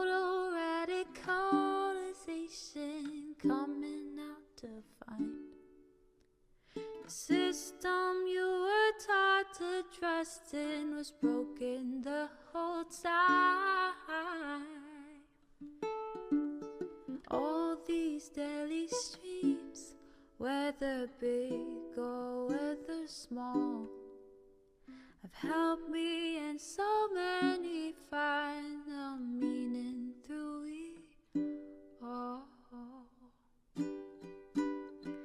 There is again Hasan is streaming, Hasan is streaming. There he is again, Hasan is streaming, Hasan is streaming.